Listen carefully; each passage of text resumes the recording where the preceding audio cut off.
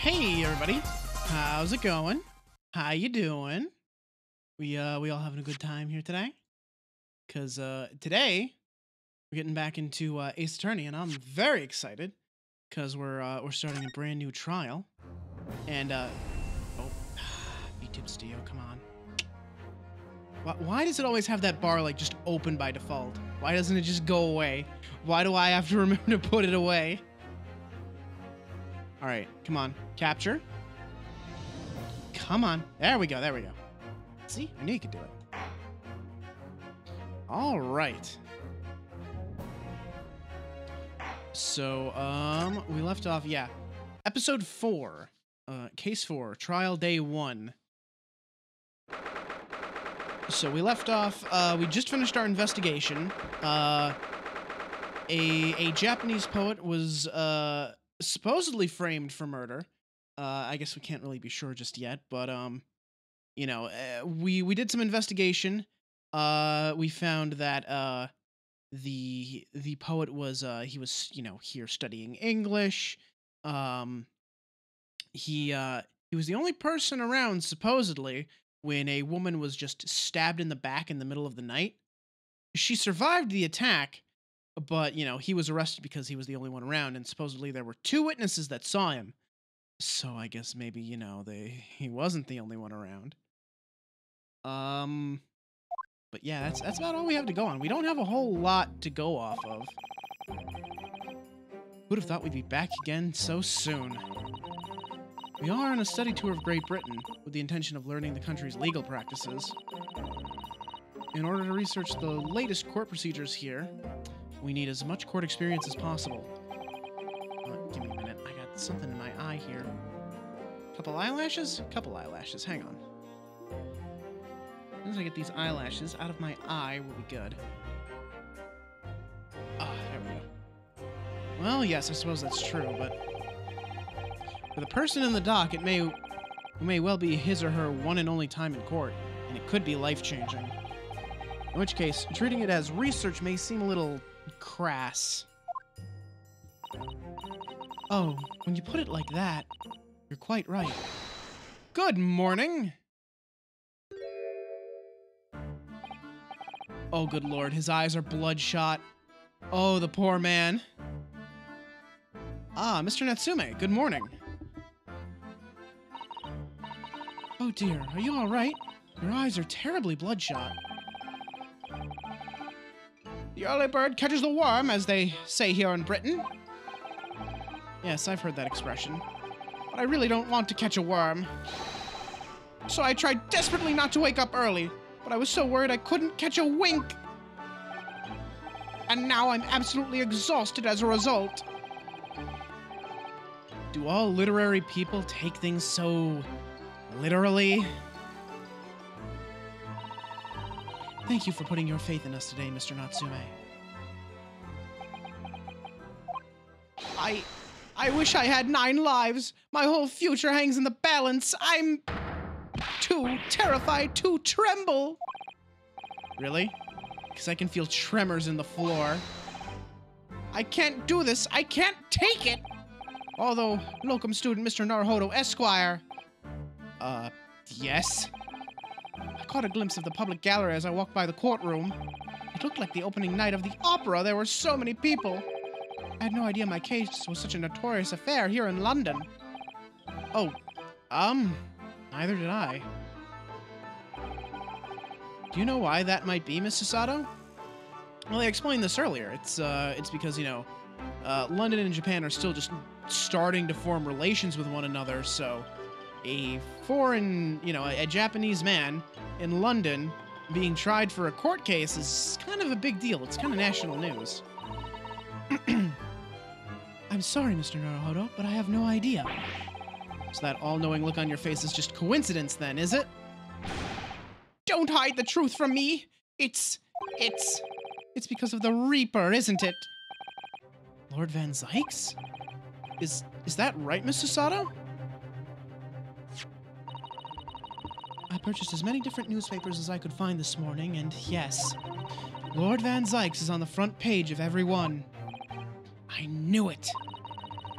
Sometime after the prosecutor was dubbed the Reaper of the Bailey, he stopped appearing in court, it seems.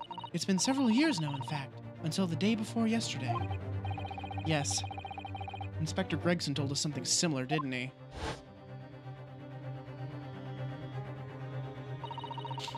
The trial 2 days ago marked Lord Van Zykes' return to the courtroom after a very long hiatus. The trial of Magnus McGilded. Ugh, what a harrowing experience that was. I believe that appearance made even greater waves here in the capital than today's. But we wouldn't have realized, of course, having only just arrived in the country. Why is the Reaper back in the Bailey so soon, for what appears to be a mundane murder? That's the question the papers are asking, and they're all speculating various answers. Mundane! Mundane! It's the most significant saga of the century to some of us! Oh dear, I meant no offense, Mr. Natsume, but that is how the papers are describing it. Well, lest we also forget the fact that it could spark an international incident. Obviously, the reappearance of this infamous prosecutor has caught people's attention. But there's another blatant similarity with the trial of 2 days ago. Yes, I agree. Locum student Mr. Naruhodo Esquire. It's you! Me? Well, I suppose that's true. Both times it is you who stands against this legendary prosecutor. It can only mean that you're friends with the Reaper! Please, I don't rub shoulders with Deathbringers. I'm afraid there's really only one other explanation. It can only be another example, Mr. Naruhodo, of your uncommon bad luck. Thanks for that. Oh, this is just my luck. Why must I be represented by a man with such frail fortune? By the least lucky lawyer alive! Well, let's not forget that it was you, Mr. Natsume, who asked me to represent you. Yes, it's true that I'm just a student new to London with little in the way of experience or skills or luck. But I promise you this. I will fight your corner until the bitter end, and I will believe in you, Mr. Natsume. Oh, benevolent locum student, Mr. Naruhodo Esquire! You're not alone here with us, Mr. Natsume. Whatever happens, we will always be on your side. Oh, benevolent non-locum assistant Miss Mikotoba Esquires! I am in your debt forever! I shall never forget this great kindness for as long as I... Mr. Natsume, counsel for the defense. The court session is about to begin. Kindly make your way into the courtroom at once. All right then, Mr. Natsume. It's time. Let's go. Yes! This poor man, shaking out of his skin. And my second trial against the Reaper. I hope you're watching over me, Kazuma. Because this time, I won't let my faith waver. I will leave in my client to the last. Just like you believed in me. I believe I can do this now. I'm ready for this fight. Hell yeah, man. Hell yeah. Let's go. I always enjoy the trials more than I enjoy the investigations. Although the whole, oh, what is it?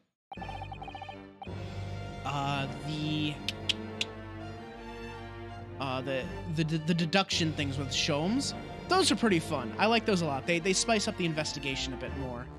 Because otherwise, I think the investigation segments are just a little bit dull compared to the trial sections. In the name of Her Majesty the Queen, I hereby declare this court to be in session. I now call upon the counsels for the prosecution and defense to declare their willingness to proceed. The prosecution is fully prepared, my lord. The defense is ready, my lord. The Nipponese are truly a fascinating breed. Sorry, what? Lord Strongheart has told me all about you. That you are a student who arrived in London but 2 days ago. A mere amateur. Do do you have a point? Being a compatriot, you feel compelled to try and help the accused, I suppose. Typical Nipponese arrogance. Forgive me, but I do not believe arrogance is an appropriate description. Susato-san. After all, at our previous encounter, the defendant was found to be innocent. Oh, he's already busting out the chalice. Goddamn. Man, it's not even been a couple minutes. You already got the chalice and the wine. Very true. And a most fascinating, if dark, trial it was, too. The tragic conclusion came later, of course. Here's the acquitted and his unfortunate, violent end. Jesus Christ, we do not toast a man's death. Even if he was probably a murderer. The man burned to death. Like, I want to clarify. McGilded burned to death. That has got to be one of the most painful ways to die. Like, let's not toast to that, maybe. Just a little. Thank you, counsels. I see both sides are in fine fettle. Now, ladies and gentlemen of the jury, are you ready to carry out your duties here in court as impartial members of the public? You never know when you might be down on your luck, but I believe in fair play for everyone. Wait a minute. You were a witness in the last case. What the fuck are you doing here, huh? Oh, you're new. Well, I must warn you, I'm rather more ruthless than I appear. Oh, well, not me. What you see is what you get.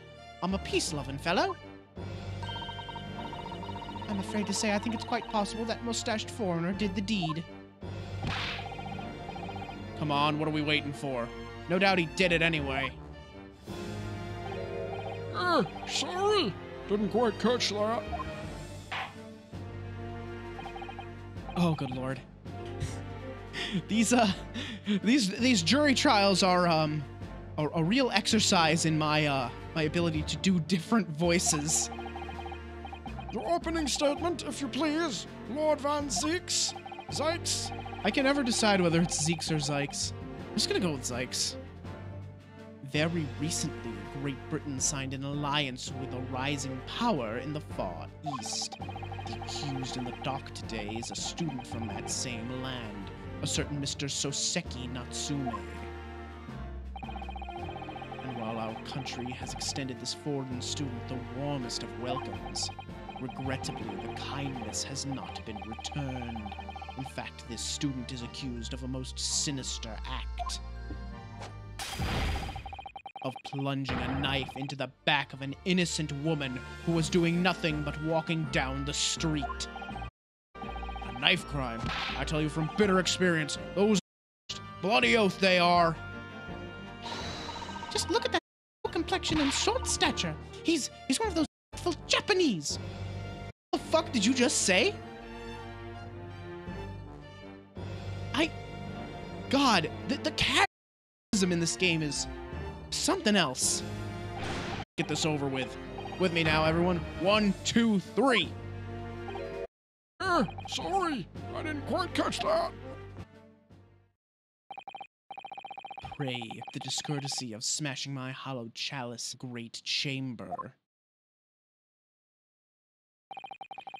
Allow me to call the first witness to the stand. Very well. Bailiff, lead the inspector in, please.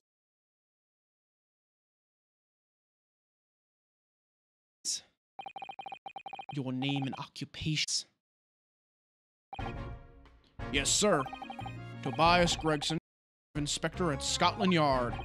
Would you please summarize the events of the case, Inspector? The victim is thought to be a young woman by the name of Olive Green. I beg your Inspector. Thought to be. Yes, having been stabbed in the back by her attack, victim fell unconscious. That was 3 days ago now, and she's been comatose ever. What? So they don't even know who she is for sure? I see. But her life is not in danger. Fortunately for the Eastern student, the charge will not murder. Pray elaborate on the murder. Sir, if I could ask everyone to look at this street map. As I mentioned, the incident took place 3 days ago at around noon. It happened on the pavement running a road, a wide thoroughfare for horse-drawn vehicles. It had not long known as the victim, Miss Green, was walking down the street. Blue, she was approached from behind by the accused and stabbed in the back. Luckily, the young lady's life was spared, and she's currently being treated in one of the city's hospitals. Unconscious as she is, we've been unable to take a statement from her, of course. File with everything we know about the victim so far. Thank you, Inspector. The court documents as evidence, if you please. What of the weapon that was used? Sir, I have that here. It was removed from the victim's back. Ouch, that big thing is starting to make me scared to walk down now. With a heavy blade like that, almost anybody could have been able to kill that poor woman. Even Seki-san, I supposed. A common or garden jack would say, rather nondescript. Thank you. The court accepts the blade as evidence. Now then, what do we know of the motive? Money or, I presume? From what we can tell by looking at the woman's possession, it seems like she's a poor student herself. Hard would have had anything much worth pinching, my lord. I see. In that case, are we deep-seated resentment toward the victim? I couldn't say. Apart from visiting shops, the defendant, Mr. Natsume, doesn't appear to get out much. But in time, we haven't been able to establish any sort of connection between him and the victim. You're just gonna pop in just Ryunosuke. If theft and grievance had been the motive, what reason could Mr. Natsume possibly have had for stabbing? Yet you arrested the man in spite of that. A totally unjustified and heavy-handed way. Objection!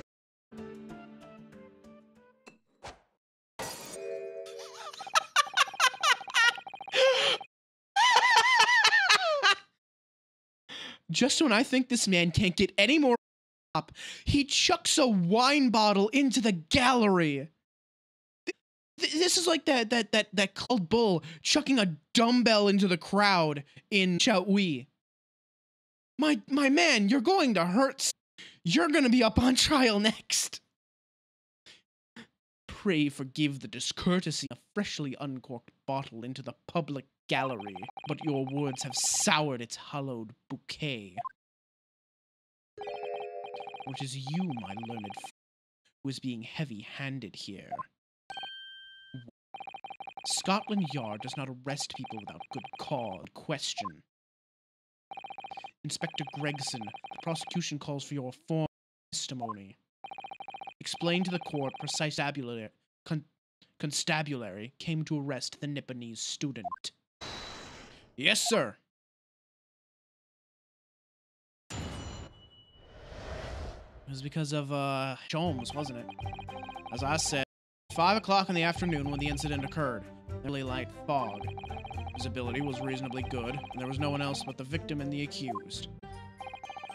Out of the blue, the victim was suddenly collapsed on the pavement. The accused ran off, scattering his belongings all over.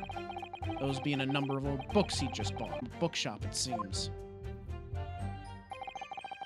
It was just a matter of working out who the books belonged to. We found the bloke to arrest him. Old book. Yes, my lord. Out here of the scene of the crime, taken immediately after. Ah, yes. I can clearly see the books to which you are referring. I will take that photographic print as evidence, please, Inspector. You Nipponese are a sus breed, too cowardly to admit defeat, denying everything despite overwhelming evidence to the contrary. Well, forgive Zeke, Sykes, but the defendant is not denying everything as you put it. What are you doing, Miss Susato? Do go on. Mr. Note admitted to playing some part in the incident. Isn't that right, Mr. Norohodo? Well, now you mention it. When we visited, it did tell us what had all happened. Along that accursed pavement, I could make out the sole silhouette of another behind me. A woman wearing a green overcoat she was. Just as I went to overtake her, she suddenly let out a little scream and collapsed onto the cold, hard slabs of feet. I was terrified. I had to get away from her, so I ran as fast as my legs would carry me back to the cursed lodgings. A green over... Well, that's exactly what the woman in that print...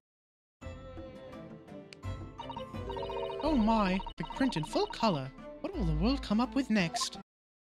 The defendant has done nothing more than admit he fled the scene of a terrifying incident. That does not give the heinous crime of stabbing the woman in the back. There was nobody else there, just the two of them, the victim and the accused. In other words, there is nobody else who could possibly have a woman. That the accused concedes. Ugh. It seems this cross-examination could prove to be pivotal, counsel. Proceed. Yes, my lord. I have to use this cross-examination to turn the tables here. It's our only chance.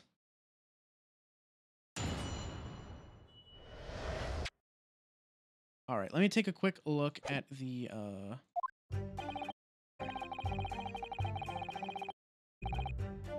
Let me the court record here a little bit. I've seen the map. I've seen the receipt. Oh, have I seen the book receipt? Let me take a closer look at that, actually. Let's see. Your book, 17th of February, 4:45 p.m. A customer, Mr. Knight. Sum of 2 shillings tendered in receipt of the picture of Monsieur Lecoq, Emile Gaborio? Canterbury Yearnings.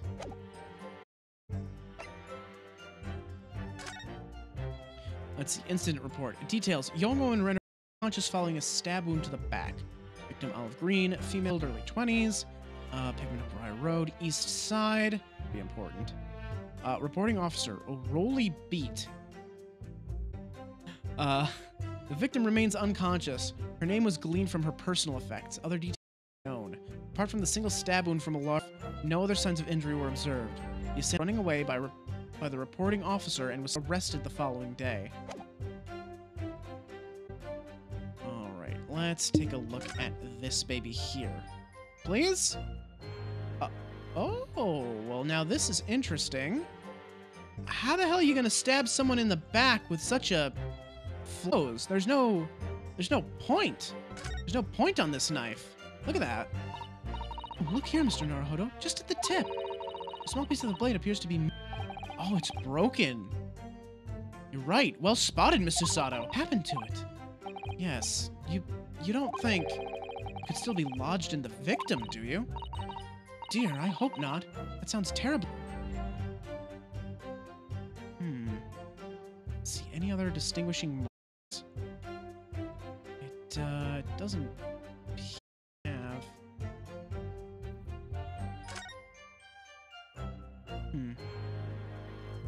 Alright, well that's the only information we can glean from that is that the tip is broken. It does appear to be the same knife there. Nothing more to glean from this, really. Don't think. No, I don't see nothing else.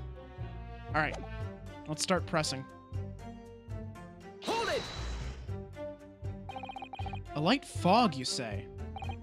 Well, light for London. You can see the opposite side of the street for once. Not much farther, though. That's light, is it? Around these parts, yes. Not something I expect a Japanese fellow like yourself to know, of course. I've read that London is famous for its fog. In my country, people usually imagine that gives the city a rather beautiful appearance. How quaint. Yes, well, it's not something us Londoners tend to romanticize, as I expect you can appreciate. I see. This time of year, the fog causes a large number of accidents, especially when it's heavy. Sometimes you can't even see your own hand at the end of your arm. Indeed. The other day I was very nearly trampled by horses before I could see the carriage they were pulling. Ugh. Sato-san and I should definitely remember to stop, look, and listen. However, on the day that concerns us, the fog was somewhat lighter than usual. A fact no doubt lamented by the accused. Stability was reasonably good, but there was no one else about but the victim and the accused. Hold it! How are you able to state that with any certainty? Quite simply, my learned friend, because that is what the witnesses to this crime have told us. Ah, yes, Inspector Gregson mentioned the witnesses yesterday, didn't he? That's right, one of them is a policeman, I believe, from Scotland Yard. That is correct, ma'am. Then we must hear their testimony. The prosecution will, of course, call them to the stand, should it be necessary. But wait a minute! At 5 o'clock in the afternoon, in the middle of winter, it would have been dark already. No matter how light the fog might have been, no one could have seen... I'm unaware of the situation on your tiny island in the east. But here in the capital city of Great Britain, all main roads are illuminated by the light in the night by gas streetlights. Ah, the prosecution believes there would have been ample light by which to witness the crime. Quite. Here in London, for the first time in history, mankind has completely conquered the darkness. Which means we really need to hear those witness statements. If I could just get through the fog of this cross-examination, maybe we'll be able to. It seems the counsel for the defense is taking stock. Continue with your testimony, Inspector. Out of the blue, the victim was stabbed from behind and subsequently collapsed on the pavement. Hold it! From behind, you say? That's right. As you can see from this print. Yes, quite so, Inspector. The handle of the weapon is clearly protruding from the victim's back.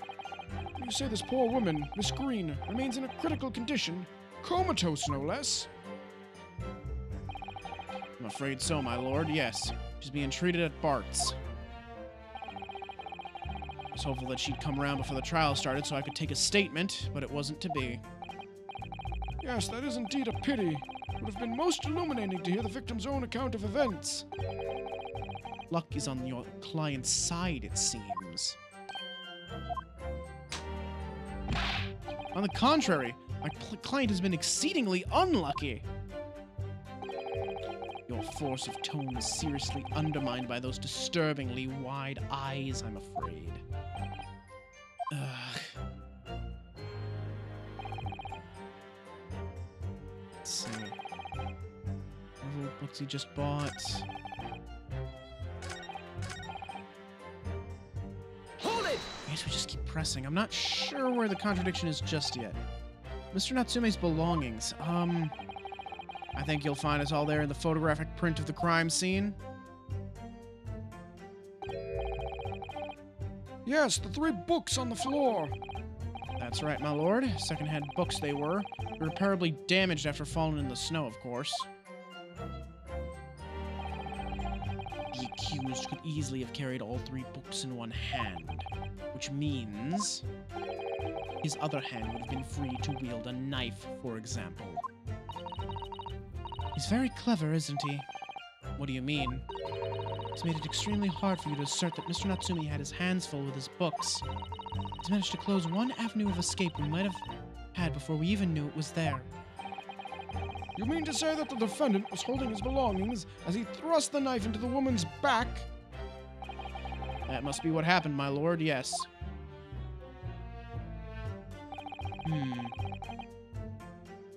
Hold it! The defendant apparently visits a second-hand bookshop on a daily basis. Yes, so I understand. A shop full of old English literature. I commend the accused on the lofty subject matter of his scholarly attention. The bloke's room was stacked floor to ceiling with those musty old books. Can you tell us more about the bookshop in question, please, Inspector? Well, if I must, I'll have to ask you to look at the street map again, I'm afraid. closest secondhand bookshop to the accused lodgings is this place here, Bourbon Books. A little place on the corner of Briar Road and Meerschaum Street. As it happens, the accused is currently living in lodgings on the other side of Briar Road at the opposite end, which means it doesn't take a genius to work out the route he would have taken home. Something like this. Oh, okay, cool. That's important, that's good. Yes, I concur with your conclusion, Inspector. The defendant would certainly have passed the scene of the crime on his way home from that particular shop. Mr. Naruhodo, I think that what the inspector just told us could turn out to be of vital importance. Yes, I agree. The most important point that the inspector just made being... the bookshop's location, I would say. Crucial detail in what you've just told the court inspector is the location of the bookshop. I couldn't agree more. So, where is it exactly? Eh? Are you winding me up, Sunshine? I just explained that. I got the map out and everything. Used the red bloomin' ink. And drew the bloke's route home for you. For you. Ugh. I distinctly remember seeing you nod along, Counsel. Oh, yes, of course. I must have been so nervous I didn't take it in. The blunder of the day goes to you, my learned friend. No, not yet. The trial's only just begun, after all. Mr. Naruhodo, I would strongly advise you to carefully look through the court record at this stage. Yes, miss. At once, miss. Sorry, I made a mistake, miss. Inspector, continue with your testimony, please. Wait a minute. Unable to sway the jury in this prosecution. Yep. Hang on. Hold on. It was Bourbon Books, right? Does that match up with, Oh ho! It doesn't. He got the books from your books.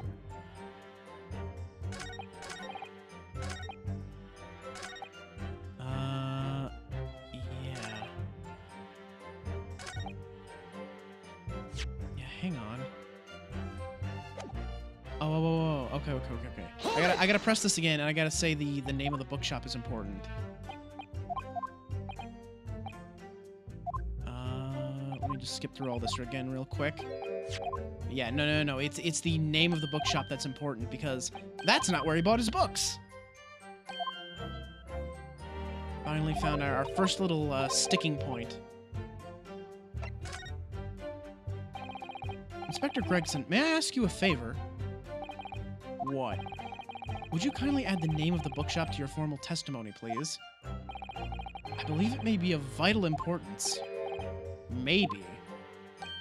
Oh, well, you know. I mean, yes. It could be a very important clue. Very well. Not that I can see it being of any great significance. But please revise your testimony accordingly, Inspector. Yes, sir, my lord. Whatever you say. Could the man be any more sardonic?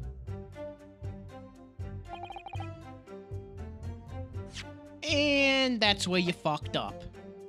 Objection! You have fucked up. You have fucked up now. What is it, Sunshine? I'm a busy man, you know. This is a receipt that we found in Mr. Natsume's room. It was issued on the day of the incident and details the purchase of 3 secondhand books. And you found that in the accused's room, did you? Yes, but the point is not where the receipt was found, but the name of the shop printed on it. Go on. This receipt was issued from a bookshop called Your Books. Your Books? Y-O-R-E, I presume? Yes, my lord. So Mr. Natsume did indeed purchase a number of books at a secondhand bookshop that day. However, the bookshop in question was not Bourbon Books. Eh? What? Inspector, do you know of this other bookshop? Yes, sir. Your Books is another secondhand bookshop not far from Bourbon Books. It's just that Well, it's such a small place, I didn't think the accused would have known about it. Objection! But in fact, that is the bookshop which the defendant visited on the day in question. And this receipt proves it. Objection! Yes, but what difference it makes? Wherever the man purchased his musty tomes, it makes no difference in the final analysis. I disagree. I mean, after all, I have the street map here if that might be of help. Oh, yes, thank you. Have a look at this, please. If the defendant had been returning from Bourbon Books, then yes, he would almost certainly have passed the place where Miss Green was attacked. However, if we take into account the fact that he was actually at another bookshop, Your Books, it may very well turn out that he wouldn't have passed that location at all. That be true? My, rather depends on where this other bookshop is, but I do declare it may be a possibility. Is that right, Mr. Lawyer, sir? What you just said? Absolutely. It absolutely could be right. It's just gonna be like next door, or like just down the road, I bet. It's just gonna be like, well, we tried. Where is this Your Books establishment? Well, obviously we looked into that. It turns out that Your Books... Oh... Shit. Well, I guess it depends where the door is, but... Yeah, it very well could have been either way. Like, if it was one of these buildings, or one of these buildings down here, we would have been in the clear, but since it's up here, well... Doesn't help our case all that much. Local maps information has been updated in the court record. And there you have it. As you can clearly see now... Oh. Yeah, I figured as much. My learned Nipponese friend is obviously in training to be a clown, the way he regales us with such witticisms. To your future career in the circus. This man really did just come to us and say, you're not just a clown, you're the entire circus. God damn. Love this man. You put that glass down now, or I'll put it down for you. I, didn't think I needed to spell it out, but here we go. The accused was coming home from Your Books instead of Bourbon Books. There's no doubt he still would have passed the place where the victim was stabbed. Yes, thank you, Inspector. Ugh.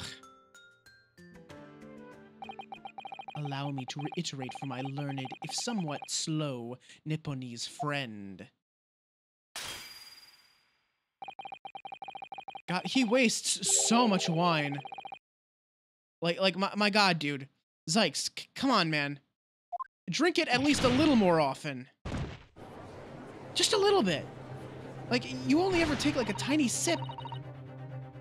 As I suspected, you can't fool me, and I don't suggest you try. What did I say, eh? I've had enough of this now.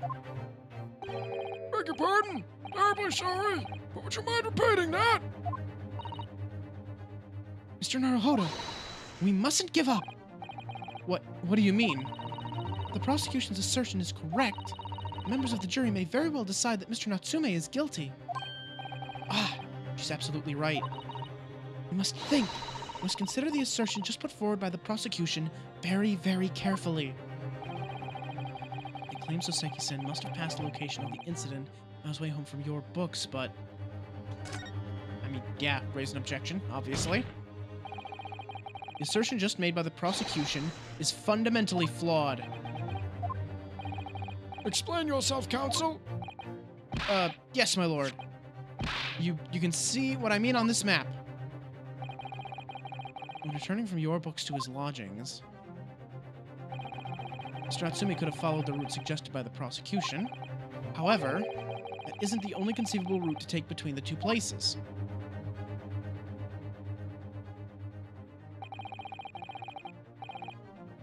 If the defendant used these streets, look what happens. He arrives back at his lodgings without passing the location where the victim was attacked. This isn't very strong evidence, though. Really isn't. Talking back to a clown is a fool's errand, of course. However, I feel compelled to point out that that route is what is commonly referred to as the long way round.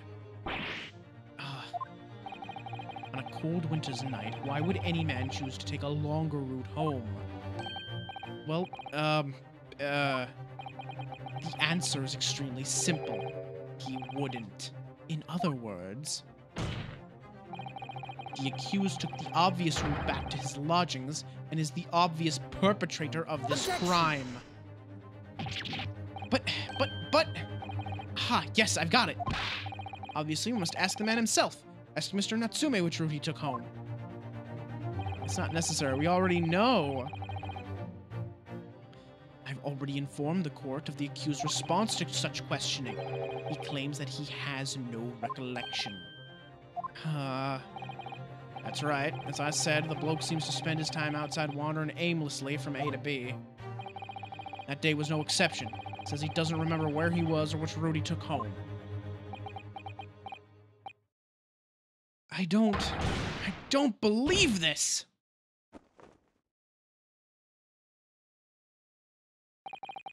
I thank you, my learned friend, and suggest that we do not waste any more of the court's time by wandering aimlessly around this subject. Pray, what say you, insightful jurors? But even if that is the case, the defense still...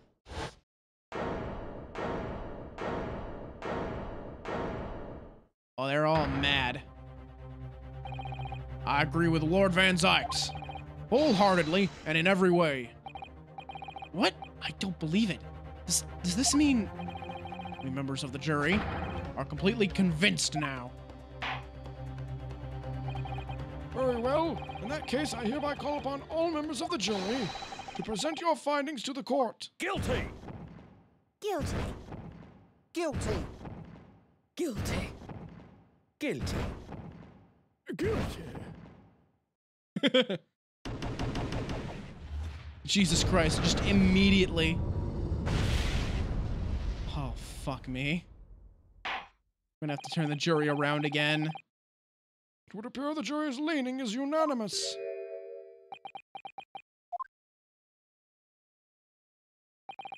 To the insightful members of the jury, I applaud your brave resolve.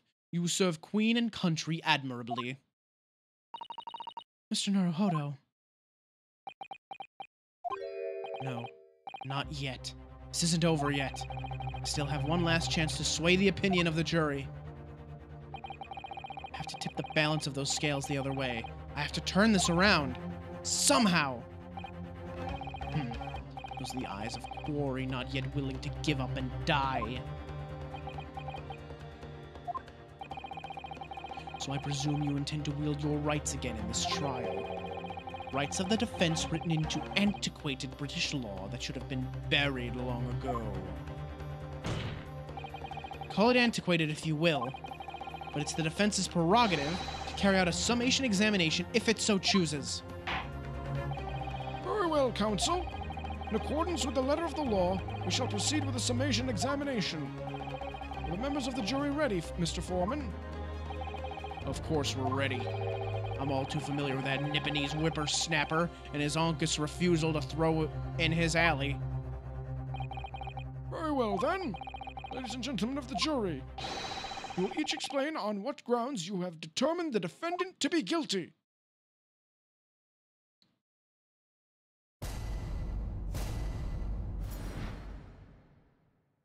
All right, let's go. For pity's sake, that little Nipponese oddity already admitted it himself, didn't he?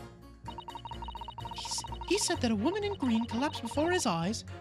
Why, it can only have been the victim. The man wouldn't have gone around the houses on his way back from the bookshop, not in winter. So the poor woman was attacked from behind, was she? How dreadful. I really don't care. Can't we just wrap this up now? I got work to be doing. Your books, yes. I'll shop that. Bourbon books. No, not worth a visit.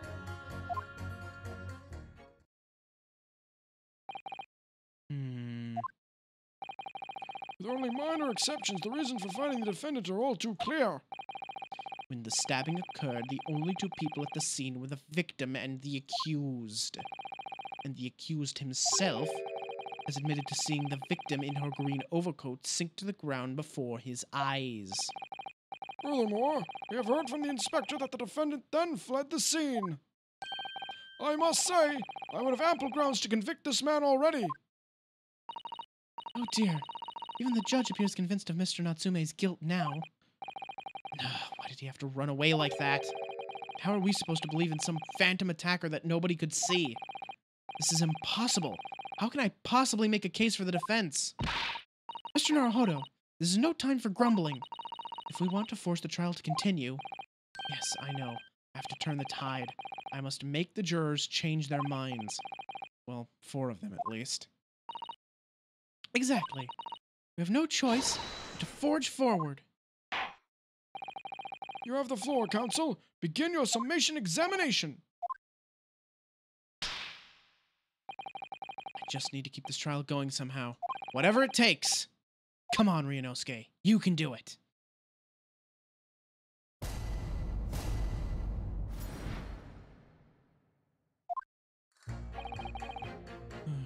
Let's see. So I can press them. Hold it!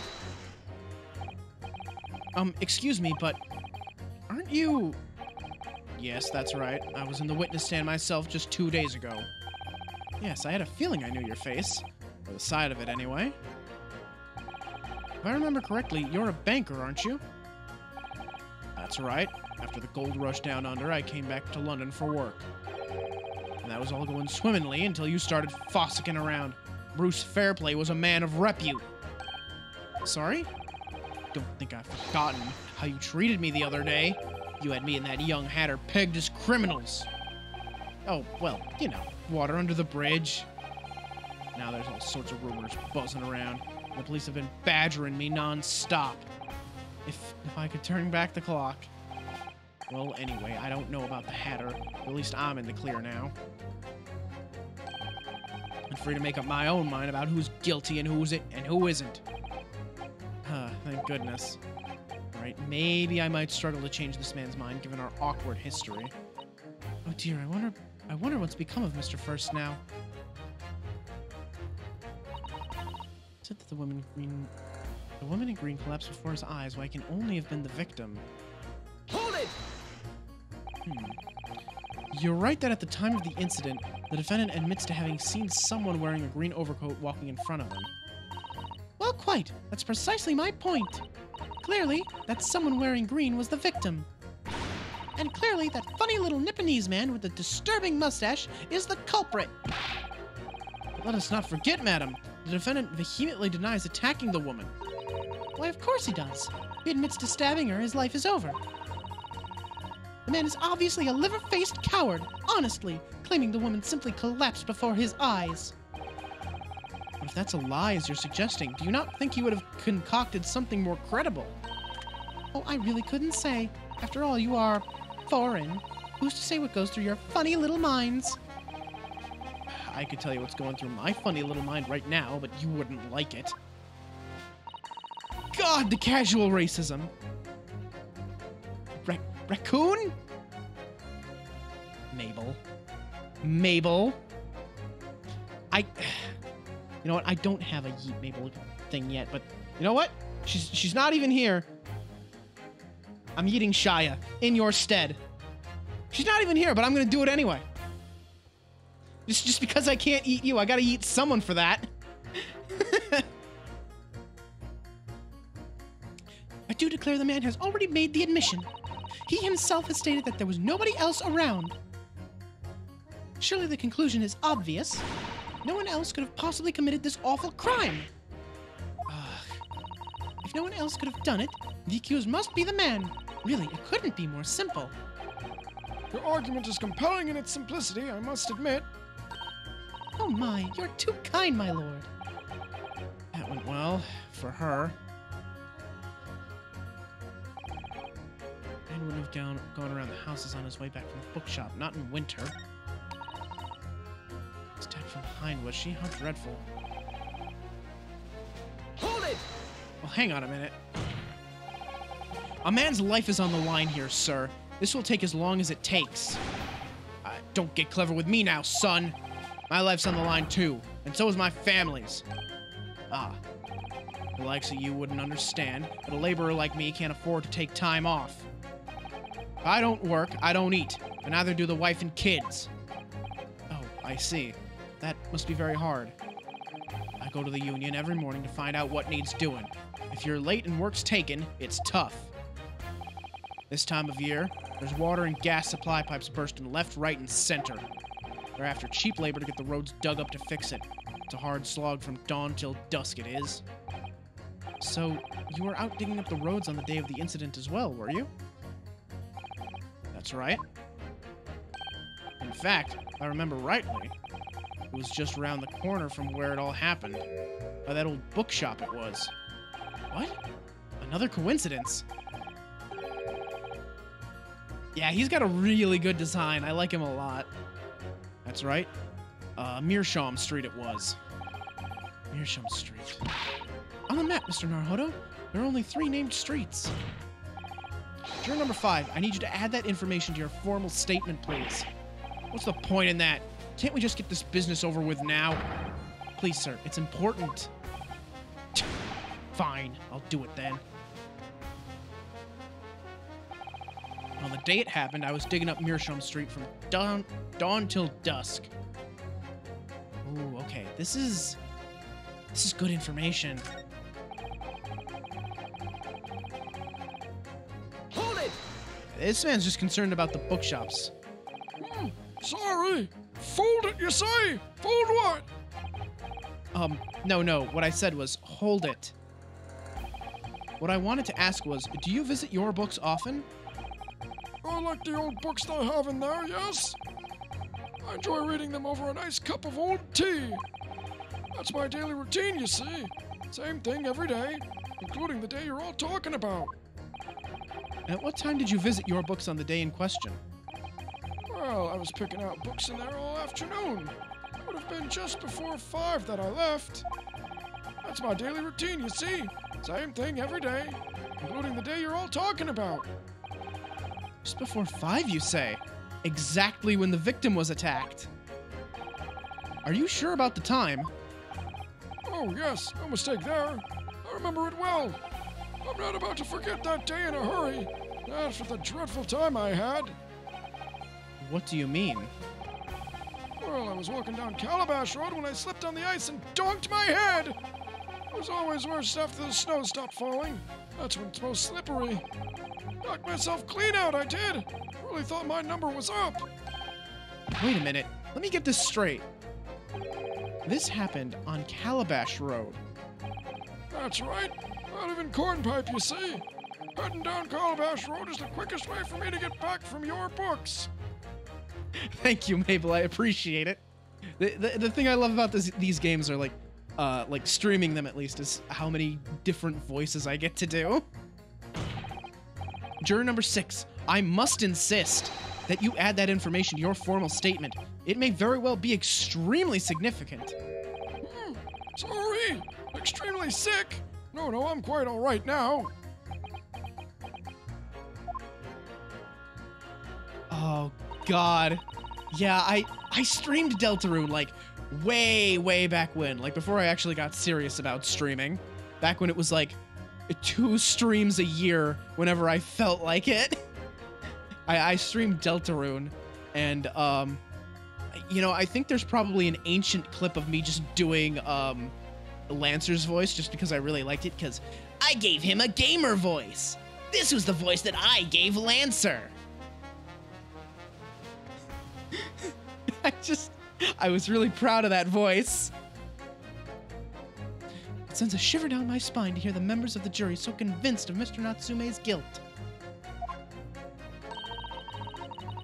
I'm the bad guy.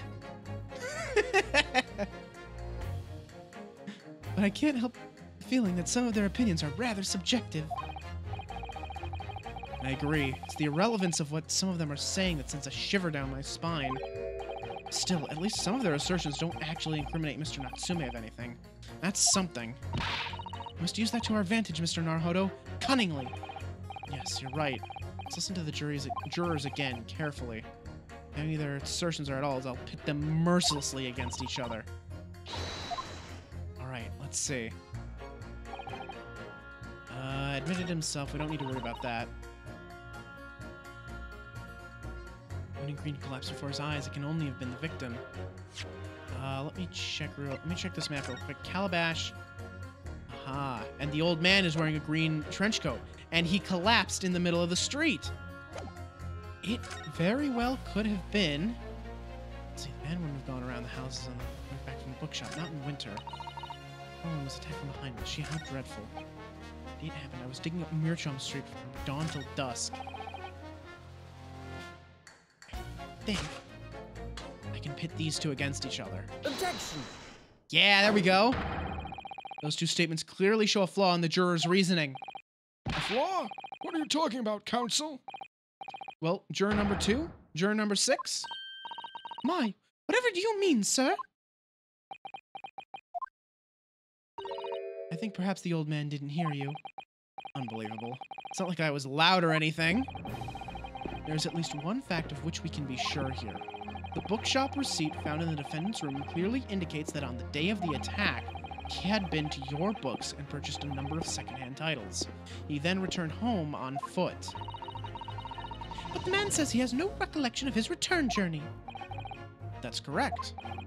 But what he does remember is seeing someone appear in front of him on the way. Someone in a green overcoat who suddenly collapsed on the pavement before his eyes. Yes, we are well aware of this. The poor young woman who was stabbed, obviously. Objection! Can we really be sure of that, madam? Aye, whatever do you mean? I'm sure you heard juror number 6's account of what happened to him that day.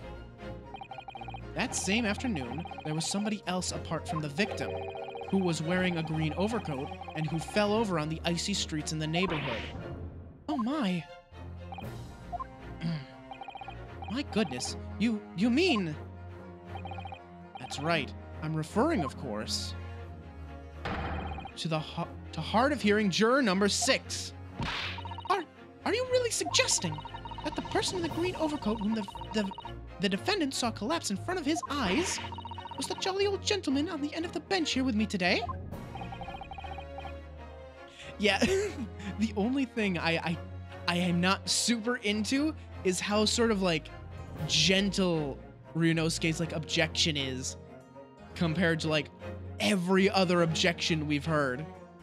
Like even Pain's objection is like more convincing. Like, you know, the really like kind of squeaky objection. God, that's gonna throw my voice out if I try doing that. That is entirely possible, yes. After all, the old man has a somewhat similar build to the victim. Well, look at that. My goodness me. Sorry, you need a pee. And crucially, we know precisely where the old man in green's overcoat fell. On Calabash Road. Therefore, if the person who Mr. Natsume saw collapsing in front of him was in fact juror number 6, it means the defendant must have taken the long route back to his lodgings. And if that's true, then clearly the crime scene on Briar Road where the woman was stabbed was not on his way home. Oh my! Yeah, it's true. He is still getting the hang of the whole attorney thing. You know, sometimes when he smacks the desk, it's just it's a really light clap instead of a good. I don't know if you heard that one. I saw the mic make a bar, so I think you heard that. I don't want to slam it too hard because I know my neighbors could probably hear me if I slam this desk actually hard. It'd make the whole apartment shake. You idiot old man. If you hadn't been so daft as to be roaming about there, we'd have boxed this off hours ago. And really, what were you thinking in wearing such a befuddling coat? What did you say to me? Is it a crime for the elderly to walk the streets these days? Is it a crime to slip over on the ice? Is it a crime to keep up with the latest styles and wear a beautiful green overcoat, is it?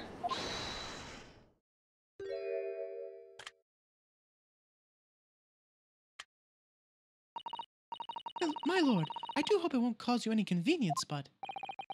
You'd like to change your leaning, I presume? I do declare that I would. I should like to call for a verdict of not guilty. Thank you. And I would too. What? Is it a crime to change your mind, is it? Well... They're stuck in this building with me. They must suffer. I don't know. It's like I wouldn't want them to bother me, so I'm going to try not to bother them too much. Oh, well done, Mr. Naruhodo. That was wonderful. Well, we've managed to change a couple of minds at least. It strengthened our position somewhat. Yes, and will prompt the other members of the jury to reconsider their stance as well, by asking themselves if their current leanings are really right or not. Now, if only we could just identify one more clue or discrepancy that would make them stop doubting Mr. Natsume, we might be able to tip the balance completely.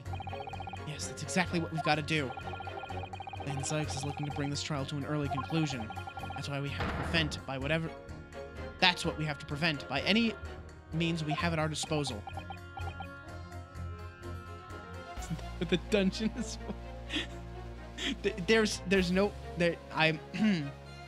Mabel, I don't know what you're talking about, you know. I don't know where you're getting this whole dungeon idea. I mean, I don't know. Where would you get something like that? Detective, please. I'm begging you. Don't encourage her. Thank you, counsel. On with the summation examination, please. Yes, my lord.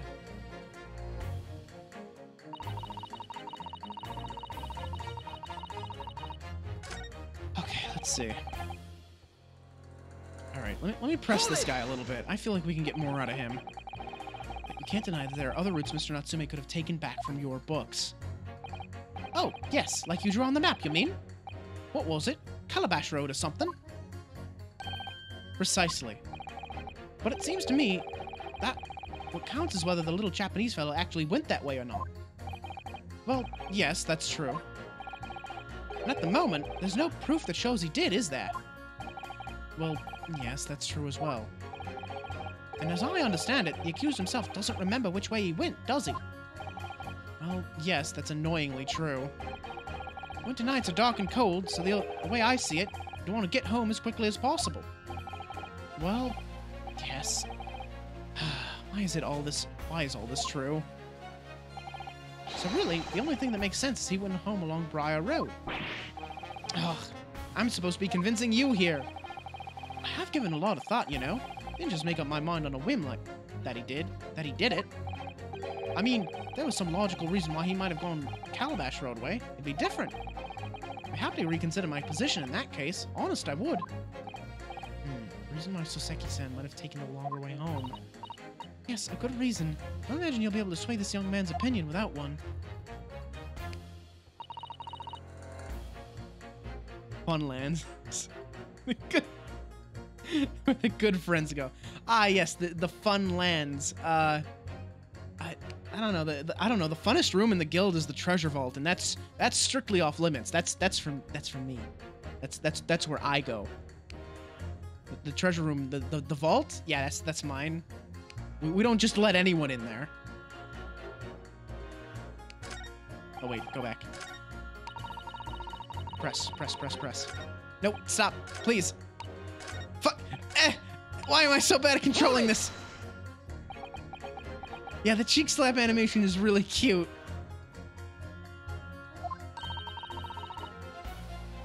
Whatever's the matter, young man? You're the wife of Mr. Garradeb, aren't you? The landlord who rents Mr. Natsume his room. The master's wife? Where did you get your ideas, sir? I'm the maid. The maid, you understand? Just keeping up that charade. This is gonna be awkward. Why didn't you mention this yesterday? That you've been selected for the jury in this trial, I mean. Well, I was told not to mention it to anyone until the day of the trial, you see. It was in the letter I received. The instructions were very clear, but I'm afraid I had no choice. I see. Anyway, Mr. Natsume, the defendant, takes lodging in your master's house, doesn't he? Yes, that's right. Although he's only been in a little over a week now. And in that time, surely you must have taken stock of his character. Does Mr. Natsume look like the kind of man who would commit a crime such as this? Oh my goodness me, yes. He's just the sort. It's like there's a lot of underlings in the Thieves' Den then. Well, you know, we're growing by the day. You know, we're always recruiting new talent. So, you know, if you can pick a lock, or you're good with disguises, or you're just good at distracting people, really. I mean, you got the talent for the Thieves Guild. What? Spending all his time in that dark and dingy room, sporting that unscrupulous mustache. The man never speaks, and don't get me started on those shifty eyes. All the neighbors are talking about him. I've heard them, you know. People think he must be building a bomb in there or something. Oh dear, poor Mr. Natsume. How could people say such things about him? He's just a harmless bookworm, nothing more. Well, you just called him a worm, so... Anyway, I better be careful about inviting this maid to speak. She's said enough damning things already. Well, Mabel, you're always welcome. I mean, like, technically, you're already here. You are already here.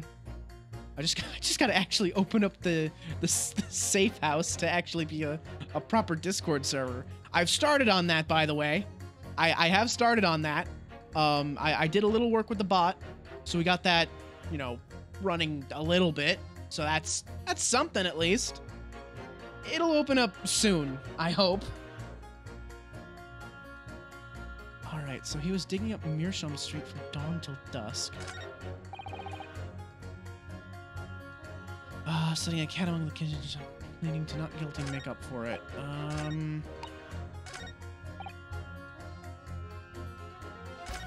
I still pit? No, I can't still pit.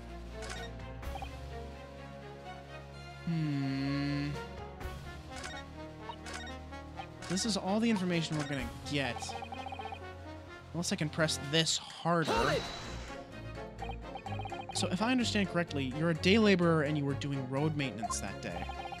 That's right. Like I said, you get a lot of burst gas and water pipes underground in the middle of winter. It's the only time of year fellows like me can actually make a few bob. And I'm missing out today. And when you say from dawn till dusk, all the work has to be completed within the day, see? No coaches or pedestrians can pass while it's happening. I wonder if I could trouble you, sir. To mark on this street map the exact location of the works you were carrying out? You have it here, then. Let me have a look. Right, let's see, then. Right there. Here we are, Meerschaum Street. Yes, it was here, like. It was a tidy dig, I can tell you. We had to get through all the drifts of snow that had frozen solid. And what sort of time did you finish the work? Well, we started in the morning, and we can't have finished before 6, I'd say. Snow had stopped coming down, but it was long past dark for sure. That means the roadwork was still going on when Miss Green was attacked and found. Attacked at around 5 o'clock. Roadwork's on Meerschaum Street, huh? Okay. Yeah, right. Okay. Admitted it himself. No, that's not gonna help. And wouldn't have gone around the houses on... Oh. Hold it! Wait, no, I didn't mean to... Hold on, go back. I meant to press the present button. The pit button. Go on. Ding, ding, ding, ding, ding. Yes, I realize we've had a lot of revelations here, haven't we? Objection! There we go. Those two statements are clearly at odds with one another. At odds, Council. Explain yourself. Please, don't point. It wasn't me, I swear. What? I just want to get this done and dusted. Well, juror number 3. Oh, me, sir? What do you mean? Juror number 5's words just now are extremely significant. Let's take a moment to consider the implications of what's been said on our map of the local area. On the day in question, Mr. Natsume visited this bookshop to purchase a number of secondhand books. And on the same day, we now know that there were works being carried out on Meerschaum Street, making it impassable. Which means that the defendant's route home could not have taken him along Meerschaum Street and down Briar Road. Oh, yes, of course. What do you think, sir? Well, yes, you can't argue with that now, really, can you? Must have had a good 2 yards or more of the pavement up. Every gentleman and gentlewoman that came along had to turn back and go the other way. I can't settle on an accent for him. For some reason, I struggle really hard doing British accents with deep voices. Like if I'm doing an accent like this, my brain tends to try and make it southern. Tries to give it a southern accent. But I'm trying to give him a proper and posh British accent. A British accent. A British accent. I'm trying to give him a British accent, which is a bit difficult for my brain to process. But I think maybe I'm starting to get the hang of it. So the only conclusion is this. The defendant must have taken the longer route back to his lodgings. Yes, I suppose he must have. I suppose that must be right, eh? Juror number 3, you said the following. The man wouldn't have gone around the houses on his way back from the bookshop. But we see now that he had no choice. Yes! My lord, Mr. Judge, sir, if I may. Yes? I don't think in all good conscience that I can say the man's guilty now. Yes, I'd like to see this trial continue so we can get to the bottom of what really happened.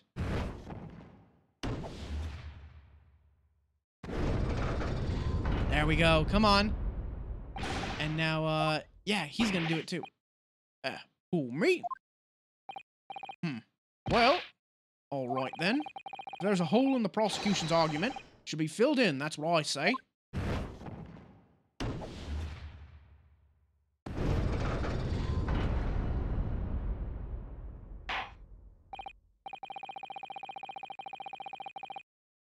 Let's see. So, well, that summation examination has concluded with a rather large shift in opinion. The ayes 2, the noes 4. So the noes have it. Not guilty, they say. Which means we no longer have a consensus among the members of the jury. The trial will continue. Objection! oh, he actually took a sip for once. There you go. Look at that. Ah, well, that was short-lived. Could it seem churlish of me to drink from my hollow chalice moments after raising an objection, only to crush it in disgust? Pray forgive the discourtesy. Lord Van Zykes? It seems I must retract my earlier remark. What do you mean? I mistakenly credited these jurors with intelligence by describing them as insightful. Yet we have just witnessed them falling for a cheap trick performed by an Eastern entertainer. Eh? Whatever do you mean? Objection! My God, you two! God damn it! In my chat!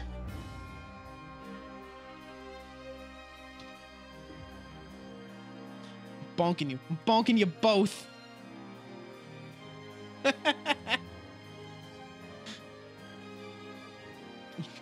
You got Hot Topic too.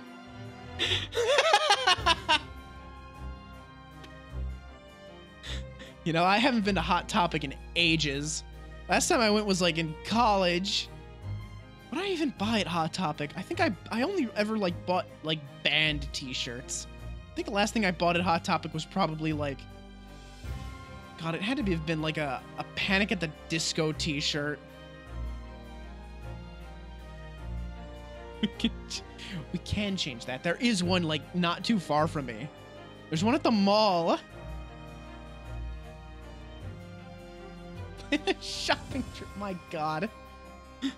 There's nothing on topic that I want. If I'm going to the mall, I'm going to the used game store. So I can, like, see if they have a copy of Conker's Bad Fur Day.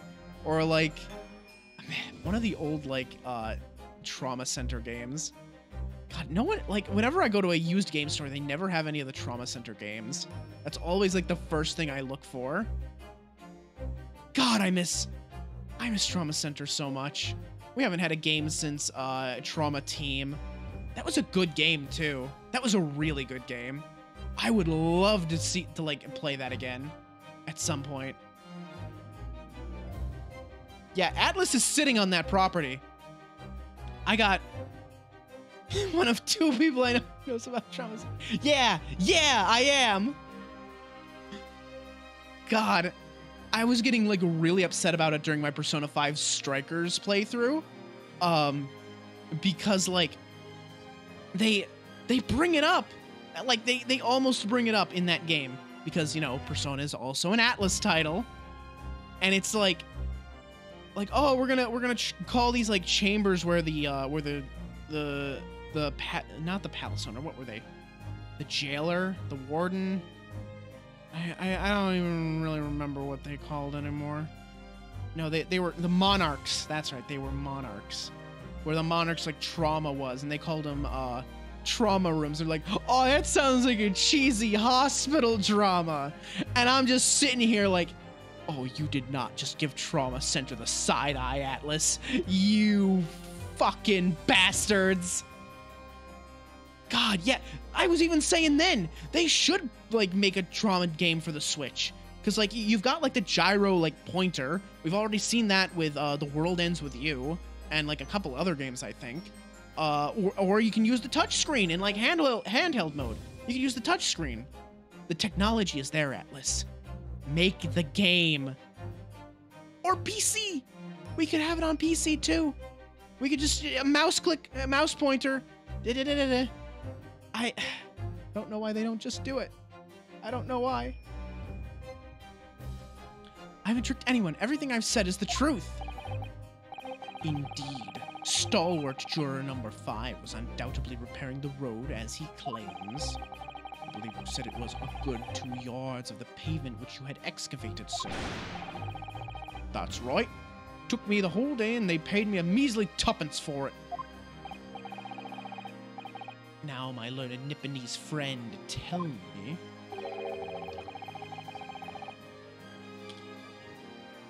do you have any notion of the distance that 2 yards represents? Well, I'm honest, I don't have a clue, no. 2 yards is a little less than 2 meters. Less than 2 meters. That's not much at all.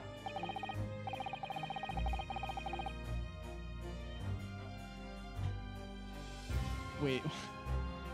Wrap him in a twilight blanket and force him to watch. Wait, hang on. Wait, wrap who in a twilight blanket and force who to watch what now? Hang on.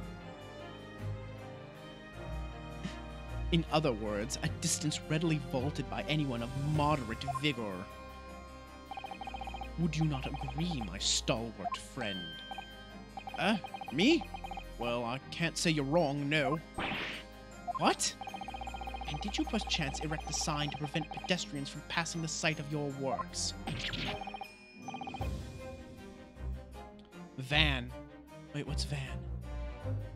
Sparkly Vampire. I must watch the Sparkly Vampire movie. Wait, no. Oh, no. Wait a minute.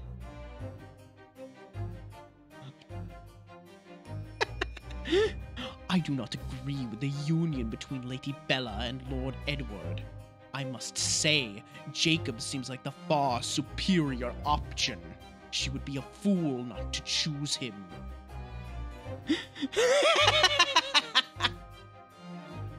Beat you to it. Beat you to it.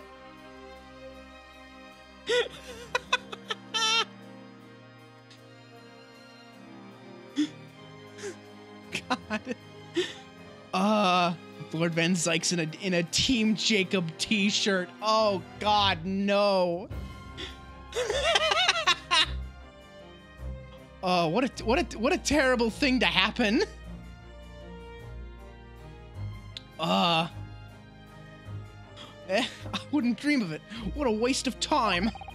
No coaches would have had a hope of passing anyway. We just turned any gentlefolk back when they came.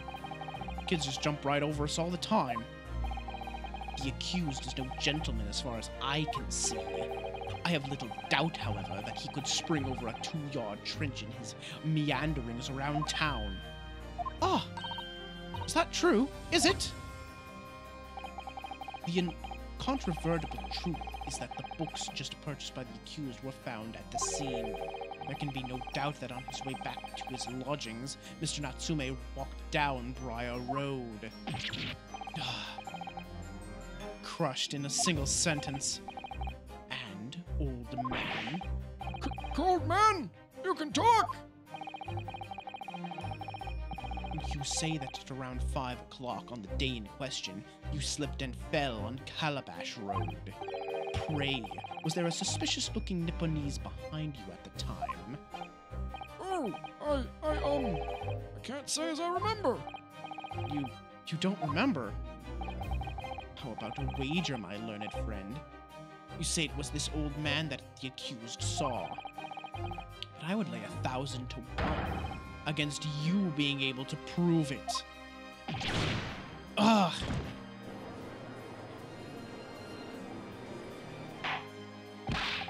Order!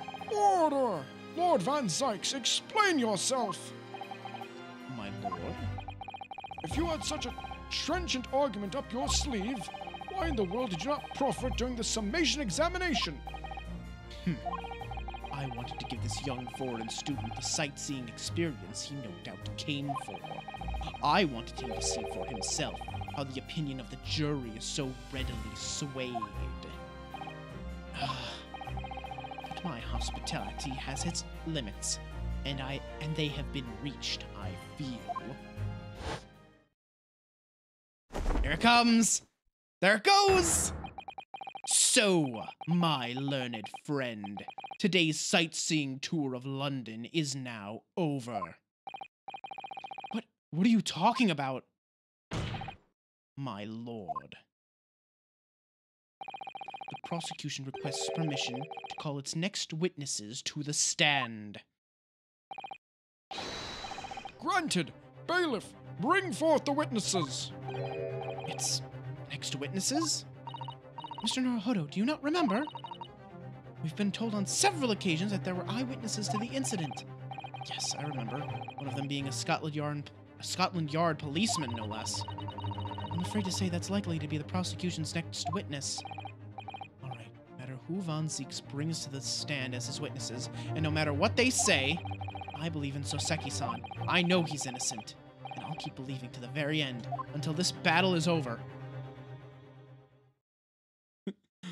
God, if you two are excited about Van Zykes now... They're so cute!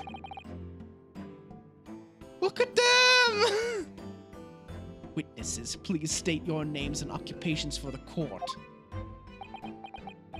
Look at the two of them! Babies, the both of them!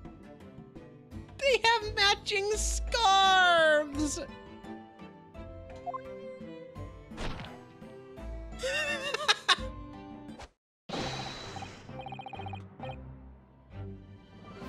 Oh God, look at, how do I do his voice?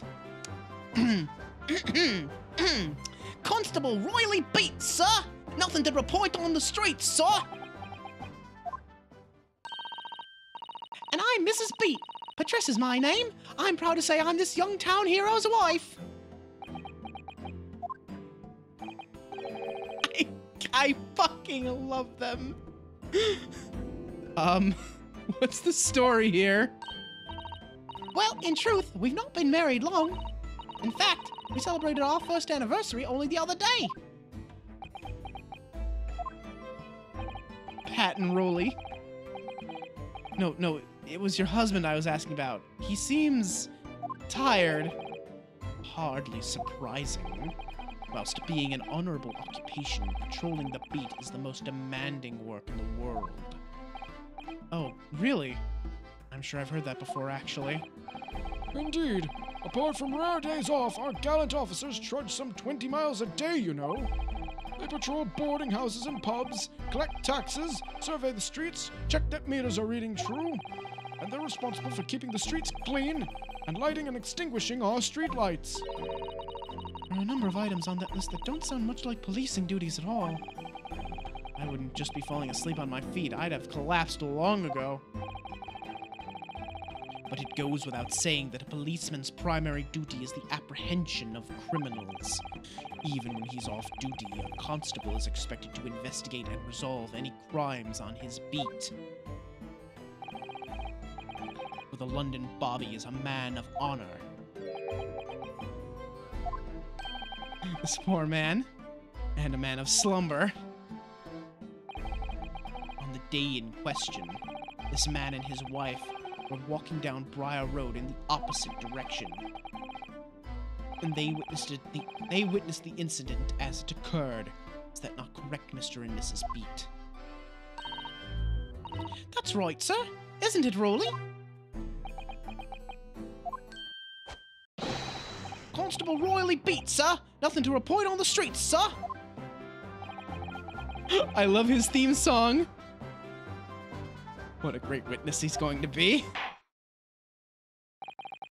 Very good. I'd like to hear your formal testimonies now, please. You will tell the court exactly what you saw on the afternoon of the incident. Yes, sir.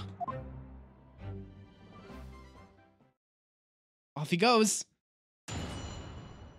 God, I can't get over these two. I love them both. It was our wedding anniversary, and Rolly was taking me out for a meal. There was no time to change after work. Anyway, two silhouettes appeared out of the fog on the pavement in front of us. All of a sudden, one of them just collapsed on the floor, and the other scattered something before running off.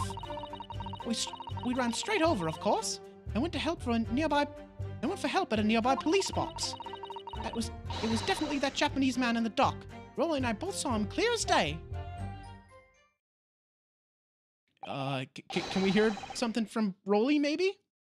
I'd like to hear from Rolly, even if he's half passed out. Yeah, the designs are really good. Well, this is extremely compelling testimony, I must say.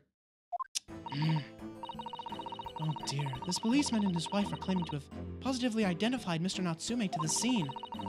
If their testimony is true, the alternative course of events that you established in the summation examination will be quashed.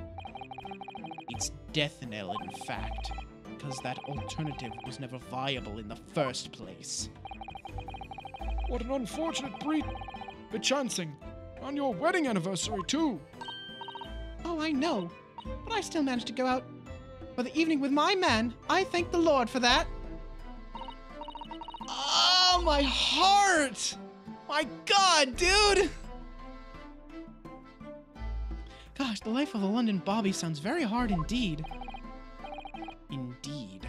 However, this cross-examination will be over in minutes. You may well have time to rest this afternoon. What do you mean by that? My learned friend, the witnesses saw the face of the man fleeing the scene. They are testifying under oath that it was without a doubt the accused, Mr. Soseki Natsume. And one of these witnesses is a policeman, no less. So you appreciate the gravity of the situation, I'm sure.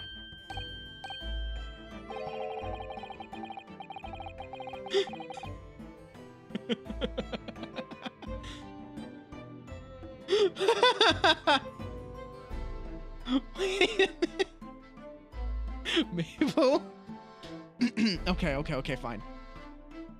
I am deeply pained, for I do not have a cute wife who matches her outfit with mine. Therefore, ding! I am going to send her away soon. I bet there's two people in chat who would love to be the cute wife matching outfits with Lord Van Zykes. I'm just, just a hunch, just a guess. Just thinking out loud. Except that the man's so tired, his wife has to do all the talking. Enough preamble. Counsel for the defense, commence the cross-examination, please. Yes, my lord.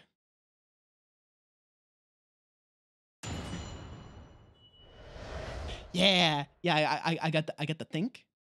I got the think, and if you really start acting up, I'll tell you something else I can do. I can come up here. I can come up here. I can do this. I can point at you. I can point right at you. Look at that. Like, I can do this side. I can do the other side. I can power stance. This is me asserting my dominance. All right, let me go back down here now. I've also got one just like, you know, this is there. I got one here that I should use more often. All right, we just gotta wait. The time will come for me to use this other pose that I have just sitting here. We just gotta wait for Shy to make a really shitty pun again. That's all we gotta do. Anyway. Okay, wedding anniversary, out for a meal. This could be important. Let's press this. Where were they going out for a meal? No time to change after work, you say. Are you also a member of the police, Mrs. B? Oh no, sadly not. It's a job for strapping young men only. Women, children, and the elderly can't even apply. Well, it is the 1800s. Well, I think you can probably see why children and the elderly can't do the job, can't you? I think Rolly looks ever so handsome in his uniform. It suits you down to the ground, doesn't it, darling?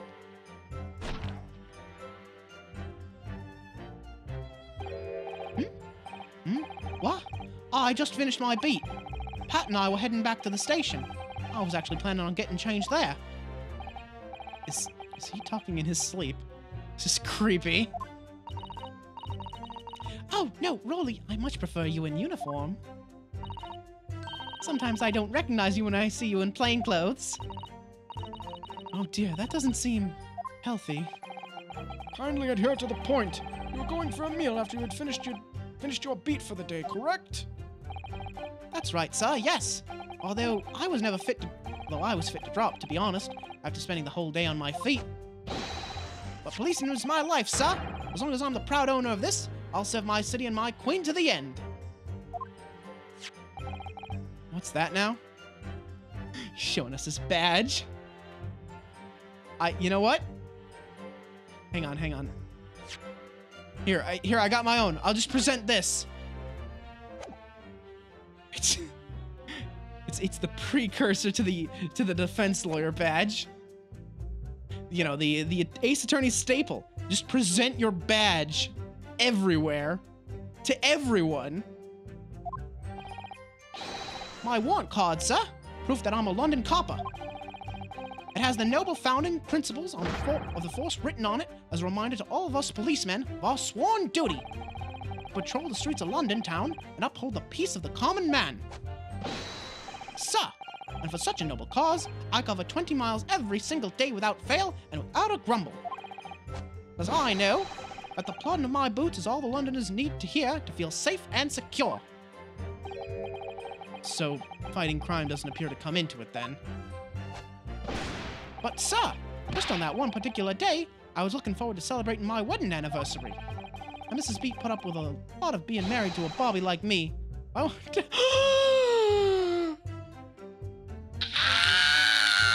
Wrong button! This button!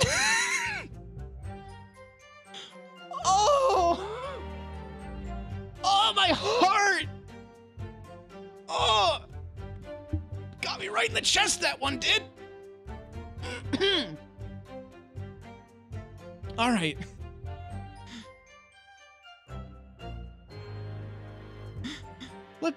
What's up with a lot being married to a Bobby like me? I wanted to show my dear wife how much I care. Oh, it doesn't stop! Oh my fucking god, it doesn't stop! Oh, it hurts! Oh, Mabel was talking about Von Zykes getting jealous. Now I'm getting jealous. Oh my god! Fuck! Oh, Pat! Oh, Rolly! My god! Oh, what a charming couple! Their young love is such a joy to behold! If a little over the top, perhaps. Oh. I just had a really unsettling premonition. What if when we start cracking open their testimony, what if they start fighting? I'm gonna be really sad if that happens. They better not stop. They better not start fighting. I'm gonna be really sad.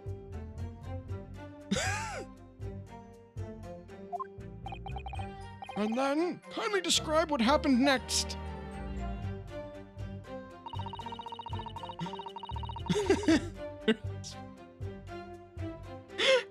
Can't believe you two are sharing Lord Van Zykes. Anyway, two silhouettes appeared out of the fog. The pavement in front. Yeah, press that. Tell me more. Two silhouettes. That's right. They were coming towards us, walking up Briar Road on the opposite direction. There was a rather plump figure, followed by a scrawny, thin-looking man. That does sound exactly like the victim as pictured in the print, and like Mr. Natsume. Yes, unfortunately it does. And you're certain that at that time there was nobody else nearby? Oh yes, quite certain. It was dark, there are streetlights on Briar Road, you see? There was nobody else around at all. Isn't that right, my darling?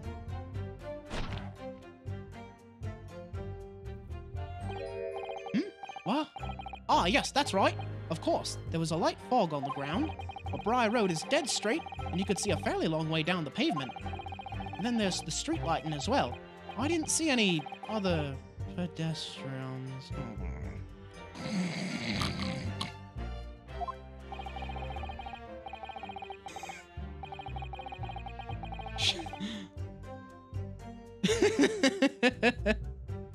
I am very glad you two are getting along so well. Before sleep takes a firm hold, your answer, please, Mr. Beat. Are you quite sure of what you've just said? Yes, sir. As a copper who spends every day keeping watch of the streets, I'd swear to it, sir. I'm just as sure as my love for Patricia is true. Are they doing it again? My heart, stop it. They're still maintaining that there was no one else other than the victim and the attacker. It's starting to seem like that must be how it really happened. It's beginning to seem like there's nowhere to run. Well, that didn't stop Mr. Natsume, did it? He fled the scene all too convincingly. Thank you. I believe we have a reasonably clear idea of the situation just before the incident now. What happened in the crucial moments that followed? God, can you believe that that Capcom was keeping this jewel of a game from us for so long? Like, my God, I can't believe it took this long for this game to come over. Like, I'm so happy. I'm so happy right now, man. I'm so glad I finally get to play this in an official capacity. In 4K, no less. Like, goddamn. Hold it! Scattered something? What do you mean by that? Oh, well, I couldn't quite make out what it was at the time. But when we got closer, we realized what it was. Didn't we, darling?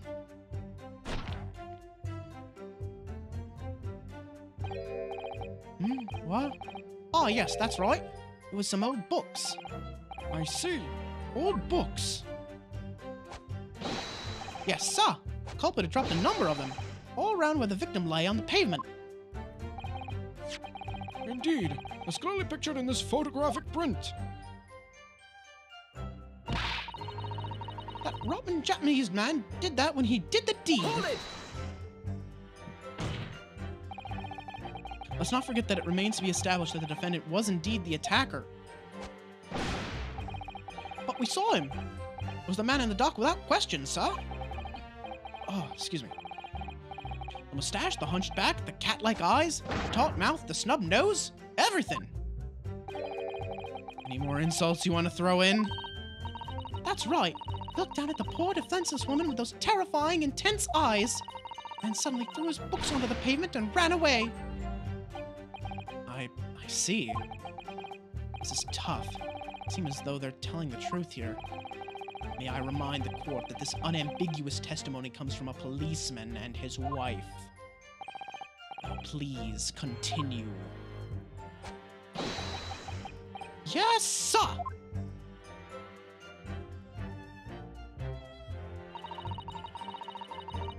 Straight over, of course, and went for help at the nearby police box. Okay. Hold it! There really aren't many flaws in this right now. Was it your husband who went to fetch help? No, I went. I may not be a police officer myself, but I am the proud wife of one after all. Isn't that right, my darling? He just needs a little shake to get back awake, that's all. What? Oh, yes, that's right. I asked Mrs. Beat to go. I was off duty by that point, but a Bobby's never truly off duty, of course, so I felt obliged to stay and guard the scene. Very laudable, Mr. Beat. Preserving the scene of a crime is a task of considerable importance. That's why I sent Patricia, you see. I told her where to find the right police box. Forgive my ignorance, but what do you mean exactly by the right police box? Depends on the crime scene's location, you see, as to who deals with it. Where the woman was stabbed wasn't actually on my beat, so I told Patricia the way to the police box for the beat the incident fell under, so she could go... Oh, and a pot hit. I ran there as quickly as I could and asked for help from the Bobby on duty. There's nothing more potent than a young couple in love working together, you know? And thanks to your swift response, the case was quickly resolved. The actions of two model citizens. Oh, please, you're making us blush. Isn't he, darling?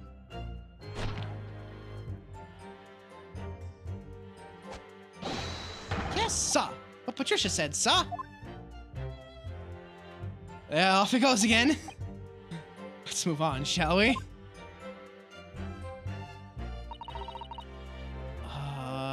Man, there really isn't much to go on here. Surely you wouldn't have been able to see his face by the light of the gas street lamps, would you? You absolutely could. Us Londoners have exceptional eyesight, I'll have you know. Right. The light from the street lamps was more than enough. And my husband already told you the fog was only light, didn't he? Yes. And what of the fog? We're famous for it across the globe, I believe. But it's an absolute menace to those of us who have to live with it, of course. Oh, it is, yes. When it's thick, you can't even see the hand at the end of your own arm. Yes, all right, I take your point. Now, could you stop shaking your husband about? Constant fog made our eyes very sharp, you see. That's why we can tell you for sure and certain that it was that little Japanese man we saw. Can't we, darling?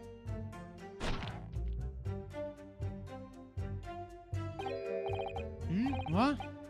Yes. Was the accused and no mistake. The mustache, the hunchback, the cat-like eyes, the taut mouth. Unmistakable, sir. As far as this couple's testimony is concerned, there can't be any question. The Soseki-san they saw running away from the scene of the crime. So that's it, is it? That's their entire testimony? What do you think, Mr. Naruhodo? Well, I hate to admit it, but on hearing the testimony, it really does seem as though Mr. and Mrs. Beat saw what they say they saw. Mr. Natsume running away from the scene on Briar Road that day. Yes, I feel the same. So if that's true, where does it leave us? Members of the jury are sure to call for a guilty verdict after this testimony. What do we do? Kazuma-sama were here. I think he would try to find a contradiction somewhere. Yeah, okay. Somewhere else. A statement about seeing Mr. Natsume is unequivocal. Calling that into question won't help. But if you could identify some other part of the testimony which appears to contradict the facts... Okay. Right. Okay. Mr. Lawyer, sir, can I ask you something? Oh, yes, of course. What is it? Well, you keep asking us about all these questions about everything we've told you, so... It seems like you don't believe our testimony. Is that right, is it? Well, out with it! There's so many cute, like, just good animations in this game. The witnesses are just so expressive. What? No, no, no. Oh, no, it's really not that at all. My husband's a policeman, remember? And I know what I saw. I remember every last detail, everything. Like, oh, I know. What about the books the man dropped? Yeah, tell me the titles. Yes. Tell me the titles. This is what we're looking for. I can tell you the names of every single one I could. Every single one. And you dare to question how reliable my testimony is. That will do, Mrs. Beat. No, it won't do at all. That Japanese lawyer has no idea what I'm capable of. Even if I decide to forgive him for insulting us, don't think for a minute that Rolly will. I really didn't mean to cause offense. Please put your husband's fists down. But perhaps you would like the opportunity to supplement your testimony, Mrs. Beat. Might that appease you? Oh, thank you, my lord. That would settle things nicely. Wouldn't it, darling?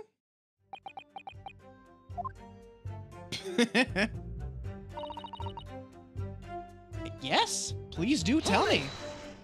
Yeah, because I have a list of the book names. And this would be a really easy contradiction. Yes, we know that there were books dropped at the scene of the crime, as you say. Those purchased by the accused at the second-hand bookshop on the day in question. After I'd been to the police box for help, I decided to have a good look over the area for good measure. I'm a proud policeman's wife, after all. I did it for Rolly. And what was your husband doing at the time? Oh, he was lying face down in the snow, getting some well-deserved rest. Oh no, the poor boy, let him sleep. He works ever so hard, you know? Ever so hard. Don't you, my darling? Interesting way of guarding the scene of the crime. Well, Mrs. Beat, seeing you've regaled the court with the tales of your powers of recollection, would you be so kind as to recount the titles of the books you observed at the scene? I'd be happy to. Now, are you all listening? There was the picture of Monsieur somebody or other, and what's it, yearnings? And there was, a meal for someone. The last one was definitely the thingamy something. 4 books? Hold on a moment. Was that 4 titles? Yes, there are 1 or 2 holes in your memory. Let me see here. Hold on. We have 3 books. Picture of Monsieur Lecoq. Okay. Something yearnings. Yep. A meal for what's his name. Yep. But that last one. There's 1 too many. There were indeed books found at the scene with titles along those lines, as you put it. Well, what did I tell you? So I think it's very mean the way you've been implying that my testimony can't be trusted. Don't you agree, darling?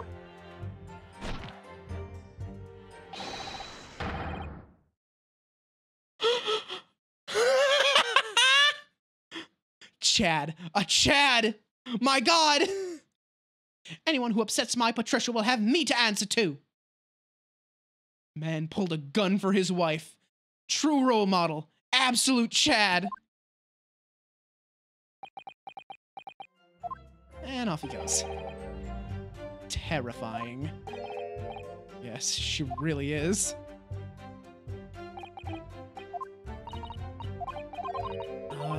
Yep. Okay. Yep. Okay, go. Let's go. I know where it is. I know what we gotta do.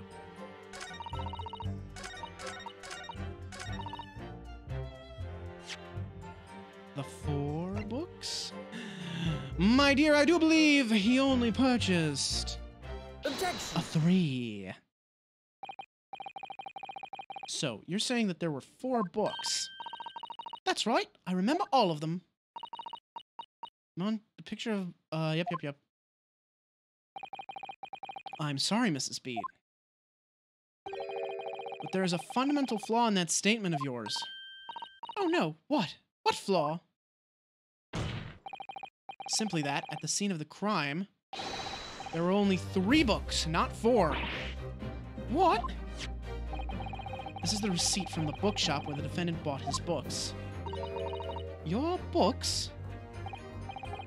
Yes, and it details Mr. Natsume's purchases that day. But as you can see, only 3 books are listed. Only 3? But... No, that can't be. I remember seeing them. There were 4 books, I tell you. 4 dirty old books. Oh, really? Have a good look at this photographic print of the scene of the crime. As you can clearly see from this evidence as well, there were only 3 books. But I just don't believe it. I saw them there. I swear it. I saw them.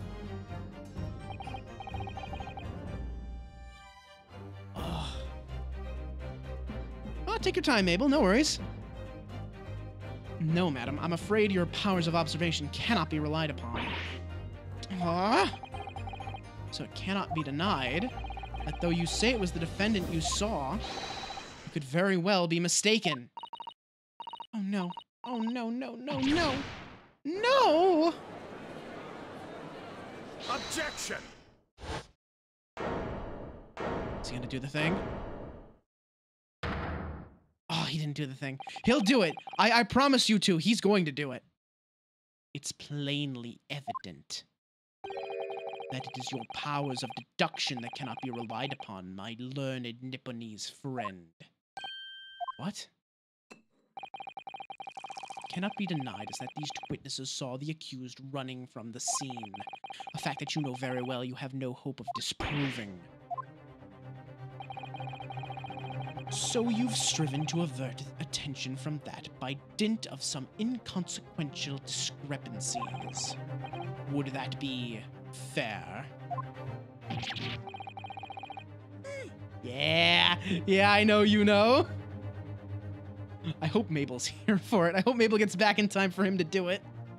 But your plan has somewhat recoiled against you. What are you talking about? It's quite simple. Let me explain with a toast. To the policeman's wife and her entirely accurate testimony in every respect. Oh! You see, the matter is not up for debate. At the scene on Briar Road, a total of 4 books were most definitely found. Objection! But what about the photographic print? It only shows 3 books. Quite right. Only 3 can be seen in that print. That print? You mean to say... I swear to God, you're gonna start the place on fire one of these times. It's gonna be like the opening case of Dual Destinies all over again, where the courtroom was like bombed out and we had to do it. We had to hold a fucking trial in the middle of a ruined like courtroom. Allow me to present another, one that shows the victim's hand.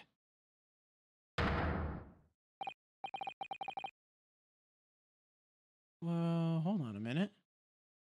What happened here? How'd this book get singed? I don't believe it. It's the 4th book. As you will observe, the 4th book was hidden from view in the original print by the victim's torso. No. No! Wait! Did you see that? The witnesses! They're wearing the same scarf! It's not just matching scarves, it was connected! It's the same scarf!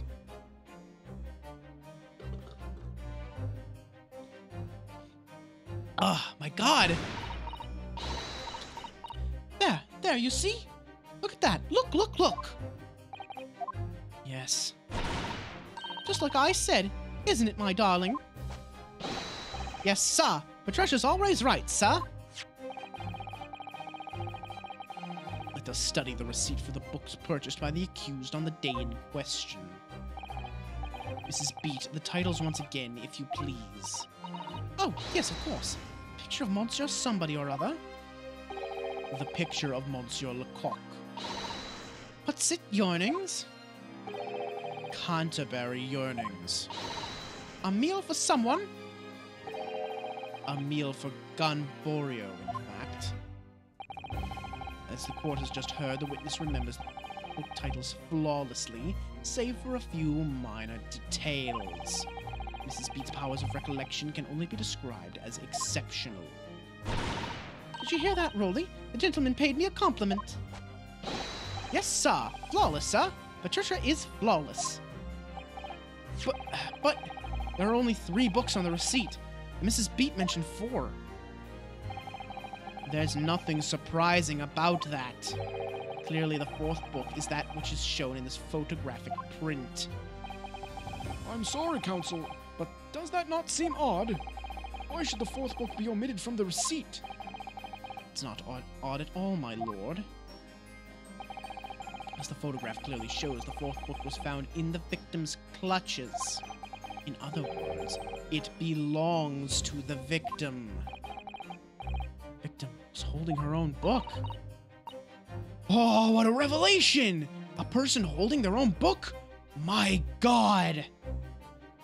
I wonder, what became of that 4th book? Obviously, it wasn't overlooked by the investigating officers at Scotland Yard. I have it here as evidence. You will submit that in the aforementioned photographic print to the court, please, Counsel. My pleasure, my lord. Alright, there we go. The prosecution rests. I have nothing further to add. What? You seem surprised, my learned friend, but your resistance up until now has been in vain. Entertaining, yes, but futile. The spurious longer route to the accused's lodgings that you tried to establish in your summation examination, and the attempted discrediting of the witness's powers of recollection in your cross-examination. Futile. Walked right into this, didn't I? You see, everything we've said is true. Isn't that right, my darling? Yes, Pat. Marry me, Pat. So perhaps the ladies and gentlemen of the jury would like to reconsider their positions. Should the court waste any more time on this Nipponese travesty? Or is the decision you have to make all too apparent already? Hold on. I want to take another look at this. So we can see that the book is, like, burned a little bit. Whoop. Take a look at this. Yeah, what the hell happened here? Oh, look at this. The book has been badly burnt. You're right. I'd never be able to read it in this state, especially not the latter pages. What a terrible waste. Judging from the scorched edges on the paper, I think the damage must have occurred very recently. Book recently damaged by fire. Why does that seem to raise a red flag with me? Uh-huh. Yeah. Oh, it was. It was called The Lion's Pride. The landlord, the apartment owner. There was a fire in his apartment, and his favorite book got burned, and it was called The Lion's Pride.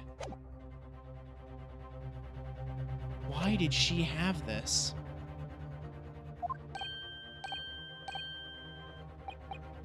You have heard all the witnesses and seen all of the evidence. This trial has run its course. Mr. Naruhodo, I'm afraid we're in a terribly precarious position. I know, but if I fight back in the wrong way now, I could very well just make matters worse. Think, Ryunosuke, think! What do you do now?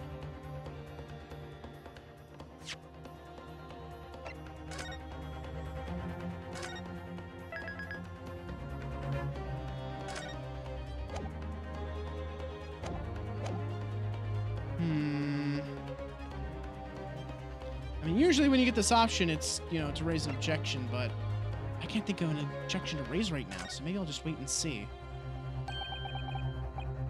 Let's just keep quiet now and see what happens. Well, it appears the defense has no objection at this juncture, in which case... Mr. Naruhodo, was I not clear? Case for the defense is in great danger. Yes, I realize that, which is why I decided to let the sweat drip from my trembling brow in silence. You're so right. Sorry, if I don't say anything now, it'll all be over. It won't end well for us. I can't let that happen. No, wait, the defense! Objection! Oh, so it doesn't matter. The illusion of free choice. The defense will have to wait. Because that sapless hesitation cannot go unpunished. Oh, well. Tell you what. It will go unpunished, actually. Hey, you think you can punish me? I'm too smart for you. I'm not done yet. No, my learned friend. It's over. That last cross-examination was your final chance to establish a credible defense, and you failed. The die has been cast. There is no more room for debate. Well, it might be over as far as you're concerned, but... I can't think of what to say. If I may, Lord Van Zykes, it seems somewhat boorish to close down the debate at this point. Your insignificant little Eastern Isle must be a lawless hole indeed. For a lowly judicial assistant to have the audacity to intervene at a moment like this. Oh. I am, to my shame, still a very inexperienced lawyer. So you'll have to forgive me, but I consider my assistant's advice essential and her opinions invaluable. Mr. Naruhodo. One of this land's great guiding principles is tolerance. So, court will hear you, madame. Go ahead, Mr. Sato, please.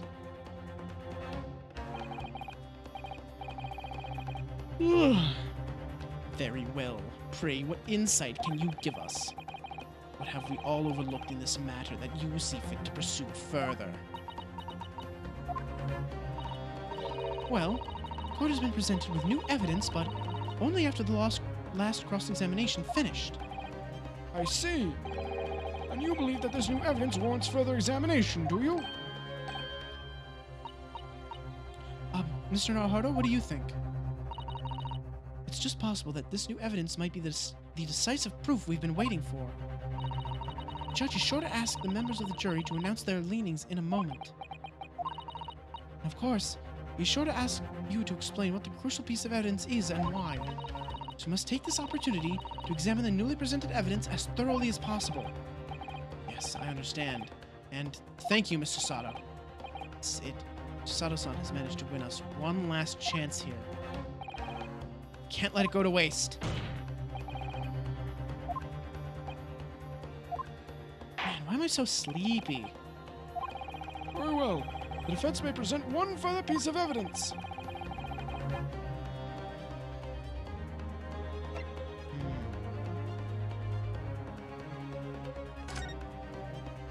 Let me see here.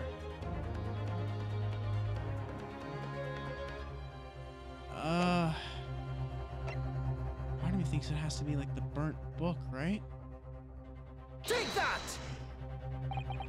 The evidence in question is, we can see from the newly presented photographic print of the crime scene. The fourth book found in the victim's hand. Objection!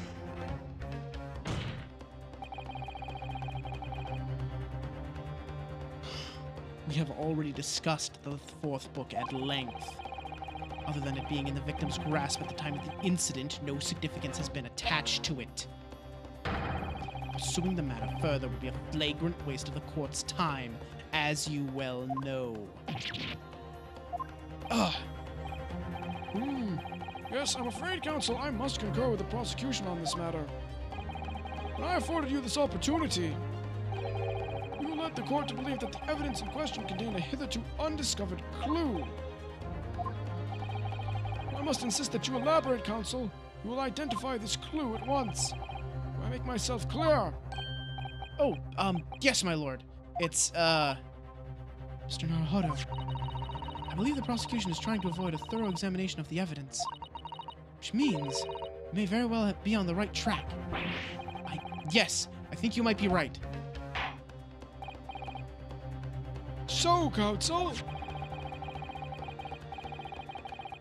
Ugh.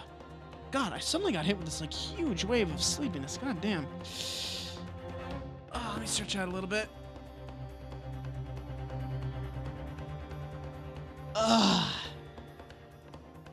Yes, I made a bad decision, and Von Zykes was like, oh, well, we have to punish the defense, and then I reloaded my save to avoid the punishment. Haha. I'm a thief. I'm good at dodging damage. God, you're right. I know. I need the self-care redeems, don't I? At least maybe that would tempt Shia into not saving for 100,000 points. Maybe. Possibly. Somehow I don't think that's going to sway her.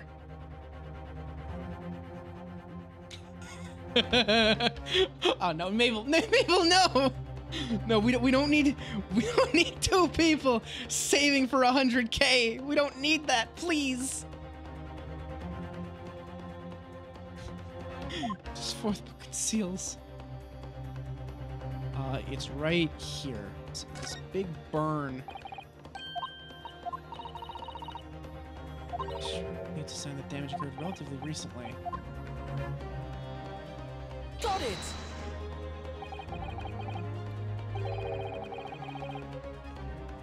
I would ask the court to observe the back of the book in question. Back? What you? Good gracious! It's been burnt to a crisp! So we have to ask ourselves, why was the victim clutching what is clearly an unreadable book? It is undeniably an extremely unnatural thing for her to have been doing. Objection! Unnatural, you say? And what of it, my Nipponese friend? I'll save for our points. Some for thigh jiggles, other for the crown. Yeah, that's right. In case you didn't know, the thighs, they have jiggle physics. And for 50,000 points, you can see it. Were I to concede the point, if it bears no relation to the case, there is nothing to discuss. So should you wish to assert that this fire damage is some veiled clue as to what happened that day, pray do enlighten us all. What truth does this charred book hide? Charred book. There's just one possibility here, which I can't quite bring myself to rule out. You got the lawn chair? It's an outside chance, certainly, but worth a try. Alright, I'll explain my theory. Don't keep us waiting any longer then, Counsel. Explain this theory of yours. What are you suggesting that you can ascertain from the fire damage this sorry tome suffered? Its owner. My lord, the burn on the back of this book reveals a startling truth about the book's owner. I beg your pardon? But we already know who the book belongs to. The victim was gripping it in her hand as she fell to the floor, after all. It's obviously hers. The question of how this book came to be in the victim's hand has yet to be answered. However, as to the questions of who the book really belongs to and where it originated, the defense has very credible answers. Good gracious! How can you possibly? Very well. I'll play along this futile attempt to delay your inevitable demise. But do remember, the members of the jury may well burn you if your little gamble goes awry. Counsel, the defense's response here is very likely to influence the final outcome of this trial. So tell the court, who do you claim is the owner of this burnt book? That would be John Garrideb.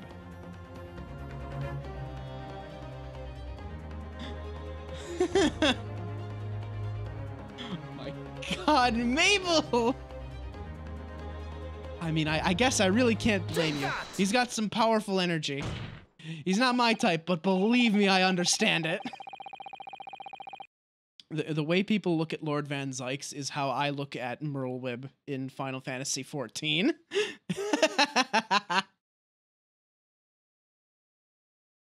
See, here's the thing, Mabel. I have a lot of types. like a lot of types. The answer is that the book belongs to the couple who own the house where the defendant has his lodgings. A certain Mr. and Mrs. Garrideb, the landlords. And whether this is some extraordinary coincidence or some kind of fate at work, I don't know, but of all the people in London, one of the 6 chosen for jury duty in this courtroom today is none other than Mrs. Garrideb herself. Oh my goodness, me? I think you must be mistaken, sir. I'm not Mr. Garrideb's wife. I'm his maid. Things would be so much easier if you would drop the pretense. Alright then, how about a simple question for you? Have you ever seen this book in Mr. Garrideb's house? I would never presume to know all the books he keeps, sir. Objection! This is outlandish behavior. This woman is the accused's landlady, you say? You implicate this hard-working member of the public. You'd besmirch her without a shred of evidence. Your actions are unforgivable. Objection! This is not mere conjecture. The defense happens to know that on the day in question, at almost exactly the same time as the victim was stabbed on the pavement below, another incident was taking place in the room on the top floor of Mr. and Mrs. Garrideb's house. Good lord! What sort of incident, counsel? A fire, my lord.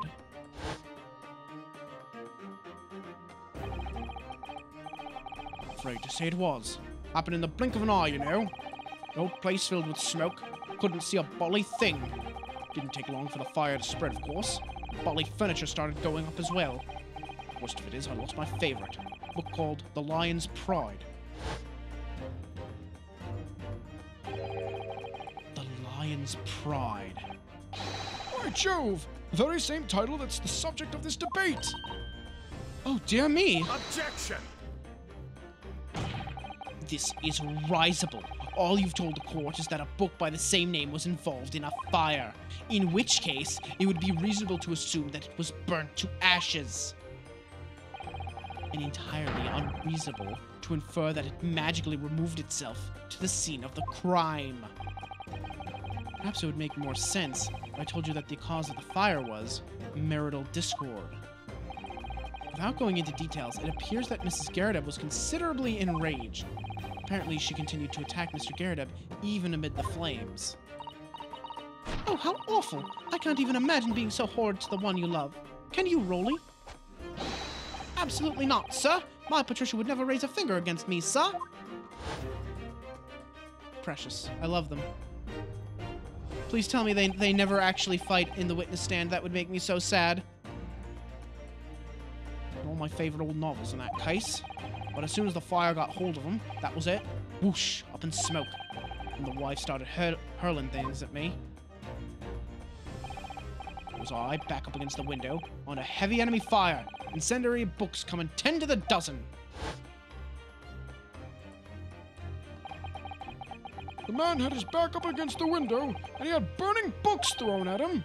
Goodness gracious, are you suggesting that the book was thrown through a window and landed coincidentally at the scene of the crime? No. A thorough investigation of the surrounding area was conducted the very evening of the incident, and there is no report of the Garrideb's window pane being broken. It's quite true. We also saw no sign of broken glass when we visited the Garrideb household.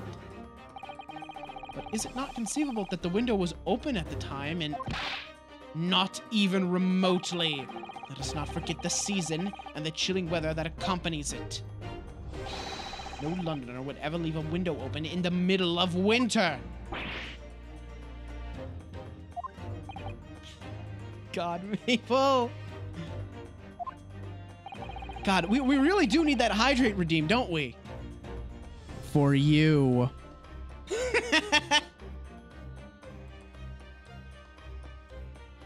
Because you're obviously very fucking thirsty.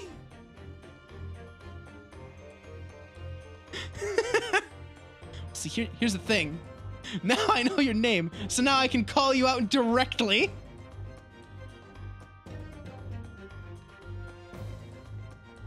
Team Thirst. Does the defense postulate this scenario in all seriousness, counsel? Yes, thank you. It's an honor, sir. The more we will... It's a cyclical thing, isn't it? Just fanning the flames makes you thirstier. I see. I get it. I understand. Do you honestly claim that the book found at the scene was a flaming projectile thrown by Mr. Garridub's wife? I believe it's a possibility, my lord. Oh yeah, Mabel, I don't think you got to sub it. Oh, damn it. It keeps doing that automatically. Their scarves are connected. They're wearing the same scarf. It's not two matching scarves. Well, I hope everyone can see you for what you are now, you little foreign trickster. You call yourself a lawyer, but you're just a coward. A mean coward. Really? Claiming that our little tiffs set the whole neighborhood alight. Honestly. Implying that I'm merely posing as a maid for appearance's sake. How could you? It's nothing to do with this beastly case, not any of it. All you've done is sully our family's name. No, I assure you that was never my intention. Dragging an upstanding citizen's name through the mud simply to divert attention from your failing defense. I should box your ears, that's what I should do. It's utterly unforgivable. Too right. Here we go. How long have we sat here now listening to this Nipponese spouting out his fancy foreign theories? But think about it. At the end of the day, the only person who could possibly have stabbed the victim is that little hunchback with a mustache, and he ran away from the scene, too. I do declare you're right. It's true. Yes, what did I tell you? Makes sense to me. Sorry, what's that?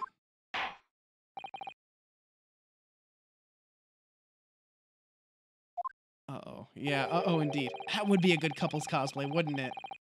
There's a lot of good couples cosplays. Like, there's those two. There's, like, Hildebrand and his assistant, Nashu. Would be another really good one, I think. It would appear that the ladies and gentlemen of the jury are once again in full agreement. What is your position, Lord Van Zykes? My position is to drink wine. Or rather, will I drink this wine? Or will I simply crush the chalice in my hand without staining my gloves somehow? Or shall I perhaps throw it into the lanterns behind me, just barely avoiding lighting the entire place on fire? Who could know? What is a man? A miserable little pile of secrets. In truth, my lord, I feel these have been unnecessarily protracted proceedings. But then one must always exercise patience in order to savor the best vintage. No, wait! The mystery of the fourth book still hasn't been... Yes! Yes! Yes! There it is! There it is! I was waiting for it! I was talking about this while you were still BRB, Mabel, but I was like, oh man, I hope Mabel gets back in time to see the thing. There it is. There it is. If books are your predilection, my learned friend, study them on your own time.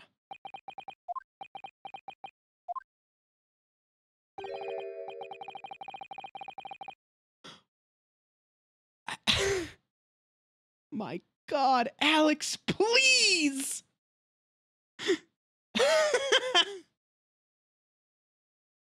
It's like, here's the other thing about like Twitch chat. I never know whether to call people that if I know their name, whether to call them by their name or not, because I know who I'm talking to, but the other people in chat might not have a reference to it. And what if by some chance there's like 2 people named Alex in the chat or 2 people named Mabel, and they're like, what? Who? Which one else you talking to? Which, huh? It was me? Or them? Which one of us? What? No, forgive the discourtesy this time. Ahem. In that case, ladies and gentlemen of the jury, you will now state your individual decisions regarding the defense culpability for the court to hear. Guilty. Guilty. Guilty. Guilty. Guilty. Guilty. Oh no, not again.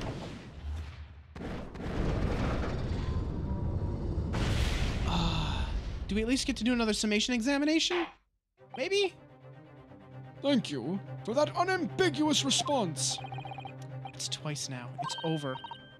Mr. Naruhodo, don't give up. Mr. Sato, have you forgotten? The battle isn't over yet. You're not suggesting. Of course, the defense has the right to another summation examination at this point. You could still convince the jurors to change their minds. You have one more chance. Mabel, she was a pharmacist lady, and I was like, ooh. The only other Mabel I can think of is the one from Gravity Falls. Oh, and the one from Animal Crossing. So that's 2 Mabels.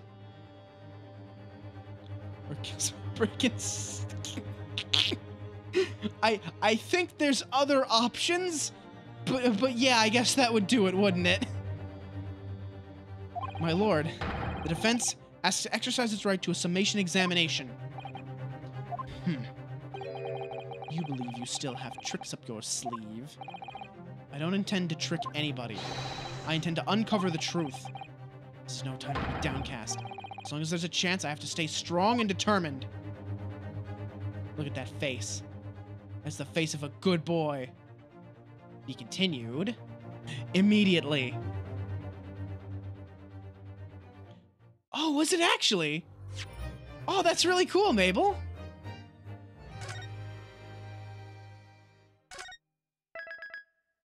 Good choices, honestly. 2 very good choices.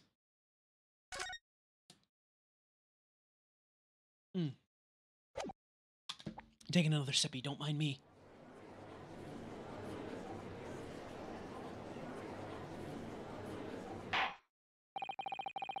I have considered the defense counsel's request for a further summation examination of the jury. And I've determined that the court must uphold the defense's judicial right to this procedure.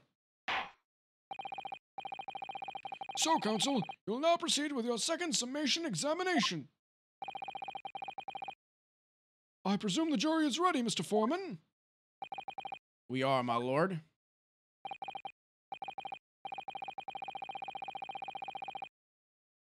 Very good. In that case, I must ask each of you now to state clearly and concisely for the court the grounds on which you find the defendant guilty.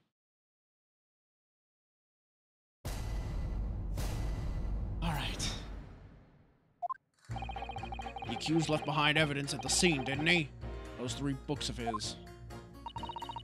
If there was some novel alternative explanation about how the victim was stabbed, I might reconsider. Even if the woman was throwing books, it can't be related to the crime if the window was closed, can it? Dearie me, it was only a little book. Hardly life-threatening, even with a direct hit. Look, I just want to get this over with. If I don't bring home some pay tonight, I'll be in a tidy bit of trouble. Come to think of it, we had a fire at home a while ago. Gave me the sneezes. Old man, once again, the MVP here. Yes. Considerably more tangible arguments from all members of the jury this time around, it seems. With one notable exception, of course. My learned student friend was unable to find fault in the previous witness testimony. So the court must accept the fact that it was indeed the accused seen fleeing from the scene. And moreover... no one else was even at the scene to commit the crime. Well, the eyewitnesses are correct. It would seem as if the conclusion is somewhat set in stone. I fail to see how it can be argued any other way. That means, I'm afraid, that during the summation examination, it's essential that you establish some other tangible explanation for the facts. How? What would even constitute a tangible explanation here? Isn't it obvious? Who stabbed the woman and how? Those two details are all you need to provide. Simply give us a name and a method by which the attack was conducted. And there I was thinking this might be hard. But Mr. Naruhodo, you have to do it! Otherwise this really will be where the trial ends. Ugh, no pressure then. That's quite enough preamble. Proceed with the summation examination, please. I presume you are prepared, counsel. Oh, yes, my lord. All right, Ryunosuke, focus your mind now. Clearly, the key to the summation examination is going to be juror number 4, the maid. Or should I say, Mrs. Garrideb. We have a book that disappeared from the Garrideb's house on the evening of the incident. A 4th book found in the victim's hand. Must be a way to link the two. Yes, that's what we have to find. Using every technique I've learned in my short career so far. Whatever it takes. Don't forget to keep an eye on Mrs. Garrideb and how she reacts, even to the things other people say. Oh. Oh, look at them. They're just hanging out in the background. There they are. I still love them. Didn't he? 3 books of his. Okay. Some novel alternative explanation about how the victim was stabbed I might reconsider. Yep, okay. Oh, wait. Wait, that's not what I wanted. Press that. Hang on. But what about the possibility that the window was open? What about it? I mean, there's just no way it could have been. How can you be so sure? The prosecutor fellow over there said it earlier, didn't he? Winters in London are no joke. No joke. You don't want to invite that sort of cold indoors. So no, that window wasn't open. Us Londoners like sitting by the fire staying warm, see? But you couldn't categorically state that the window wasn't open, could you? It just wasn't. They wouldn't have opened it. And what's the point of even having windows, huh? Counsel, you will kindly refrain from childish bickering. Oh, sorry. Somehow I need to show that there's an undeniable possibility that the window was open. This young man isn't gonna budge otherwise.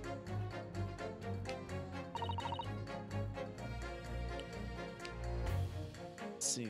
Press this. The little book was on fire at the time, was it not? With flames of love, I'll have you know. And there's really no such thing as a loving incendiary bomb. Well, he brought it upon himself, playing with fire to betray a fiery love. Isn't it? Well, don't you agree? Oh, well, any kind of betrayal is certainly a bad thing, yes. But I think the argument might have arisen out of your misunderstanding, Mrs. Garrideb. Never you mind that. Point is, we were just having a jovial little dispute, nothing more. I won't have any more of these suggestions that it was anything whatsoever to do with this crime. Right. Well, we'll see about that. What about juror number 5? Doesn't seem to be turning a hair at Mrs. Garrideb's relentless onslaughts. Almost as though he's used to it. What a gentle soul he is. Oh my god, this again! No, you need to have a reason, my dude. Hold it! I understand, but a man's life is at stake here. You just want to get this over with? How can you sit there and say something like that? A man's future is at stake here. Well, him and me both then, like I said before. What? I told you already. I'm a day laborer, aren't I? If I don't bring home some readies with me tonight, you'll find me floating face down in the Thames tomorrow morning. What? You heard me. My missus isn't one to mess around, you know. She can be fierce, believe you me. Oh, so that's why he's taking it in stride so much. Another shining example of marital bliss, then. A situation like this cropped up the other day. Do you know, it's funny, but I can't quite remember. Sorry? It's too frightening, that's the thing. Must have blocked it out. Helpful. I wonder if Mr. Beat will ever be dragged into the Thames by his scarf. Don't even go there, Mr. Sato. Must be some way to jog his memory about this. Come to think of it, What's this about sneezes and a fire? Does that have anything to do with your decision about the defendant's culpability in this case? sorry. What's that? You'll have to speak up, lad. Could you tell us more about that fire?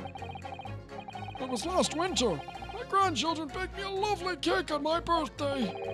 It had 75 candles on the top. It did. What a sight to behold it was. You put candles on a cake?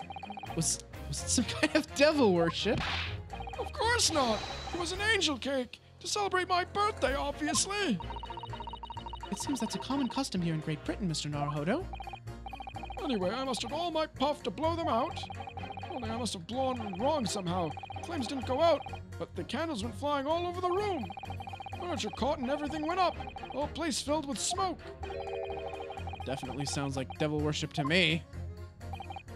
And by the sneezes, I presume you mean a cold. But how did you catch a cold from a fire? What a fiasco it was. Grandchildren, bless them, threw water over me as they tried to put out the flames. And then, because the whole room had filled up with smoke, of course, we had to open all the windows to clear it. Aha! There it is.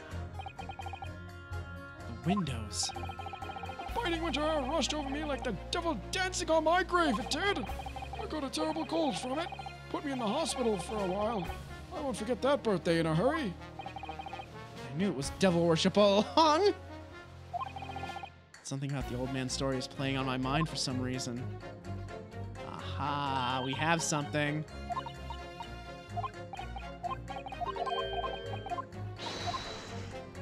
All right.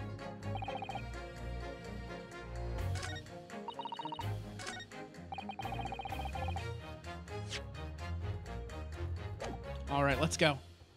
Ba-ba-ba-ba. Objection! Pit him! Here we go. Don't point at me again. I told you it wasn't me. What's that you say? Speak up, lad, speak up! Juror number 3, do you see? Oh, me? See what, sir? Did you hear juror number 6's account of his birthday celebrations last year? It seems, despite being a Londoner, he once opened his windows in the middle of winter. Well, yes, of course, because it was an emergency. I mean, obviously, if the room was filled with smoke from a fire, you'd be mad not to open the... Oh! Exactly. On the day in question, at the time of the incident, there was a fire in the Garrideb household, and Mr. Garrideb had the following to say about it. The whole place filled with smoke. Oh my! Oh, my hat! Excuse me! Hello, do you have something to say? Juror number 4, do you have something to say about that? The satanic chant we perform yearly on one's date of birth. Happy birthday to you. Honestly, can I just say that the happy birthday song is kind of like scary when you're a child? It's like it's always like it's sung really low. It's not particularly like bouncy and happy. It almost sounds kind of solemn, like when there's a whole chorus of people singing it. Especially if there's like a lot of men in it, because then it's like all a bunch of deep voices singing happy birthday.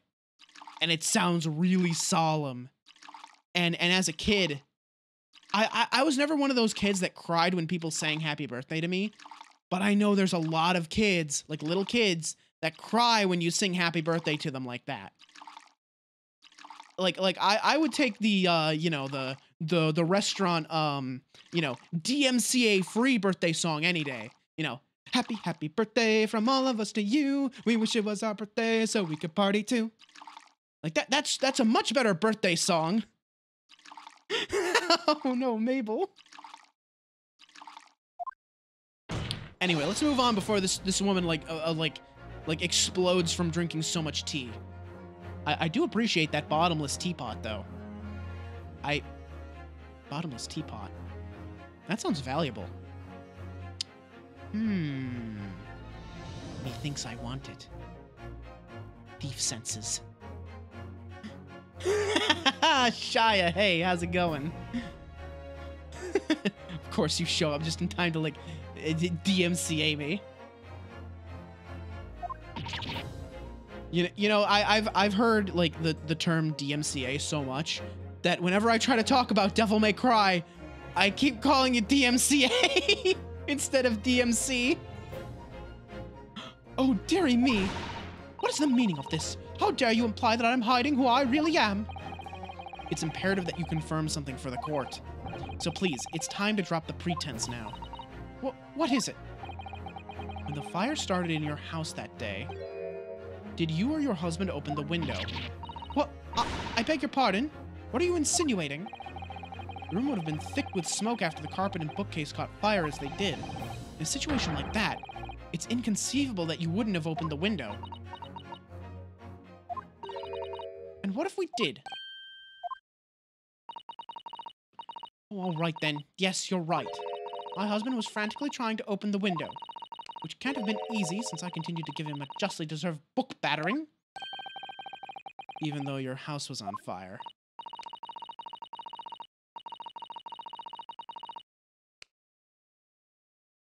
Oh my god, what's going on?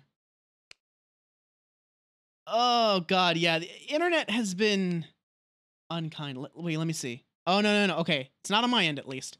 Like, I just checked OBS. 0 dropped frames, which is very nice. Very good. Very happy about that. Especially considering how rough that last SMT stream was. Oh, good lord. The last SMT stream was a tragic mess all over the place. I haven't had a stream that bad in a long time. And I specifically remember the last stream that was, like, at least that bad.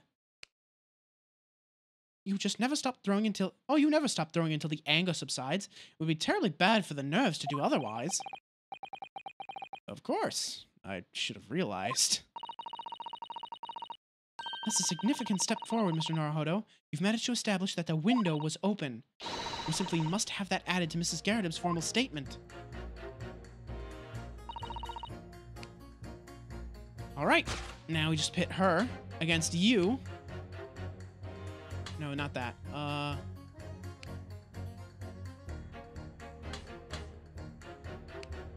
Window could have been open when the woman was throwing books. I mean, it's definitely a possibility.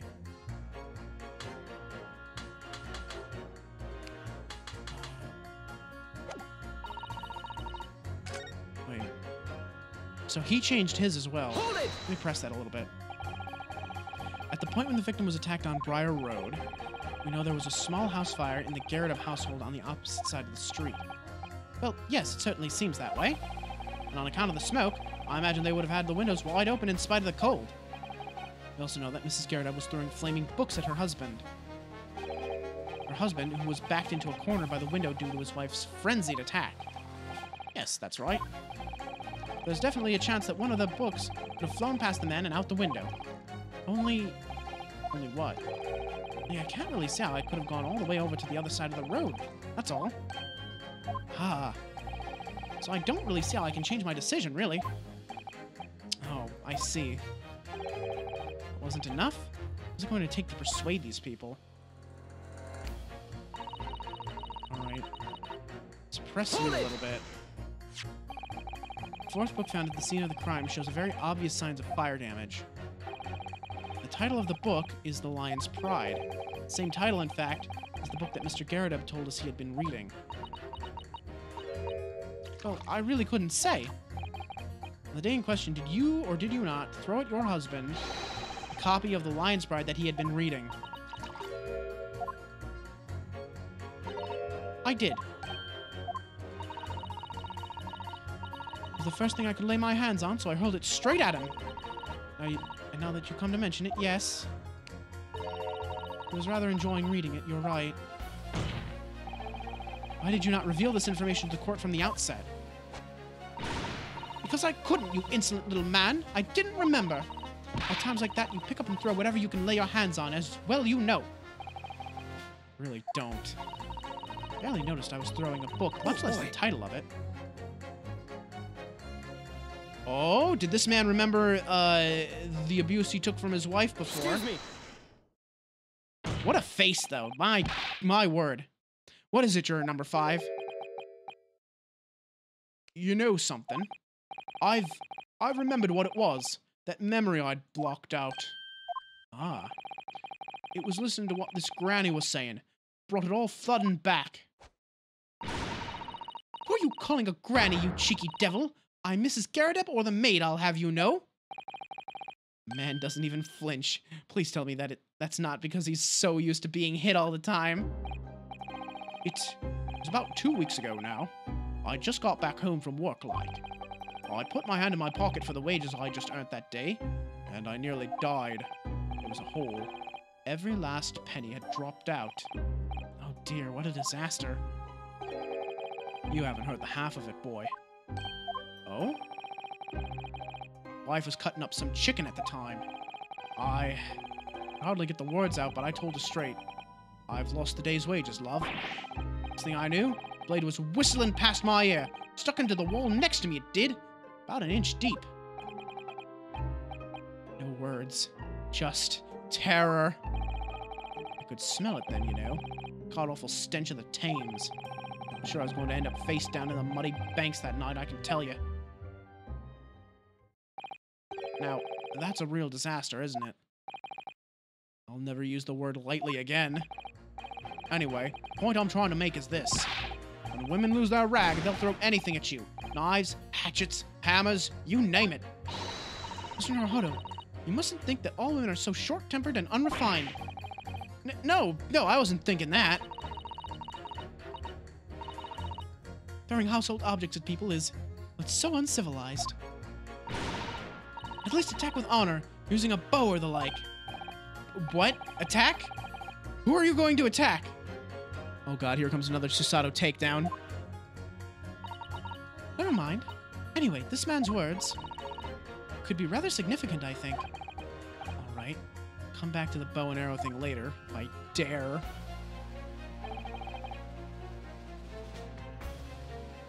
Ooh. Hello. Aha. Uh-huh. Mm-hmm. Interesting. Objection. Those two statements clearly have a deeply significant connection. Good grief! You mean they don't contradict each other? Explain, counsel, at once! Juror number 2, do you think perhaps that this could be one such novel alternative? Oh my, whatever do you mean? An alternative explanation as to how the victim was stabbed in the back. What are you talking about? We've demonstrated that the 4th book, The Lion's Pride, that was found at the scene of the crime, originated in Mr. Garrideb's room on the top floor of his house. Therefore, it's equally possible that some other object besides the book could have found its way from the Garrideb household to the street below. What's that now?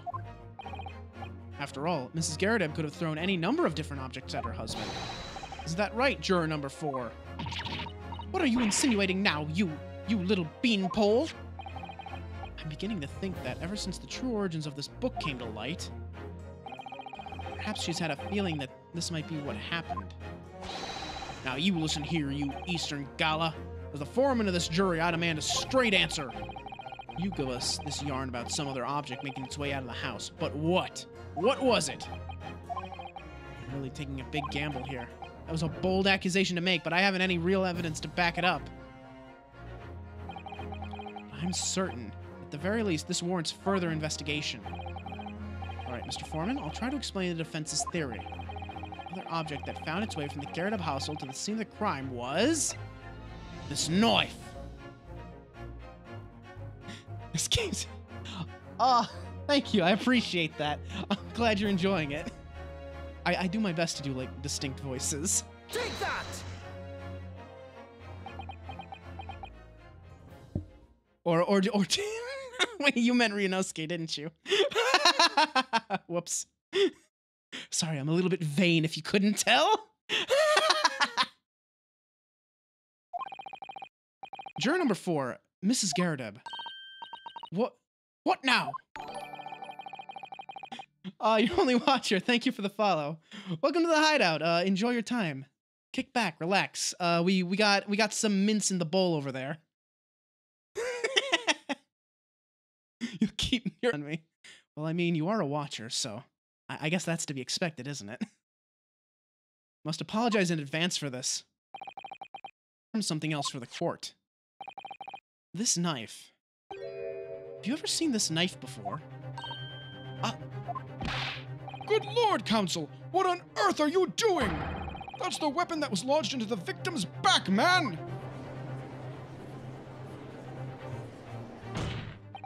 My lord, remember that when the victim was attacked, Mr. and Mrs. Garadeb were in the throes of an argument. Mrs. Garadeb was hurling anything she could at her husband, who'd been backed up against the window.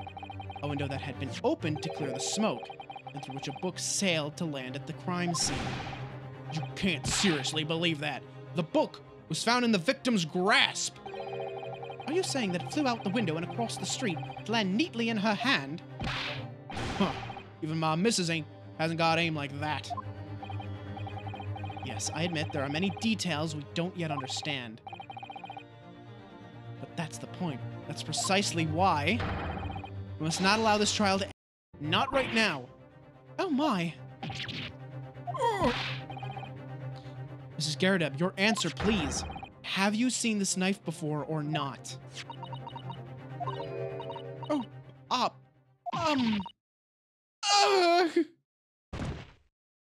There she goes. Goodbye. My lord, I wish to change my decision. I'm a woman of my word, after all. Thank you, madam. Yes, I agree. I certainly didn't see this coming, but I just don't think it would be right for this trial to come to an end now with so many unanswered questions. Mr. Foreman? I'd have to agree. Not that I think the Brownie did it, mind. Yes, you know what? I'm not quite happy about this at the moment either. All together now, ladies and gents. There it is. There it is.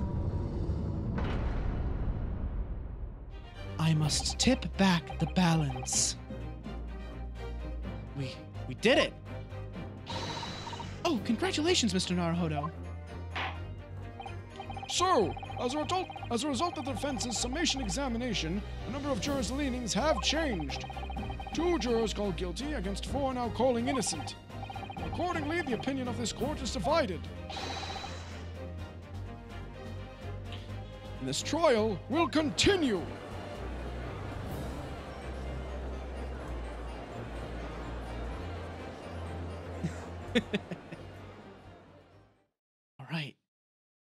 All right, we've regained a little bit of ground. And now we need to prove that Mrs. Garadeb threw a knife out the window, and it stabbed some poor woman in the back. This is gonna be a hard sell.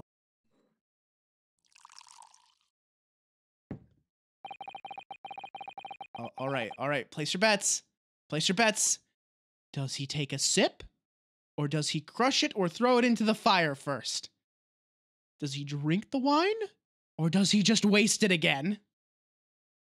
This trial is rapidly descending into a farce. Oh, he did it! He took the sippy! Thank God! Like a corked wine, the first few sips are bitter enough. But what follows is so repugnant, it's good for nothing save the gutter. If I'm Lord Van Sykes, the defense has just put forward a credible alternative explanation for what happened. Credible? Is that your considered opinion, Mr. Foreman? The defense's argument is a joke to which I barely know how to respond, but let me start by insisting that you must all familiarize yourselves better with the relative positions of those places being discussed. Shia, you're too late.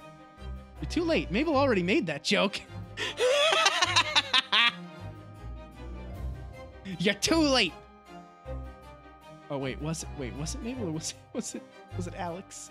Someone made that joke already. You're too late. You gotta be quicker on the draw than that. Come on, Shia, you're slipping up. Then again, I think maybe your internet was still on the fritz when that was happening. What do you mean by that? What's his angle this time? It should already be more than apparent that between the crime scene and the Garrideb household runs a rather wide street, Briar Road. Which means that the distance of Garrideb's house to the scene is some, yes, 15 yards. Let me see. 15 yards? That's around 14 meters. 14 meters? Oh, that's a little farther than I'd imagined. And as you ladies and gentlemen of the jury rightly noted as having portentous significance, the fourth book was found in the victim's clutches. In other words, the smoldering book, wantonly hurled by the lady of the house, traveled some 15 yards to land on the opposite side of the road, neatly between the collapsed victim's fingers and thumb. Is that your final conclusion, my learned and deluded friend?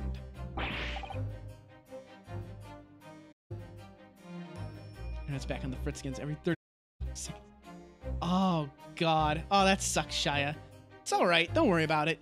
You can always catch the VOD afterwards if you like. And did the jackknife follow a near identical trajectory to plunge into the middle of the victim's back? This fantasy is somewhat stretching the notion of a bad day for the victim, I think. Even those pathetic serialized detective stories have more believable plots. Ugh. There's nothing I can say to that. That prosecutor loves the sound of his own voice. Mr. Sato, serialized detective stories are they? How dare he? Maybe let's pick our battles here. My lord, might I be allowed to speak? As judicial assistant, you may speak for the defense. Yes, go ahead. Prosecution may consider the idea a fantasy, but what the defense has postulated was believable enough to persuade the jury to change its leaning. And as such, the court has a duty to explore this alternative explanation as thoroughly as possible. To that end, Juror number 4, Mrs. Joan Garrideb, must be called to testify and submit to cross-examination. Saints alive! A cross-examination of a juror? Well, they'd need to replace her, wouldn't they? There would need to be another day. Order! Order! Order!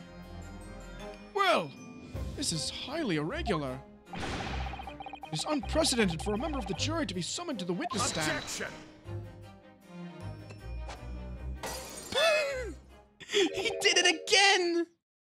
And unnecessary. Lord Van Zykes! There are already witnesses in the stand whose testimony the defense may further cross-examine. If my learned friend's farcical theory has any truth in it, then both a burning book and a jackknife must have flown through the sky before this couple's eyes. And we must assume they would be able to testify accordingly. What say you, witnesses?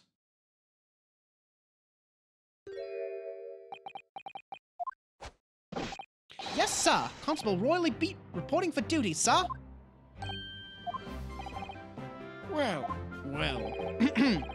Good morning, officer. Sorry for dozing off until now, sir. I haven't slept for a month on account of a villain who's appeared in my beat, sir. A villain? Oh, they're so heroic, these London bobbies. Patricia, my darling, I've been neglecting you, but no more. Oh, Royley, my hero, you make me swoon. Very well. I hereby reject the defense's request Oh. and order the witnesses in the stand to testify again. state forthwith before the court any details pertaining to the defense's alternative explanation of events. Yes, sir.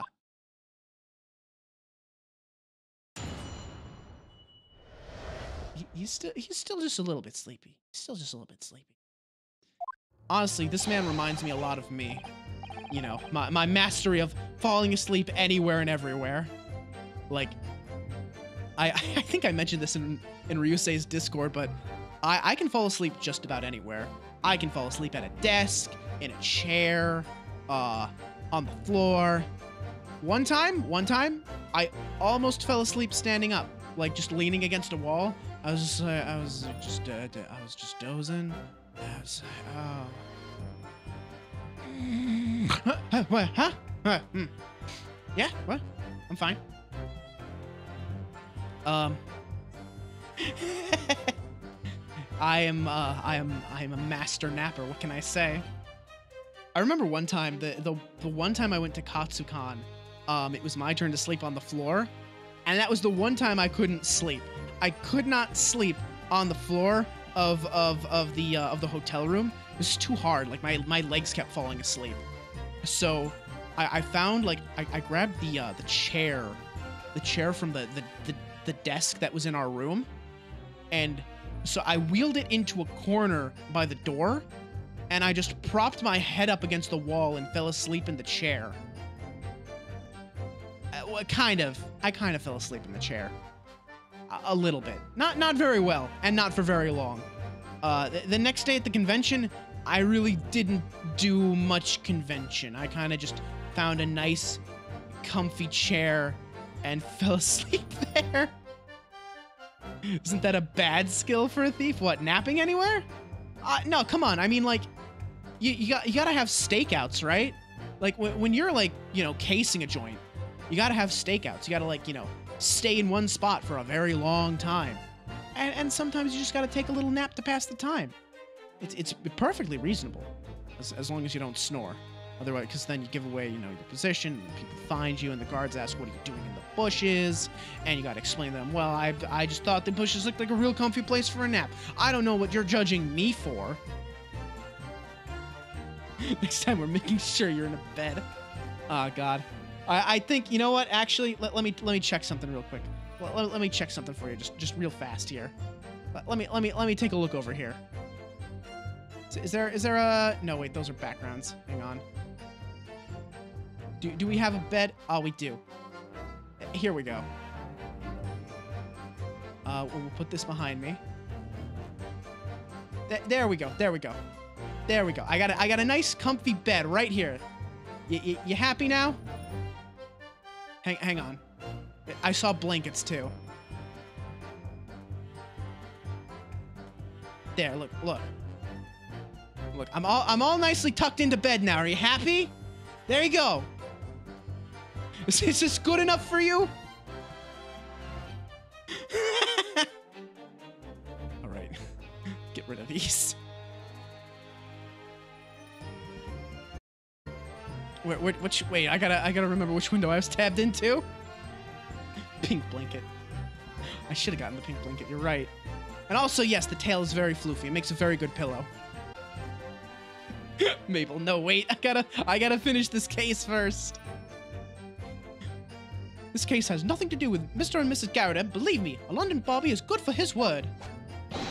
You see, sir, the windows on the top floor of the Garrett house are top-hinged casements. Obviously, if anything had been thrown out the window, we would have seen it. I did leave the scene to go and fetch help. My trusty Rowley was there to make sure nothing was disturbed. I didn't take my eye off the crime scene for one moment, sir. Nothing strange to report on that front, sir. So the type of window is important. Top-hinged casement windows. That detail was not in the police report, Constable. Ah, yes, sorry about that. I must have been a little drowsy. Ahem. You cannot excuse your sins with drowsiness every time, Constable. No, sir! Sorry, but... what exactly is a top-hinged casement? And you... You can excuse your ignorance with such trite remarks, my learned friend. Of course. Sorry. I found it, Mr. Naruhodo. Cast your mind back to the windows in Mr. and Mrs. Garredub's room. Alright, I'll try. Oh, open, like this part swings up, right? Or... So the window opens in order to allow air to circulate inside the house. Yeah, like that. As it's a top-hinged casement window, it swings open along the upper edge, you see. I'm glad you've rectified your ignorance. The casement window's most prominent feature is its stay, a metal bar which prevents the window from being opened beyond a certain amount. It prevents it opening. This is all news to me. Absolutely correct, sir. In other words, a book or knife would have been thrown through the open window. It would have clattered against the panel and fallen straight down to the pavement below. No. You see the problem, then. Good. Your education in windows is complete. There was never any possibility of either the book or the knife traveling 15 yards over the road. That is, unless the window pane had been shattered, something we've discounted already.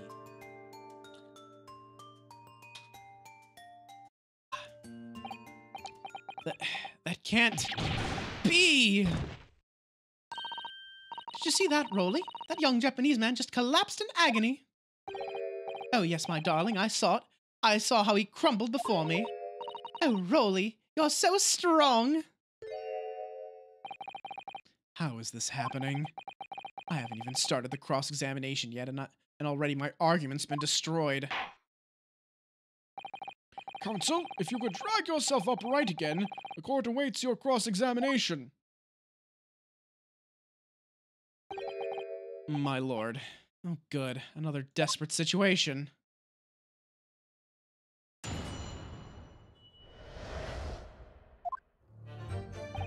Let's see. Alright, I think I can skip over that. See, sir, the window on the top floor of the Garredub's are top-hinged casements. Let's press that a little bit more. By which you mean they don't open fully. Is that correct? Yes, sir. They're just there to allow a bit of air through the house, you see? So they're restricted as to how much they can open.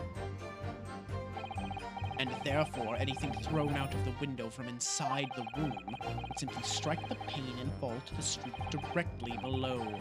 Clarity, allow me to mark the map. Here is the location where objects would have fallen. Yes. Directly opposite the scene of the crime on the other side of the rather wide road. It's been so hard for somebody to mention this top-hinged casement thing before. Well, I have another question for you, Constable. And what would that be, sir? How do you even know? Why would you have any idea what sort of windows Mr. and Mrs. Garredub's house is furnished with? Ah, well, sir, that's very simple. You see, I helped with the investigation yesterday. Oh, she's eager to say something. Excuse me. What do you have? Do you have something to add, Mrs. Beat? Sorry? You look, well, delighted. Is there some particular reason for that? Oh, did I leave that up? I forget that doesn't go away by itself. Shoot. Oh, I was just remembering, that's all. We really were so lucky. Lucky?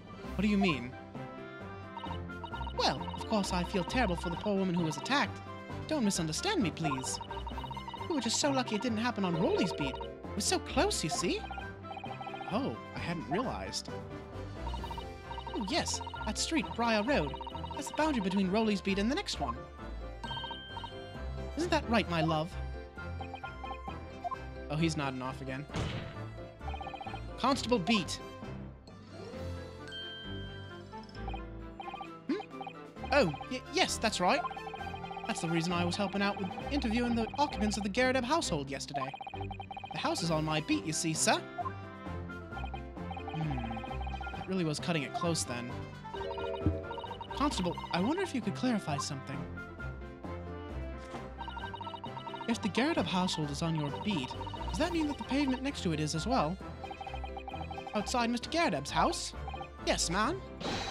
Pavement on that side of the road is part of my beat. I see. I was unaware of that. I just think if the Wooden had been attacked just on the other side of Briar Road, we'd never have been able to go for that meal to celebrate our wedding anniversary. But that's the life of a Bobby after all. Huh. So... So we have reason to suspect that maybe he moved the body. Extraordinary people are Bobbies, tirelessly working for the benefit of all Londoners. You know what I think? I think it was the good Lord's way of rewarding my Rolly for all his hard work. Don't you think so, my darling? That must be it, Pat, my love. That must be it. I think perhaps we should make sure that we have that information officially on record. Leave it to me, Mr. Naruhodo. I'll take care of it immediately. Just outside Constable Beat's beat, the border of which runs down the middle of Briar Road. And now it's my turn, I think.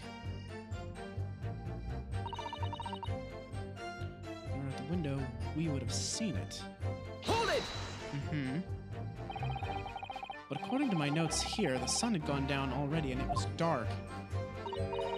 No, but Rolly and I were strolling along, gazing at the night sky and looking for our lucky star. Sorry? The star that will guide us to eternal happiness. Oh, good lord.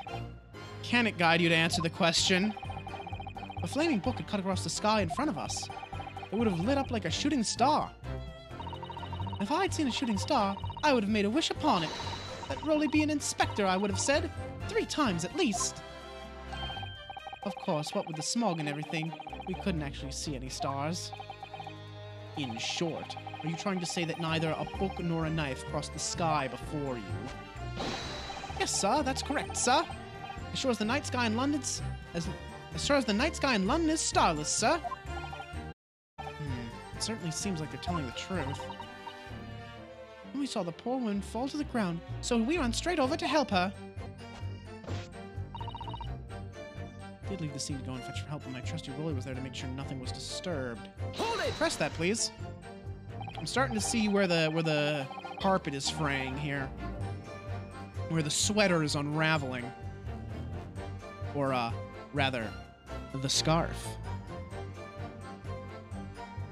Yes, you said that you went to a nearby police box to fetch another officer, is that right? That's right, yes. If it had been on Rolly's beat, I would have known exactly where I was going, of course. Don't feel bad, my love. We can't be expected to know the location of every police box on every beat. So Rolly told me the way. Only, I sort of got a little lost on the way. Patricia, my darling, that's why I love you. Your terrible sense of direction is bewitching to me. I gotta find someone like that. I gotta find someone who loves me for my shit sense of direction. Because, buddy, if there's a game and it doesn't have a map, oh, I'm lost. There's no hope for me.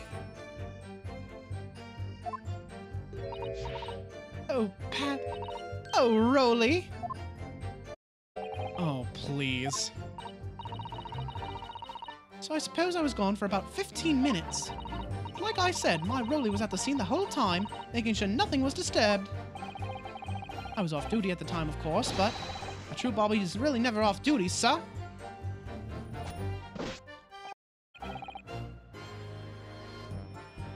Hold it! Let me press that a little bit. Nothing to report. That's correct, sir. I had my eyes wide open the entire time. Never looked away for a second. No one else approached the scene, and nothing else was removed from it. And nothing was removed from it. I can swear to that on the yard's honor, sir. Really? That seems a little strange. Beg your pardon, sir. Strange, sir. Seems altogether regular to me. This burnt copy of The Lion's Pride was originally in the Garrett household.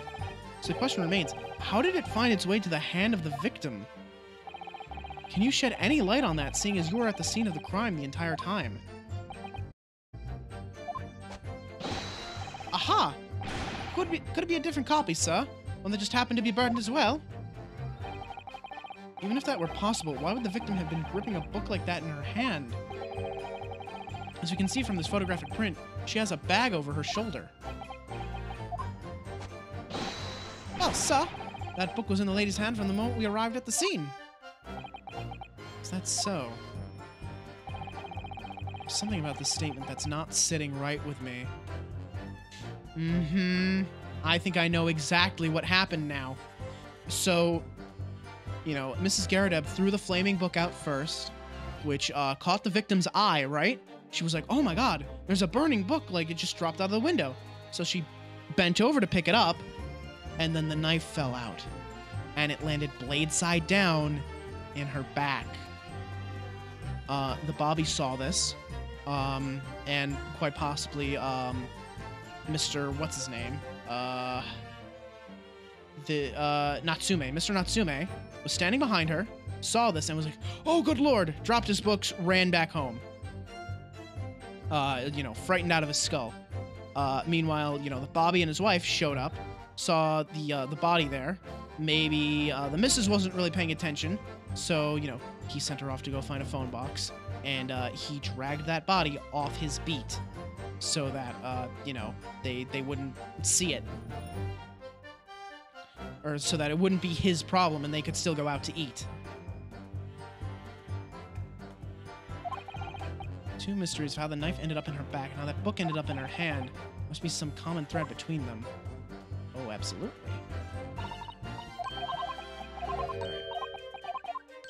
Yep. Not interested in the post, like, speaking.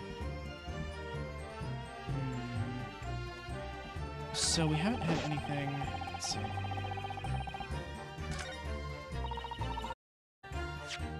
Let me see here. So this was updated. When the victim was found lies just outside Constable Pete's beat, or which... Okay, so I think I actually do need to press that first statement to see if I can get a motive for him to be lying about this. Hold it! How can you say that for certain? A very good question, sir. And the answer is this. It has the noble founding principles of the force written on it as a reminder to all us policemen of our sworn duty. He showed us that before, didn't he? Did he? Can't say I remember. To patrol the streets of London town and uphold the peace of the common man. It's what the job's all about. And that's why I can stand here today beside my long-suffering wife and tell you a Bobby's good for his word. While rubbing my tired eyes, admittedly. Sir. Oh, Rolly, you're so manly. Of course I am, my darling Patricia. Oh, Pat. Oh, Rolly. No, none of this is what I meant. I meant, how can you say for certain that this case has nothing to do with Mr. and Mrs. Garrideb? Ah, I see, sir. Should have said so earlier, sir. Yes, well, so could you answer the question? Absolutely, sir. I'll answer it to the fullest of my abilities, sir. There's a surprising reason why Mr. and Mrs. Garrideb's domestic dispute can't be related to this case. But before I get into that, sir, just one thing. Yes? I'd very much like you and all your countrymen to understand the great British institution of Scotland Yard. So I hope you'll take back some tales of us London Bobbies and how we uphold our guiding principles. I wasn't planning on going back just yet. I've only just arrived here. So to that end, sir, I'd be happy to lend you my warrant card for your perusal. But I must warn you, I won't be able to get through it without shedding a few tears.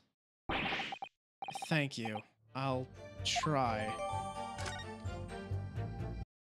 Oh, here we go. Wait a minute. Okay, yeah. We pressed all the statements and now the thing's gonna progress, but I want to take a look at this first. Hang on. Okay. Principles of policing. Item 1. A policeman will strive to preserve the peace within his allotted beat. Item 2. Patrolling officers are expected to walk 20 miles around his beat every day for the furtherance of community relations. Metropolitan Police Regulations. Item number 1. Any crimes fall under the jurisdiction of the beat in which they are discovered. Item number 2. When a crime is discovered on his beat, policemen must assist with initial investigations and help detectives. Can I ask you something? Please, Mr. Lawyer, sir? Oh, yes, of course. What is it? You're doubting us, aren't you? I can tell. What? I wasn't really... I mean... what's she doing? Please. Just because I'm a woman doesn't make my testimony any less valuable. You might just see me as the wife of a policeman. A woman of my word, I am. I really don't remember ever suggesting that I doubted you.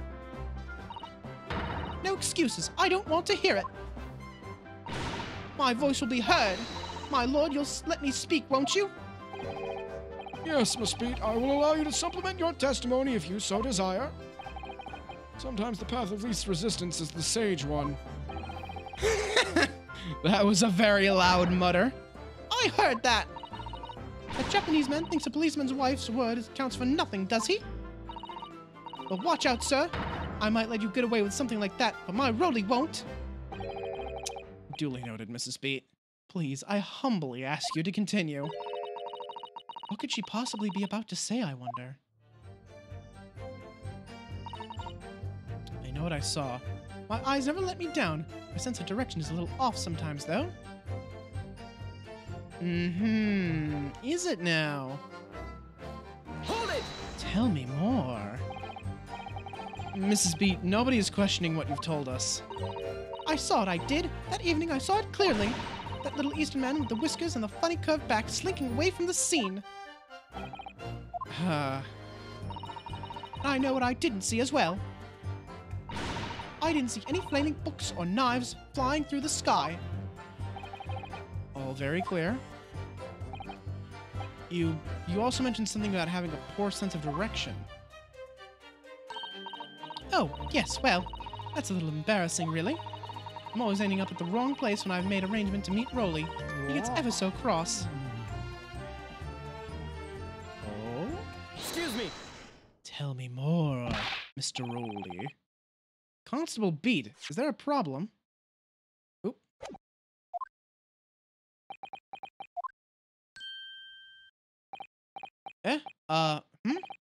No, sir. No problem, sir.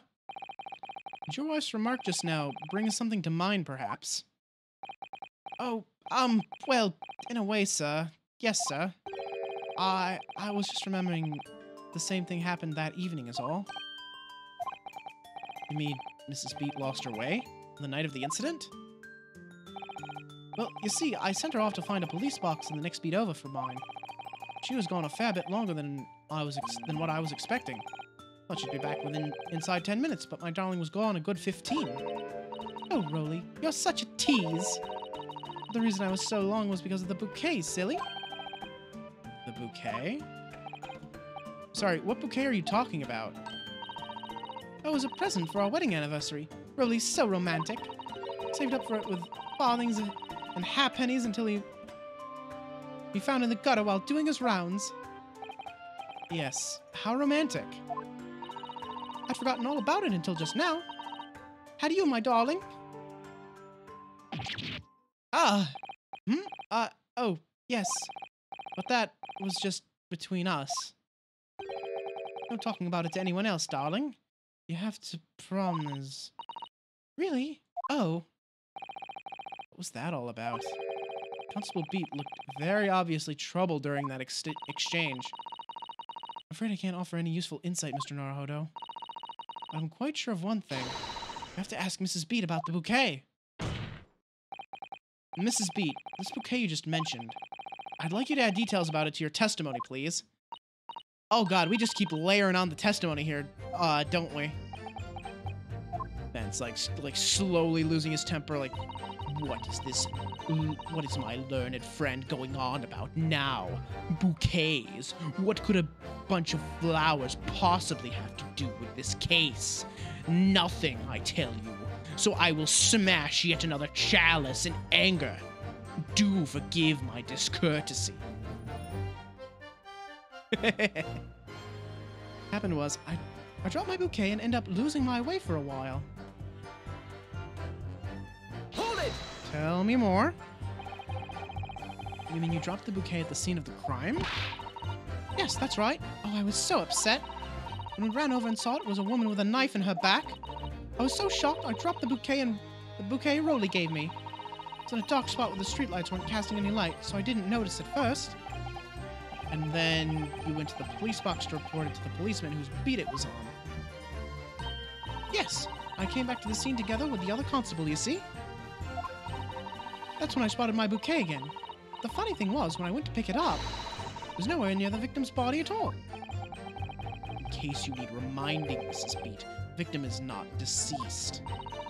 I was all flustered for a moment when I heard the voice calling me from the other side of the road.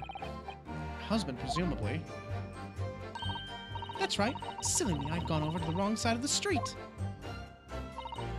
Although I'm going to blame the bouquet this time. I can't think how it got there. I really can't. So the bouquet somehow moved from one side of Briar Road to the opposite. Curious indeed. Isn't it? The worst of it is, I forgot to pick the bouquet up again when we left the scene. That beautiful rose Rolly bought me. With that change from the gutter he spent so long collecting. By bouquet, do you perhaps mean this sorry, solitary rose? Oh! Oh! Yes, that's it! That's the bouquet Rolly bought me for our anniversary. The old bits of change he found in the gutter. Maybe just call it a rose. Tell us, Lord Van Zeeks, when did you come by the flower? According to the report by the police officer in charge of the crime scene investigation, it was found on the edge of the pavement in front of the Garadeb household. Right in the Garadeb's house. Although it wasn't noticed until this morning, as it lay where the street lamps cast no light. It was believed to be of no relevance to the case since it was found on the opposite side of the thoroughfare. Oh, thank you, sir. Thank you. Could I please have it back now, please? No, I think for good measure, this rose should be added to the court record as evidence. Oh. This case has been blown wide open. I want it back after the trial. Do you hear me? I want it back. Good grief. Rest assured that I shall do my very best not to forget Mrs. Beat. We got it now. We got it now. We got it now. We got it now.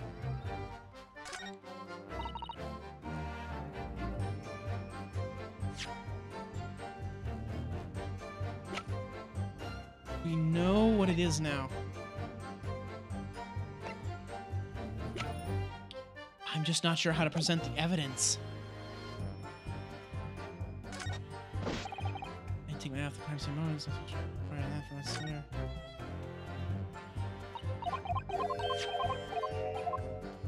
Okay, wait. No. Maybe I know. Hang on. Mr. Misker. Top inch casements. I think I have to crime scene for a moment, sir. Nothing but page. But the rose, my friend. The rose.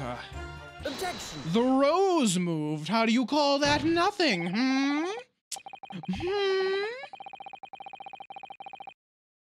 You claim, Constable Beat, that there was nothing to report in the 15 minutes or so you were guarding the scene.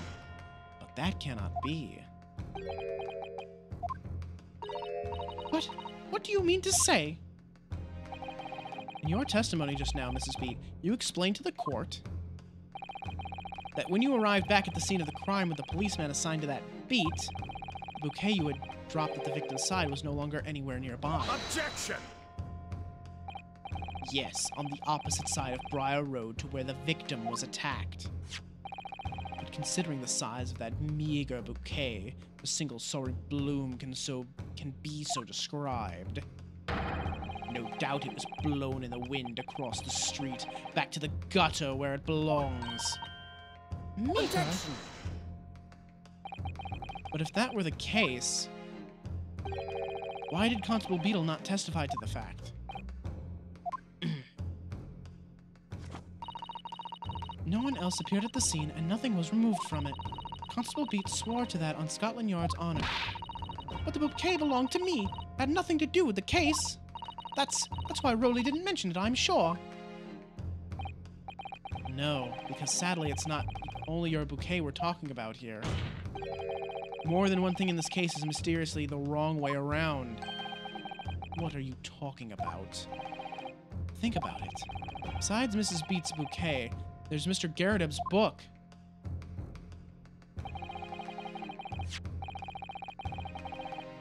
Mr. Garrideb's copy of The Lion's Pride, which was thrown out of the window by his wife, would have struck the pane of the casement window and landed here on the west side of the street. And yet, it was actually found here on the opposite side of the road in the victim's hand. Meanwhile, according to the testimony we've heard, Mrs. Beat's bouquet should have been dropped here at the scene of the crime on the east side of the street. But in fact, it was actually found here on the opposite side of the road in front of Mr. and Mrs. Garrideb's house. There's no logical explanation for those things, unless somebody deliberately moved them. We got it now, we got it now. What are you trying to say? The way you're talking, it sounds like you think my Rolly's done something wrong. Don't you listen to the word that scrawny lawyer says. Twittering on about books and bouquets. Why should we care? It's nitpicking, that's what it is. Oh god, Mrs. Garrideb's come round. You might call it nitpicking, Mrs. Garrideb. Deliberately meddling with the scene of a crime is a criminal offense. It's called,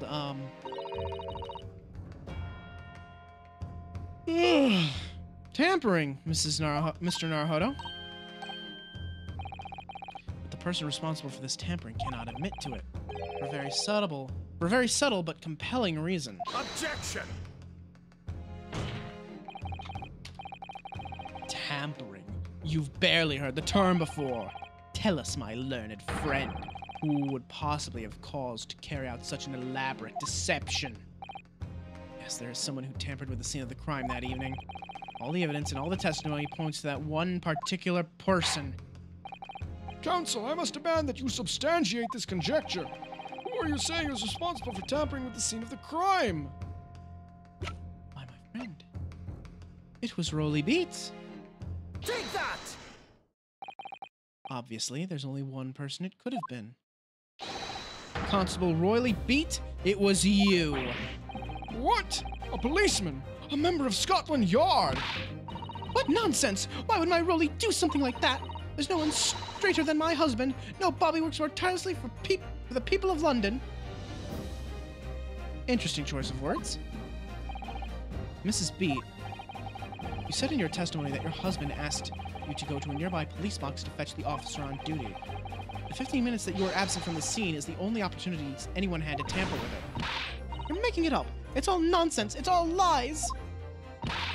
About that Japanese man with the whiskers, I bet it was him. He did it. Objection! If that was true, Constable Beat would have seen him do it. Oh. And forgive me for pointing it out, but when you dropped your bouquet, Mrs. Beat, it was after the defendant had fled the scene. Ah, well... Objection! First, you make accusations about the landlord and his wife, and now you incriminate a policeman as well. But your accusations lack one very important thing. You claim the crime scene was tampered with, but there is only one reason anyone would commit such a reckless crime: to hide something. That's right, he's right. My husband and I just happened to be there, that's all. So why would we have anything to hide? It doesn't make sense. You've offered no motive for this alleged tampering. Until you do, your accusations are nothing but empty threats. Constable Beat had a very good reason for wanting to tamper with the scene of the crime. That's the key to this entire affair. Mr. Naruhodo, have you managed to solve this mystery? I sure have. If you are mistaken, I'm sure I need not point out that your reputation as a lawyer will be irrevocably damaged. With that stark warning in mind, you will now explain to the court the motive for this alleged tampering. Yes, my lord.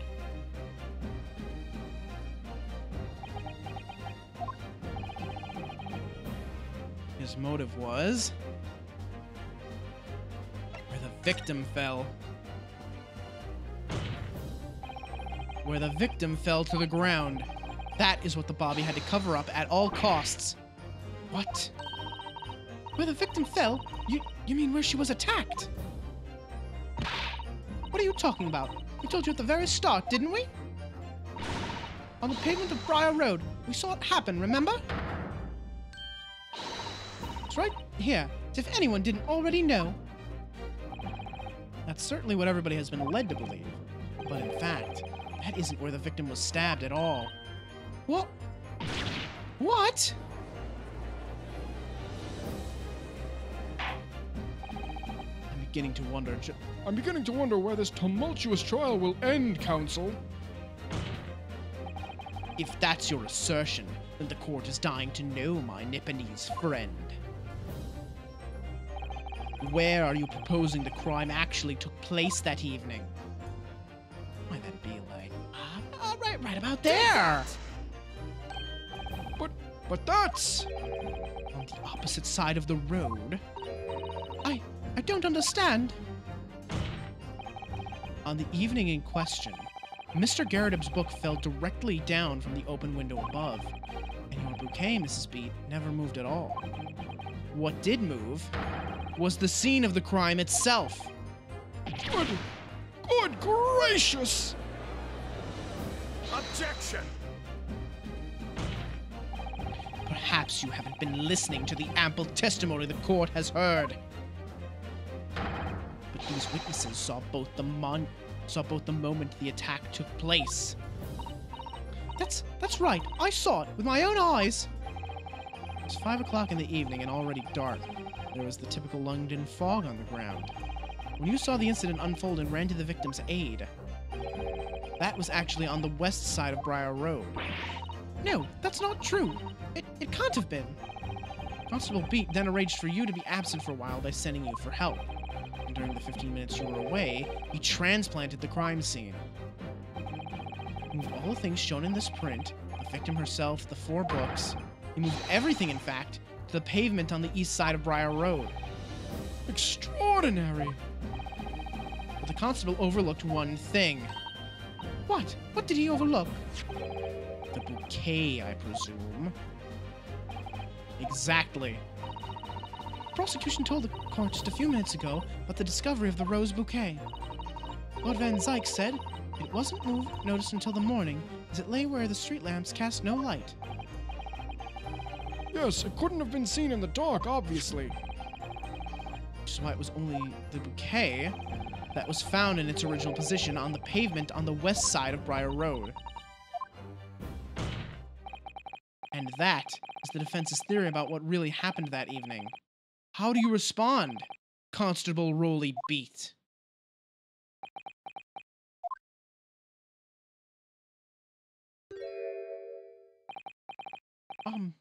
Well, I'm very sorry. I didn't mean to nod off again. I haven't slept properly in a month. Did I miss anything important? Oh, Rolly. It isn't true, is it? What the lawyer said is all lies, isn't it? I know it is, because you're the most upstanding, righteous man I know.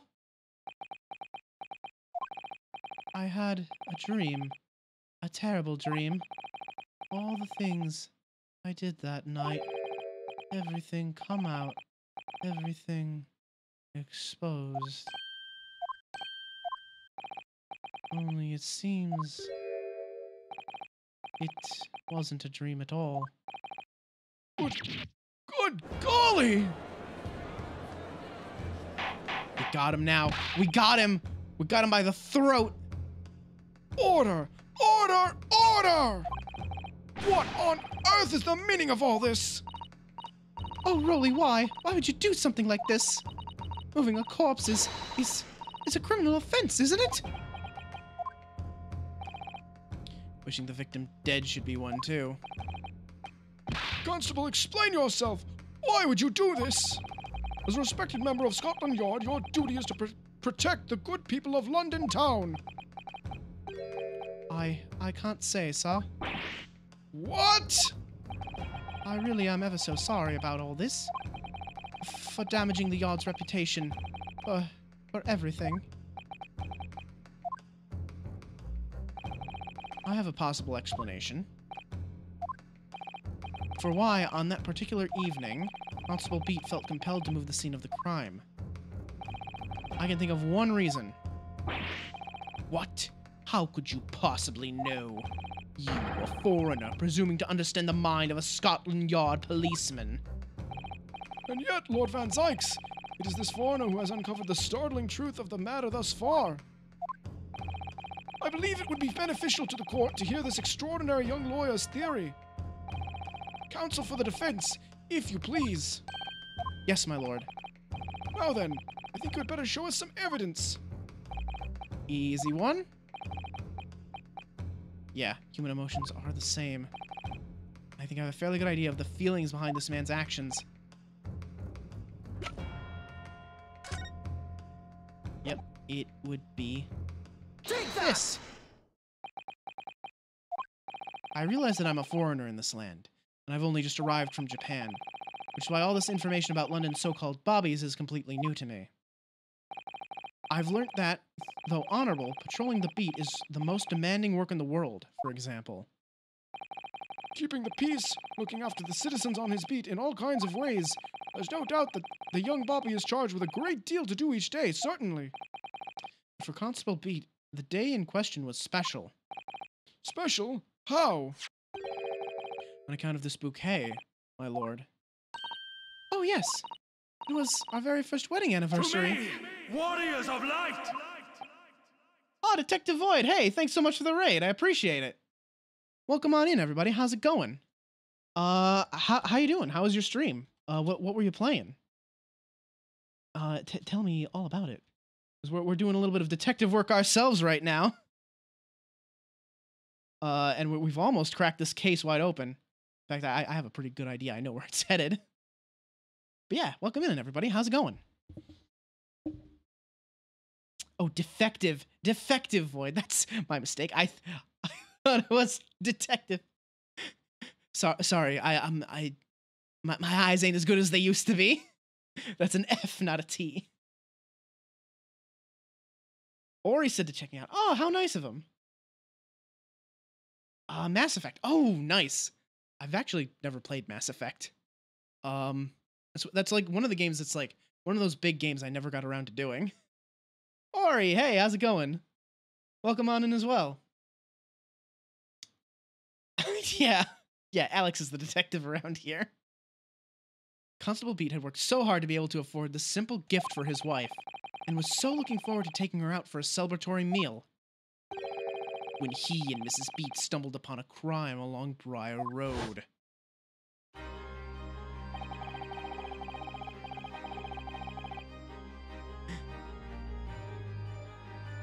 Yeah, I hear it's a game with like a lot of like really good story beats. It's definitely one that's like been on my radar. I should really look into it, but I'll say the one thing that always kind of discouraged me was I heard the like final the actual ending is not super satisfying. But honestly, if the story in the middle and the separate arcs are like good on their own, I think that's still worth the experience. It's a shame Andromeda wasn't very good. Cause like I've seen the videos of Andromeda and the questionable animations. When he saw that shadowy figure through the fog collapse on the pavement ahead of them, it must have gone through the man's mind. But sir, on that one particular day, I was looking forward to celebrating my wedding anniversary. Mrs. Beat puts up with a lot being married to a Bobby like me. I wanted to show my dear wife how much I care.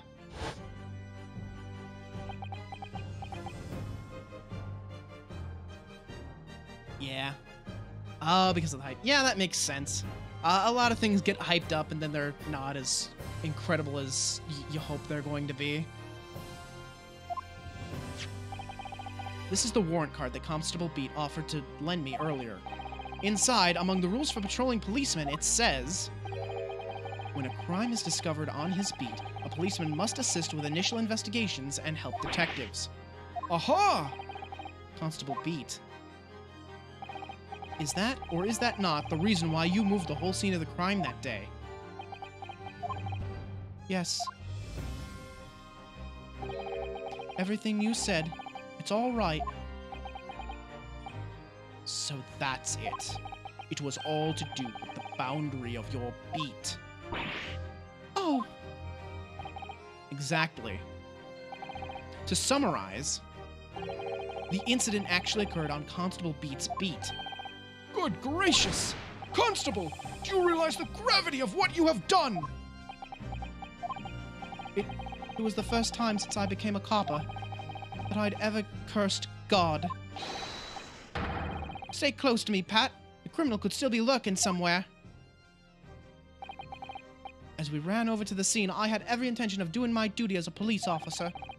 We've got to report this to the station as quickly as possible. But then it dawned on me. I realized where we were, where the victim was lying, and what that meant for me. When a crime is discovered on his beat, a policeman must assist with initial investigations and help detectives. Why here? Why did this have to happen here? And why tonight of all nights? Why? Yeah, Mass Effect is definitely a game I want to look into at some point. But, you know, it won't be for a while. This week's gonna be, like, slam-packed with Psychonauts 2 and No More Heroes. Because I've been waiting for those for a long time. It's a copper's job to guard the scene of the crime, so I told Pat she'd have to go to the nearest police box and fetch whoever was on duty there. It was then, when I opened my mouth to speak, it just came out. I couldn't believe the words that were coming out of my own mouth. This is the beat next to mine, Pat. So you'll have to go to the police box that covers it. Turn right along Meerschaum Street, and then...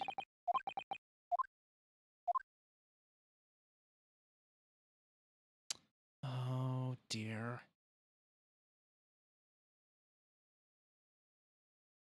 Yup.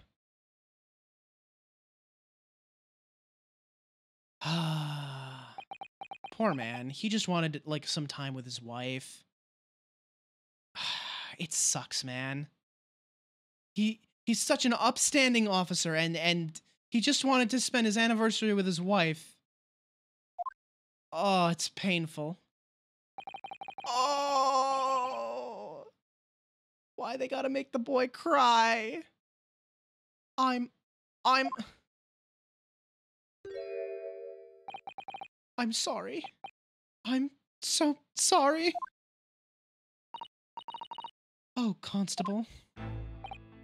I just wanted, just that one night, to take my Patricia out for dinner.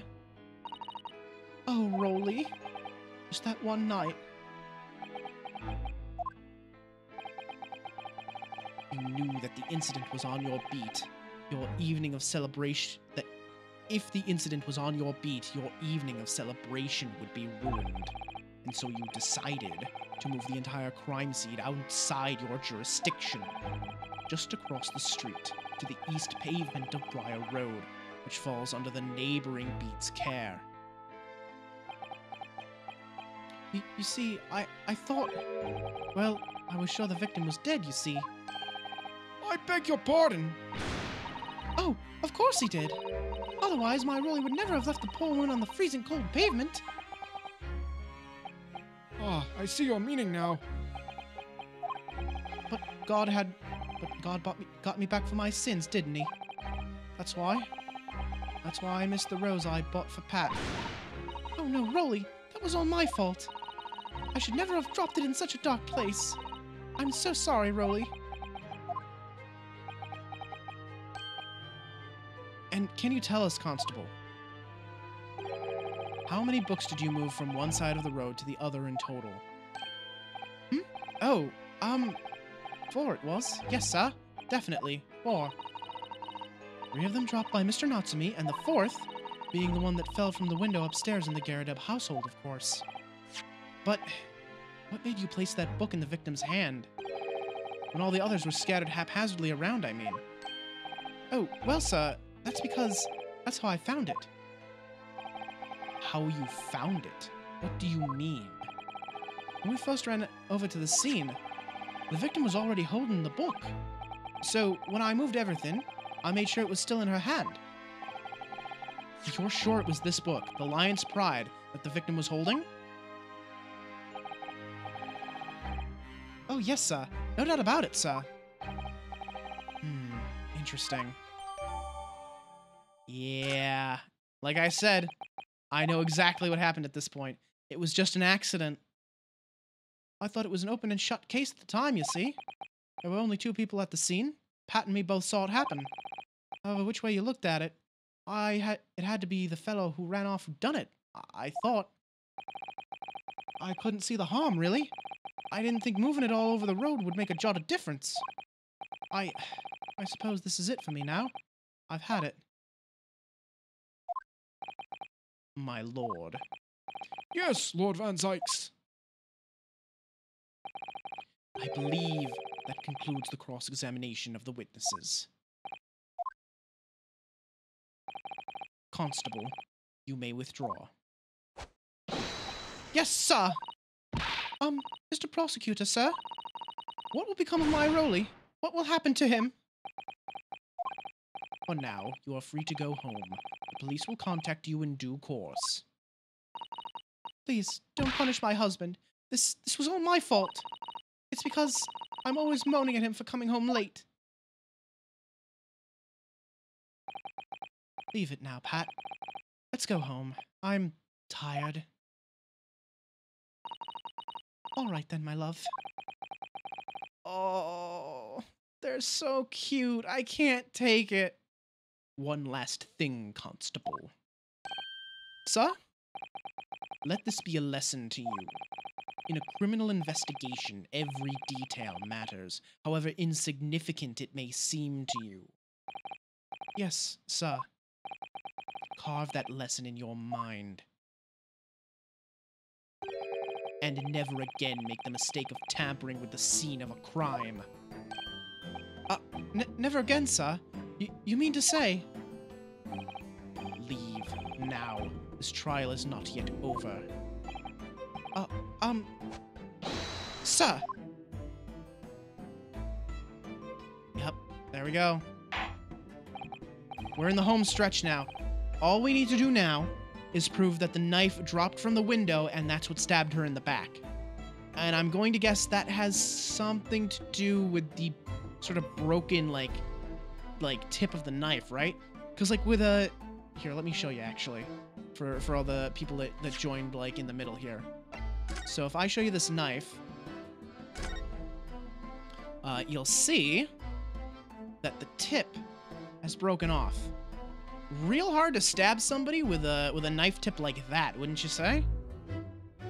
I don't see how, even with, like, you know, a lot of brute force, I don't think you could really push that into someone, like, straight on, right? Like, you could slash them, but I don't think you could stab someone with that. Unless, of course, it were to, I don't know, fall from a very great height. That would probably give it some pretty significant force. Well, quite a startling revelation, I must say. Whoever thought of third party transplanting the entire scene of a crime like that? Indeed, my lord. Nevertheless, there are some immutable facts here. Principally, that the accused, Mr. Soseki Natsume, is the only person who could possibly have committed this crime. Objection. No, I disagree. Now that we know the true scene of the incident, there is someone else. Another person who could be responsible for the knife in the victim's back. Forgive me for being presumptuous. I believe the prosecution is probably well aware of this possibility already. Lord Van Zykes, is this true? Very well. Name the person if you will, and if further investigation is warranted. The prosecution has no objection to the trial continuing. I do like that, like, Von Zykes is probably one of the most reasonable prosecutors in the series.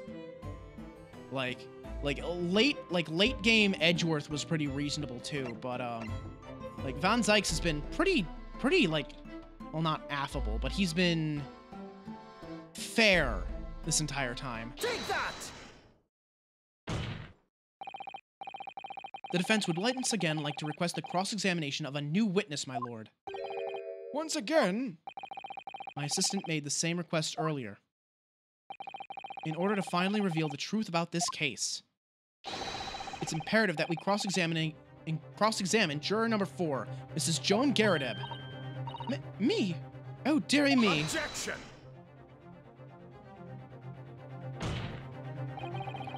request has already been denied. Didn't you just say you'd be fine with the trial continuing? But the situation is very different now. Mrs. Garrideb, answer me this. What do you want now, you little toad? At the time of the incident, you were engaged in a violent argument with your husband, Mr. John Garrideb. In the course of the argument, a minor house fire was ignited, and to clear the smoke from the room, your husband opened a window that looks out over Briar Road. Well, what of it? You threw this book at your husband when he was cornered with his back against the window. Upon striking the pane of the open top-hinged casement of the window, the book plummeted directly down, finding its way to what we now know to be the true scene of the incident. Yes, and as I said, what of it? During the argument, you were beside yourself with rage. As such, you threw not just books, but anything you could lay your hands on. So, let me ask you one more time, Mrs. Garrideb. This knife, the one removed from the victim's back, have you really never laid eyes on it before?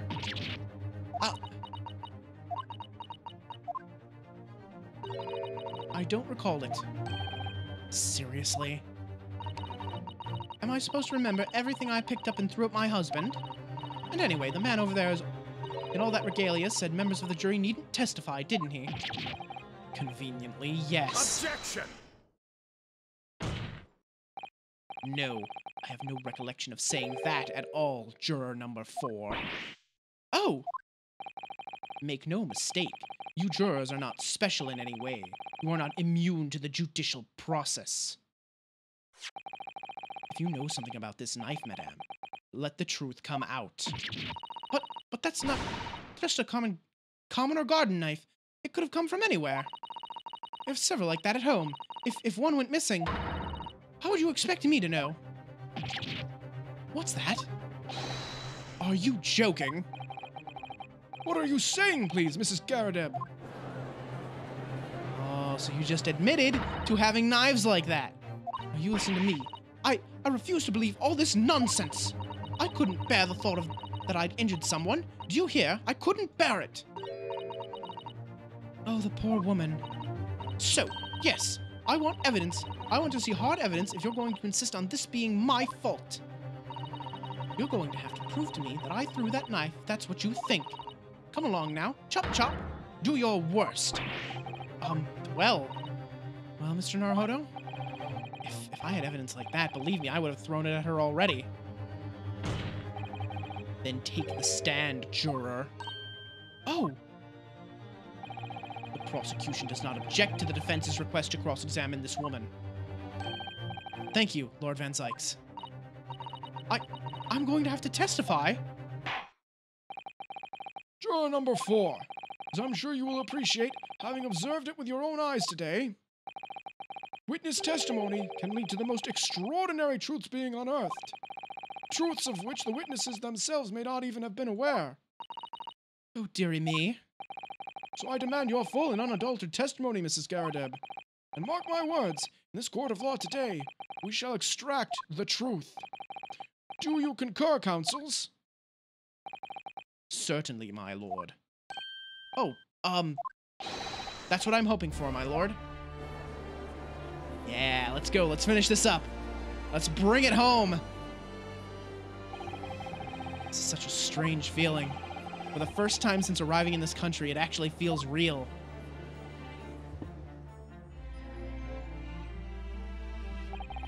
I'm here in the Old Bailey, and I'm a lawyer.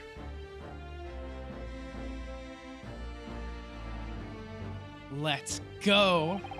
Witness, state your name and occupation. Oh, yes, my name is Joan Garrideb, and I'm a juror and such like. Sounds like even she doesn't know if she's a housewife or a maid or what anymore. The court has decided your testimony is required in order to clarify matters in this case. Do you understand, madam? Yes, my lord. You do got to appreciate the jiggle physics on those cheeks, though. Much like my own cheeks. Sorry, what? I didn't say nothing. You will tell the court everything that took place in your household on the evening in question. And I warn you, do not attempt to hide the truth. Oh, dearie me. Chin up, Joni. Nothing to worry about now. The husband, Mr. Garrideb, he's here. Oh, I didn't know you were here, John.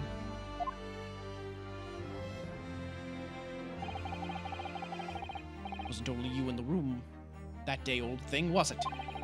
Rather think I ought to testify as well, don't you? What about your knee, dear? Don't you worry about that. Hardly notice it. I'm not the sort of chap to leave a comrade to face disciplinary action alone. Oh, John. I presume you are Mr. John Garrideb? Yes, sir. Former second lieutenant of the 3rd Regiment of the 4th Northumberland Fusiliers, sir. It's my fair share of action, and now living the quiet life, as it were. The quiet life? Were you not engaged in an incendiary battle with your spouse on the day in question? Well, yes. Ahem, quite. I believe this may represent a first in the proud history of the British court. Calling a juror to the witness stand is unprecedented. However, the court will hear your testimony now, juror number 4, and that of your husband. You will recount clearly and concisely the events in your home at the time of the incident in question. Sir, at once. The Battle of Garrideb, oh god. Yes, on the day you're referring to, my wife and I did have a bit of a skirmish. Can't recall the reason now. Knocked a candlestick over and set fire to the carpet. Soon had it out, though. Got the window open. Meanwhile, I was picking up whatever I could find to throw at him. Plenty of knives around our place. Can't say I'd noticed if 1 or 2 went missing, I'm afraid. That bally thing in the victim's back really was one of ours. You'll have a job proving it, I think. Sounds as though it was quite the battlefield in your household that evening. Although an entirely one-sided assault, it seems. Enemy caught us on the hop, sir. Had no choice but to dig in and take defensive measures. To be honest, the enemy had kept shelling us for another minute, we'd have been toast. Of course, a veteran such as myself, only too aware that on every battlefield, you're just a gnat's whisker from death at any moment. Are we still talking about a marital quarrel here? Well, I must say I'm dubious that this testimony will shed any light on the origins of this jackknife. In combat, one's focus narrows such that surroundings are barely noticed. These witnesses may not be able to offer anything more than they have testified already. This may be a dead end. Van Zykes may well be right. Well, whatever the chances, we only have this last cross-examination to uncover the truth, Mr. Naruhodo. Yes, I'm afraid so. Very well, counsel. Begin your cross-examination. Okay. Well, I know for a fact he's lying about this first statement. I remember the reason. It's because your wife found a thing in a book that you bought. Someone was using a, like one of those little cards from like a calling club or something. A little love note as a bookmark. And when he bought it secondhand, that was still in the book. And so the wife saw this, love note from someone named Jane with a big lipstick mark on it and thought, oh my god, my husband is cheating on me. Flew into a rage, and that's what happened. Knocked the candlestick over and set fire to the carpet. Soon had it out, though, and got the window open. Okay. Where I could find a throw at him. Let's see.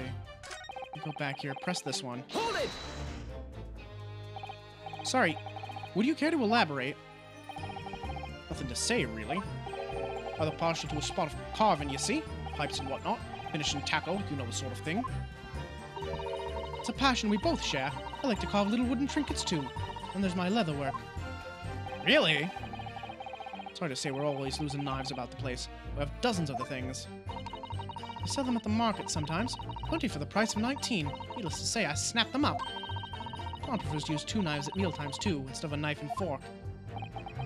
Now, Joan, we don't want people thinking I'm some sort of savage. Go again with the scaldings. Why are they being so evasive? I imagine it's because they don't want to believe it. Can't bear the thought that it might have been one of their knives that injured the victim. which is entirely understandable, of course, but still, go on with your testimony, witnesses.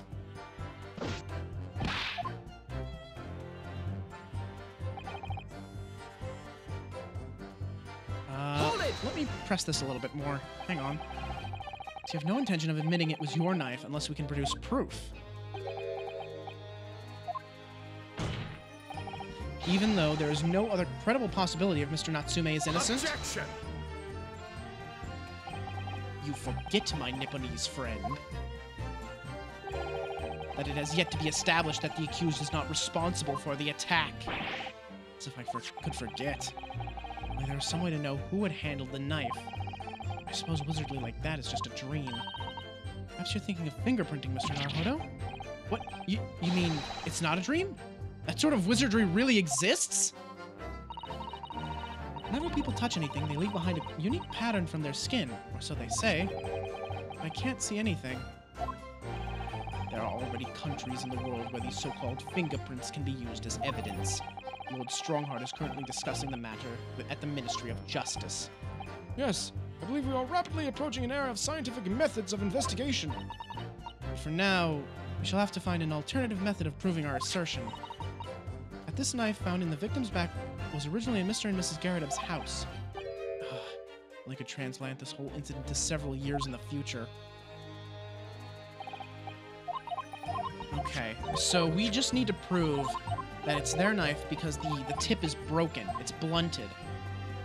We did just establish that they do a lot of like carving and leather work, and they go through a lot of knives. So it's entirely possible that they, damage knives and they use them till they break. So we're real close here. We're very close. Maybe that one's not important. Candlestick over. Hold it! Press that a little bit more. Even though the room was on fire, as far as I was concerned at the time, it was more important to extinguish my anger than the flames. When one wants to throw, she must throw. That is most certainly not true of a Susato takedown, Mr. Naruhodo. How did she know I was thinking that? So, please cast your mind back and try to remember. Was a knife among the items that you threw at your husband that day? In all honesty, I don't recall. I feel I must point out that I'm no monster. Let me see. Some bread, cabbage, garlic. Jupiter! Ooh. You got something to say, my friend? Excuse me! Do you have something to add, sir? Mr. Garrideb. Don't shoot. Sorry. Beg your pardon. Did your wife's remarkness just now bring something to mind? Nothing of any significance, no. Just that the barrage of projectiles the old thing launched in my direction was somewhat more solid than she implies. Books, bricks, and the fire poker I seem to recall. Hey, Jet Punch, how's it going? You're just in time to see us wrap up this case. We're almost done here.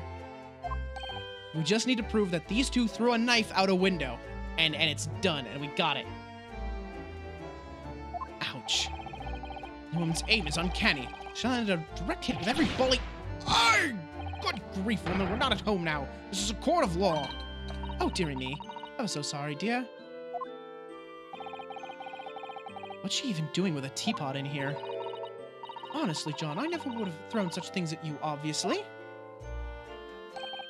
Well, take a look at this, then. How do you suppose that happened, Your pipe, sir.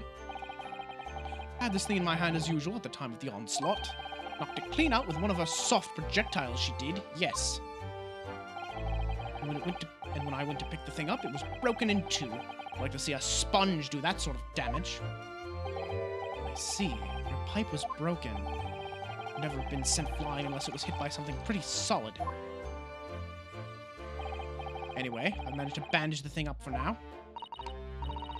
You are one to exaggerate, aren't you, dear? I wonder what we should make of this account. Oh, it's important. That's real important. The defense believes Mr. Garrideb's remarks just now to be of great significance. This war veteran's words only tell us one thing. betray a fiery wife, and pipes as well as hearts may be broken. Sentimental wisdom, perhaps, but hardly worthy of adding to the formal testimony. Indeed. Common sense, one might say. Might one?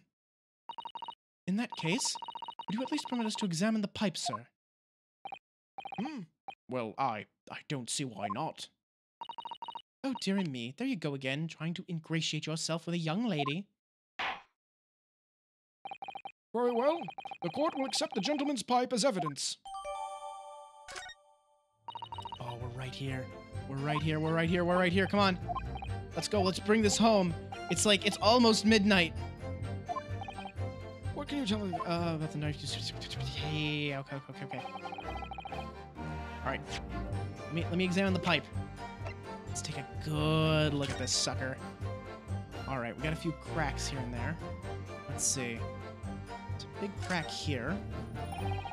There's a small nick out of the bowl here. Look, it appears to have been made relatively recently. See how there are little scrapes and dents all over it?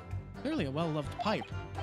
Yes, you're right. It seems to me recently that being well-loved goes hand in hand with getting some battle scars. This particular nick is catching my eye, though. It's clearly new. Oop, I just bumped the mic. I bumped the mic. I hope you didn't hear that. Let me see. Looks to be in a sorry state with that bandage around it, doesn't it? For some reason, it feels slightly ominous to me. He's trying to shout out a warning. Probably because it's the same blue as Mr. Garrideb's dressing gown. I suppose it must have considerable sentimental value to Mr. Garrideb. Or, given that he's gone to the trouble of repairing it like this. If that, or he can't afford to replace it. Or we're not going to take the bandage off. Okay. Let's see. I think that's all there is to find here, unless... Oh! Hello! This is of vital importance! Oh, something just twinkled inside the chamber of the pipe there. Yes, I saw it. Something stuck in there, I think. Let's turn it over and give it a shake. What's this? It's a tiny fragment of metal. It looks like the tip of a blade! We got it, we got it, we got it, we got it, we got it, we got it, we got it, we got it! We have it!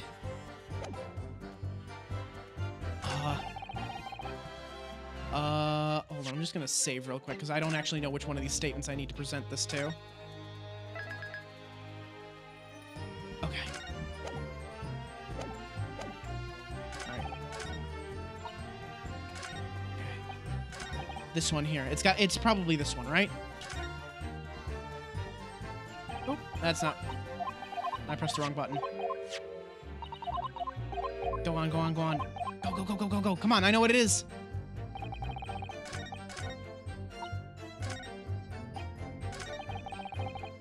All right. Present.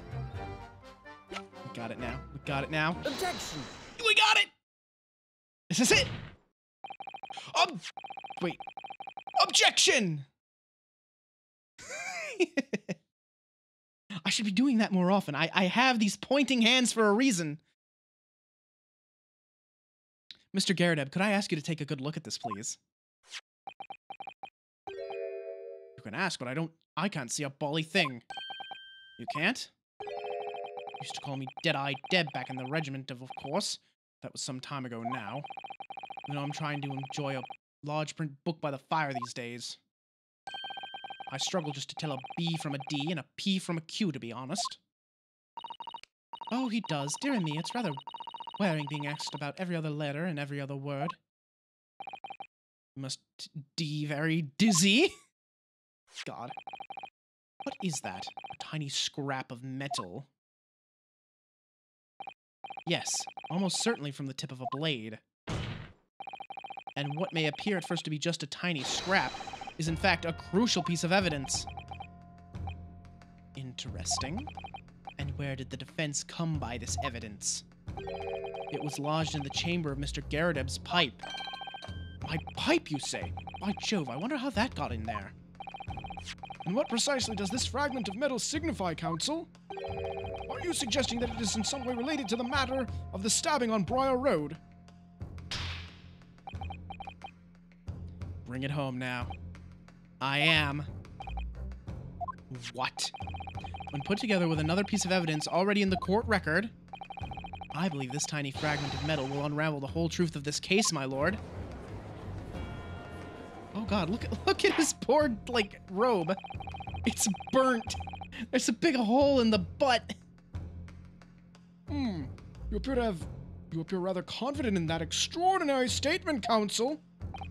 Very well, then. Present the pertinent evidence to the court. Take that! Bam! This is the knife that was found in the victim's back. If you look closely, you will see that there is a small piece at the tip of the blade that is missing. A common issue with the inferior blade sold at unsavory street markets. Criminals who use them regularly leave the tips lodged in their victims' bones.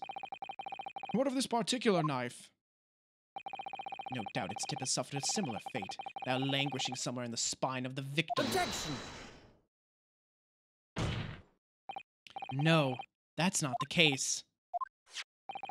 The tip of this particular knife's blade is the very fragment of metal we discovered in the chamber of Mr. Garredeb's pipe. Ugh. Good grief! Lord Van Zykes! I don't believe it. A knife from the crime scene and this fragment of metal. Jam you, Jonathan Joestar! Look at that pose. Come on, man. He's gone from Dracula to Dio, which I mean they're both vampires, so fitting. Are a perfect match. Good golly gosh! Order! Is this some sort of Eastern sorcery? This is no magic, my lord. This is a miracle. A miracle? So Van Zykes has figured it out, has he? Counsel, explain this extraordinary coincidence at once. Yes, my lord. The crucial point we have to ask ourselves here is when did the fragment of metal find its way inside Mr. Garredeb's pipe? Something that was clarified for us in the most recent witness testimony. I had this thing in hand. Yep. Yeah, she threw the knife at him, and it struck the pipe.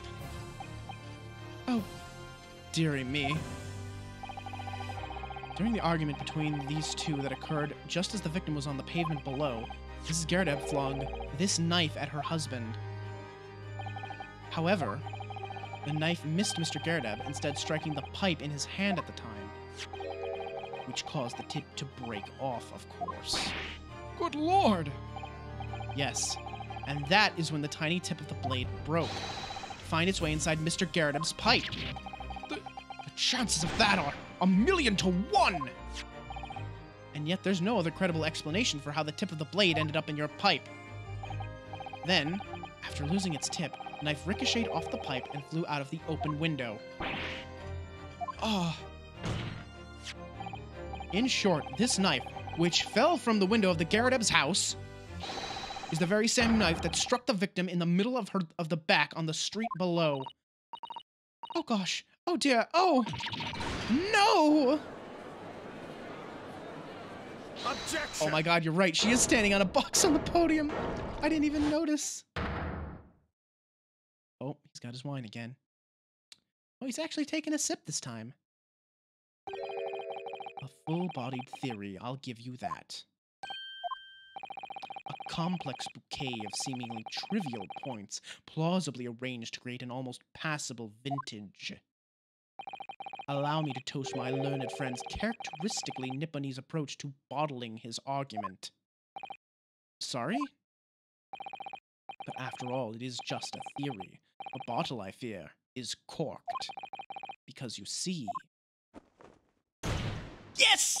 He did it again! It's spoiled by an insurmountable inconsistency. Insurmountable? What? He's gonna say, oh, because the... I know what he's gonna say. He's gonna say, oh, because the victim fell blade down, it should have struck her in the head or the shoulder or something. How the hell did it land in her back? And all we're gonna do is we're gonna say, well, she saw the burning book fall out first, she bent over to pick it up, and then that's when the knife fell in her back. Pretty simple. What is this inconsistency you claim to have identified? An inconsistency of the simplest nature, my lord. The victim was found with the knife planted in the middle of her back. Yes, in her... Ah!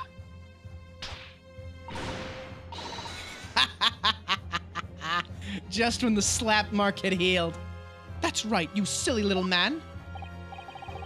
Now, Joan, old thing, what are you getting so excited about? Let us consider the basic facts of the case once more. The victim was walking along the pavement before being stabbed in the back and falling to the ground. If the knife that struck her had fallen from above, there's no possible way it could have planted itself into the victim's back. Ugh. Nah, it's fine. They can drag this out, but I know what happened. Order! Quite right. You see? That's exactly right. If the knife had fallen on her from above, it would have struck her on the top of her head. Well, it's lost for words, look. I knew it. I never liked his theory in the first place. I don't know, though. What really did happen? It appears the defense has made a rather spectacular blunder. If a theory has even one inconsistency, it cannot stand. Your theory, my learned friend, is history. Nah, we got this. So close, I could see the truth. I was so sure we were on the right track. Or in other words, we simply need to eliminate that one inconsistency, and the theory will stand. Mr. Sato. You mustn't worry, Mr. Naruhodo. You were just caught off guard, that's all. And your mind went blank. But if the path you were on is indeed correct, then a way will present itself. The key to this is in the court record, I'm sure. All the information you need is there. It seems you have nothing to say, my Nipponese friend. Well, your silence speaks volumes. A tacit acceptance that your theory is fatally flawed. We got him. Objection!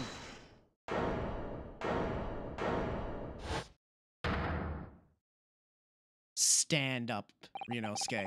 Stand the hell up. The inconsistency doesn't mean I was on the wrong track. It means that I need to sharpen my mind and dig deeper for the truth. It's a test. Yes. If the knife fell on the victim from above, there's no way that it could have hit her in the middle of her back.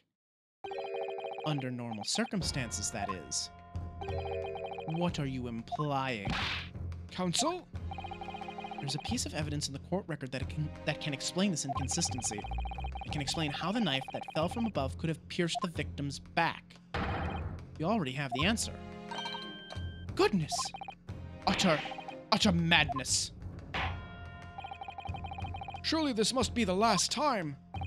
Counsel, present the evidence of which you speak. This is the last inconsistency, the final piece in the puzzle. If I can successfully make sense of this, the truth will be laid bare at last.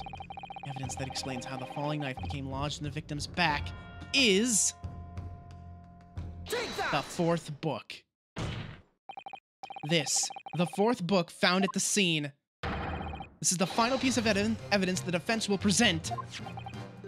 Yeah! There's the theme! The burnt book. Is that not Mr. Garadeb's book? Yes, and to understand its significance, we need to consider how it came to be at the scene in the first place. This photographic print clearly shows the book in question, and the victim holding it in her hand. But as we all now know, it was the police constable that put the book between her fingers like that.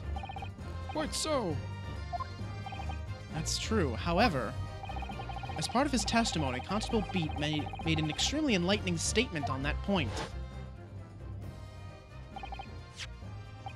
What made you place that book in the victim's hand?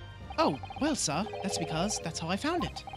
When I first ran over to the scene, the victim was already holding the book. So, when I moved everything, I made sure it was still in her hand. In other words, the victim had already picked the book up of her own volition. And clearly, that must have been before she suffered the knife wound. Well, I should say so. After being attacked with a knife, I don't imagine she'd have been doing much of anything. So the question becomes, why did the victim have that book in her hand? By Jingo! I think I'm beginning to see what may have happened now. Oh, dearie me. We know that the book fell from the top floor of the Garrett household onto the pavement below, at precisely the moment that the victim was walking past. Yes, at exactly that moment. The young woman was walking along in the street in the light fog, and all of a sudden, a book fell right in front of her. The book I threw. Yes, Mrs. Garrett. And what do you think the woman did?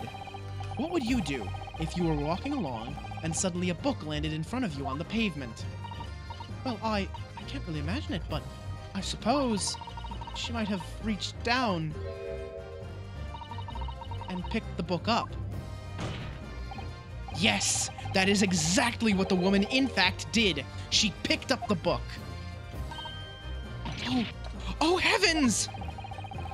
And when the woman reached down to pick the fallen book up, what position would her back have been in?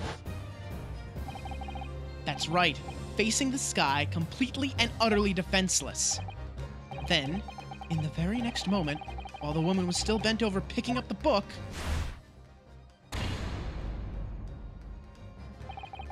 the next object fell from the room above, the jackknife, straight into the middle of her back.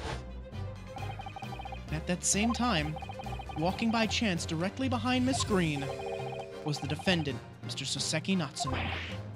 Well, I never! It appeared to Mr. Natsume that the woman simply collapsed on the floor. In the dark and the fog, he didn't see the knife falling on her from above. Oh!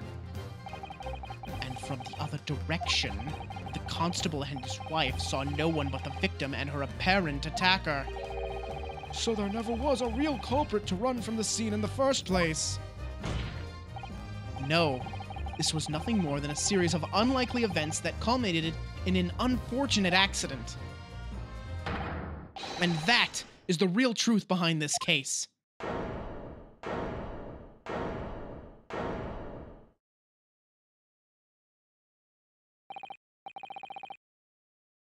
Well, Mr. and Mrs. Garrett,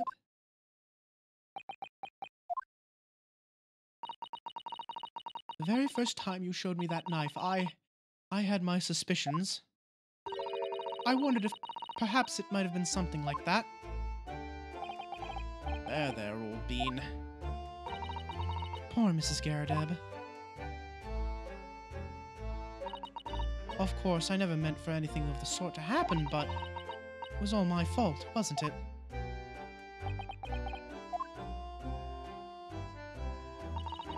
I take full responsibility. I let my anger get the better of me. I threw that book. I threw the knife as well.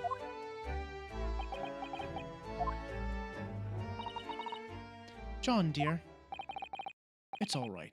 I know. I'm ever so sorry. Truly. I'm sorry.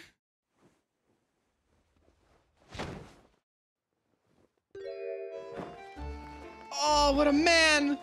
What a man! He caught her! Even with his bad knee! Oh. God, this case had like 2 really cute couples, didn't it? God damn. Lord Van Zykes, what news of Mrs. Garrideb? She's been taken to the infirmary. It would appear that today's events had left her in an especially flustered state. However, I believe she will recover in due course. There's no cause for concern. Yes, unbeknownst to themselves, they caused what could have easily been a terrible tragedy. They shall have to prepare themselves for the consequences of their actions. There is some good news, however, my lord. I have just had word from the hospital where the victim is being treated. Her condition is improving steadily, and the doctor believes she will regain consciousness soon. It's strange. We've been talking about the victim all this time, but we've never once met her. How wonderful. The woman is out of danger, it seems. Yes, that is good news. So, Mr. Soseki Natsume.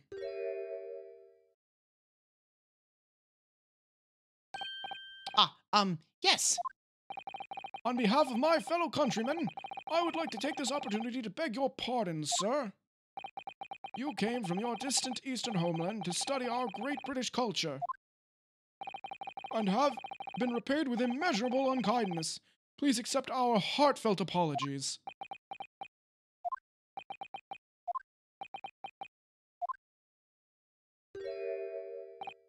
No, it is me who should be begging your pardon. Oh no, Mr. Natsume. That evening, when the young woman just collapsed on the pavement before my eyes, I jumped to the wrong conclusion again in my confusion. What conclusion, sir? I was sure that the woman was dead. Yes, Constable Beat said the same thing, didn't he? He thought she had been killed too. I suppose she must have looked completely lifeless. It's been about a year since I arrived in Great Britain now, but I still can't get used to life here. I can't relax. I'm sure there are evil spirits lurking in the fog, like they're haunting me. Poor Soseki-san. His imagination really has got the better of him. Yes, poor man. So when it happened, I thought the young woman had been taken by the fog spirits. I should never have dropped my books like that and run away. I should have called for help, for a doctor, for the police. Instead, I've managed to create a rift in the relationship of trust between our two empires. And for that, I am truly sorry.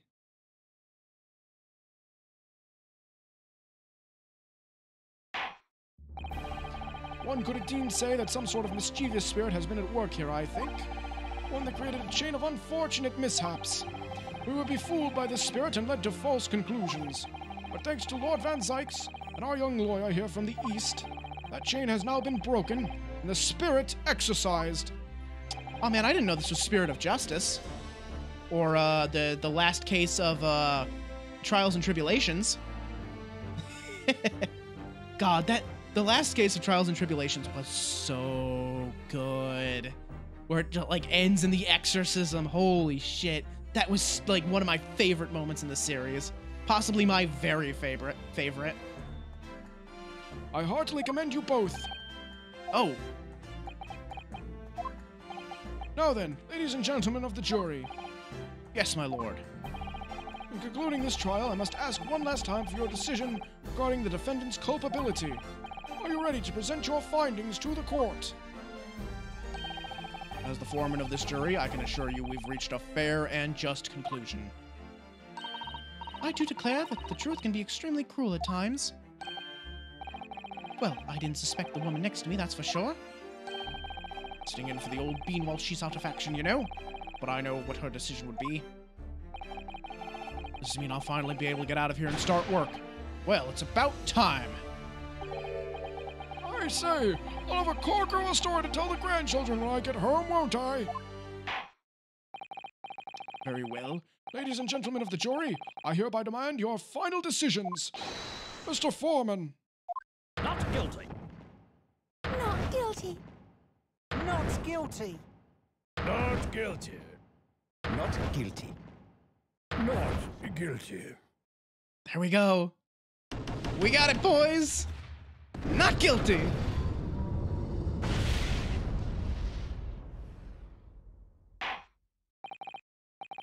Very well, Mr. Soseki Natsume, I hereby pronounce you... Not guilty. Come on, let's see the fireworks. The indoor fireworks. These horribly advised indoor fireworks. God, between the indoor fireworks and Van Zykes throwing his chalice into the gas lantern, the court's gonna catch on fire at some point. Also, they just throw fire around. They throw big balls of fire into burning scales. Oh, yes, so, Lord, sir. You are now a free man once more. It is my hope that you will continue to further your education in British culture.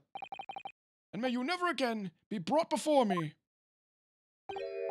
Oh, yes, sir. Of course. On my life, I swear I'll never set foot in a courtroom again. I'm transported to tears. Thank you, counsels. Court is adjourned.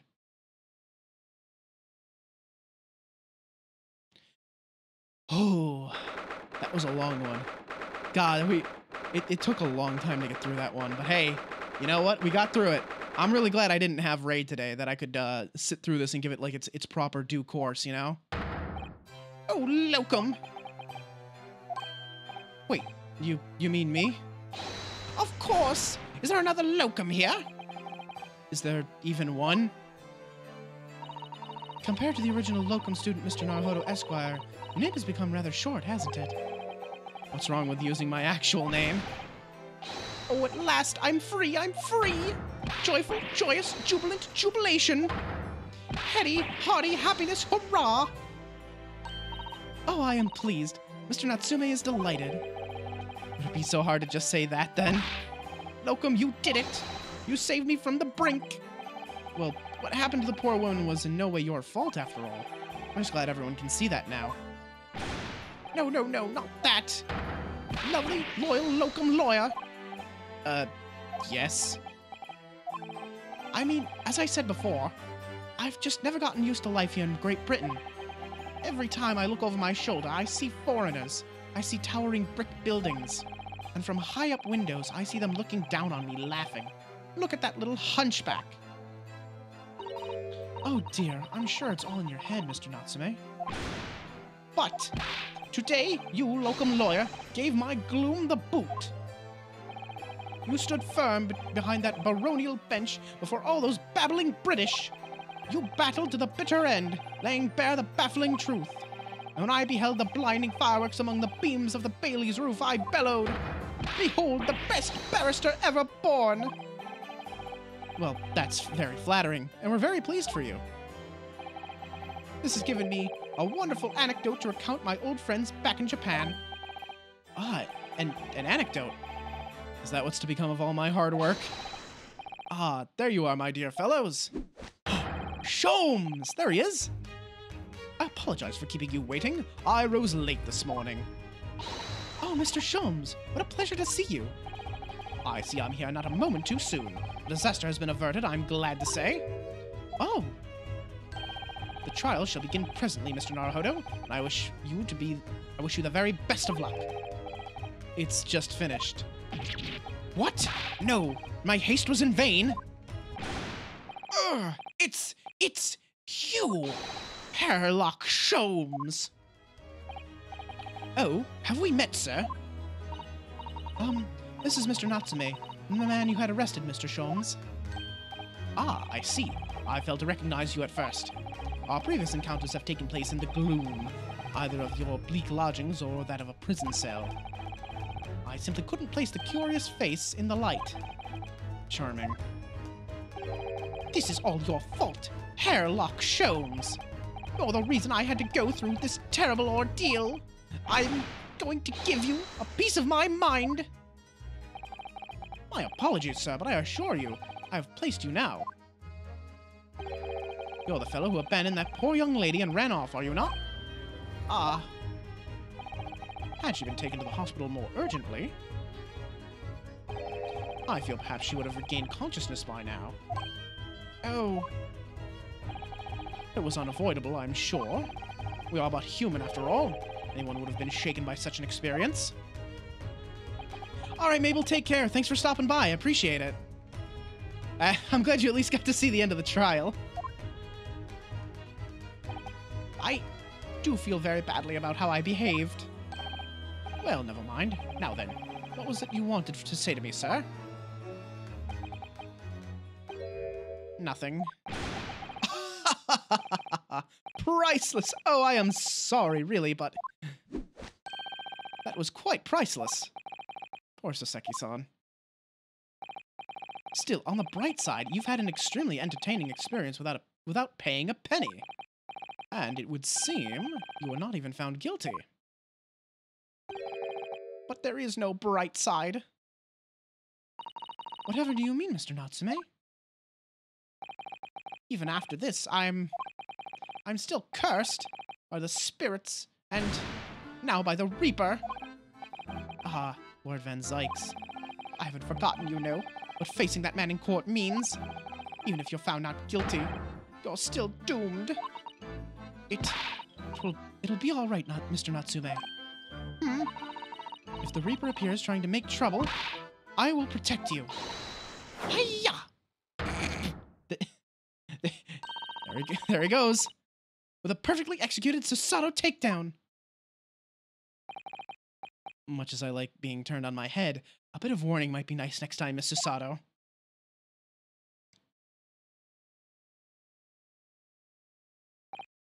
So, Mr. Natsume, what do you intend to do now? You mentioned something about recounting your experiences to your friends back in Japan?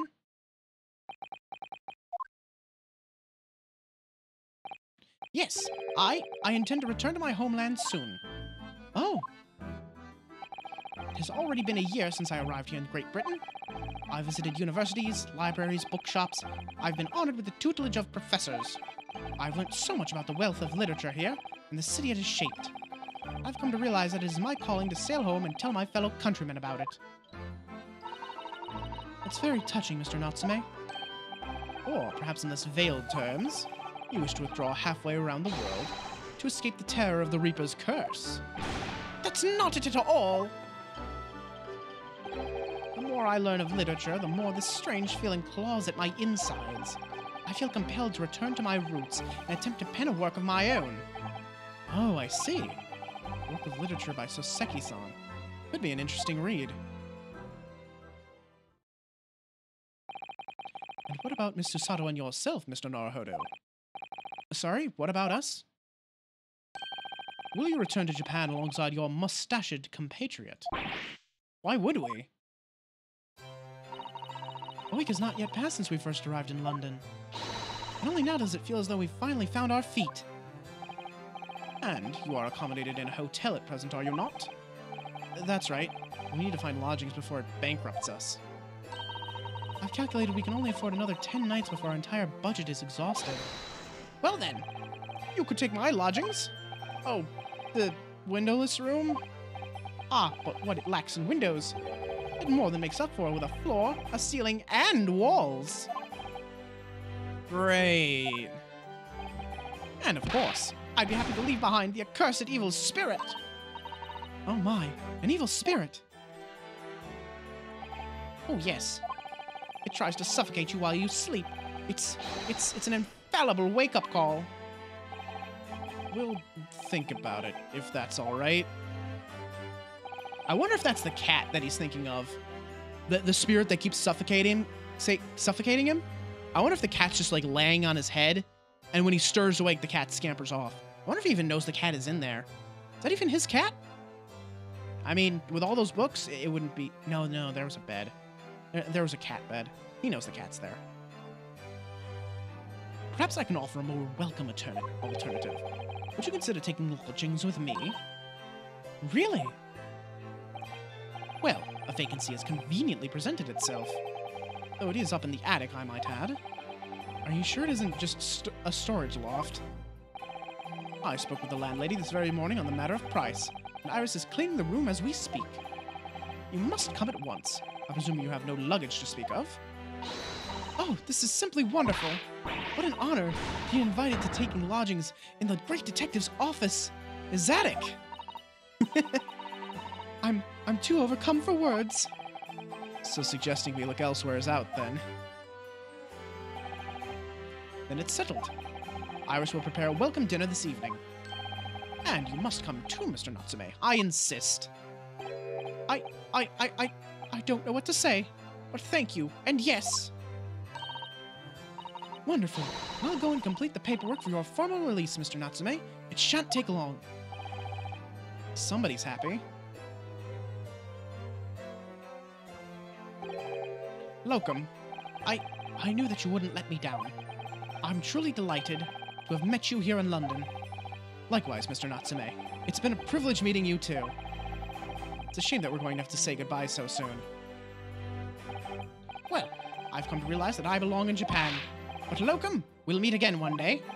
Yes, I'm sure. Hopefully by then, I'll be a successful lawyer. Hopefully by then, I'll be a successful author. Well, my dear fellow, our carriage appears to have arrived. Shall we go, Mr. Naruhodo? Yes, Mr. Sholmes. I've little doubt Mr. Natsume will be released in time for dinner this evening. And so, With Soseki-san's innocence successfully established, we rode with Mr. Sholmes to what was to become our new home. 221B, Baker Street. Goddamn, living with Harlock Sholmes himself. Pretty meager livings here. Is that just like, is that onions? Is this your onion storage, Mr. Sholmes? Hope the whole room doesn't smell like onions. Well, they got a stove at least for heat. So this is to be our new office, yes. Our office. I rather like the sound of that. Me too. It's simply wonderful, isn't it? I hope you can see this, Kazuma. It's only a small step. But I'd like to think we're getting a little closer to your dream now. So, my dear fellows, do you like the place? Oh, look at him! What a snazzy man without the coat and the hat! God damn! Ah, Mr. Sholmes. Yes, thank you so much. Casual Sholmes is a sight to behold. It's a delightful room, Mr. Sholmes. I simply adore it. Good. I'm pleased to hear it. Iris and I are delighted to welcome you. I hope everyone's hungry. It's nearly time for dinner. We'll eat as soon as Mr. Natsume arrives. We have a lot to celebrate. Iris, you must let me help you. All right then, Susie. You can be in charge of the salad. Splendid.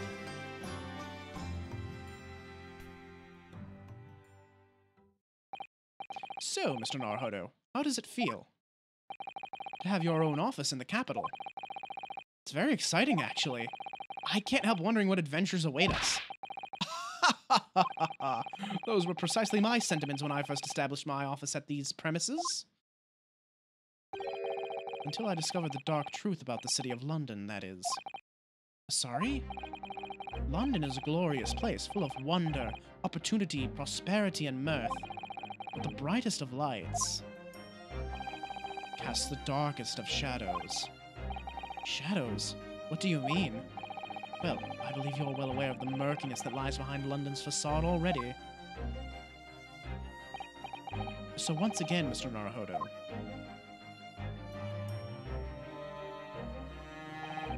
Welcome to London. Ooh. We're gonna be digging into that next case, right?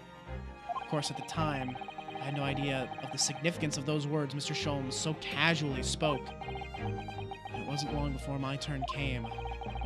Lift the facade and see the true depth of the murk that lay behind it. Yo, this is a plot that's gonna extend into the second game, isn't it? Because case 5 is the last case of the first game, and then there's a second game. Oh, let's go.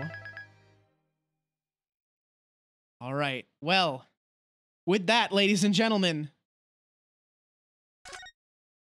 I believe we're all done here.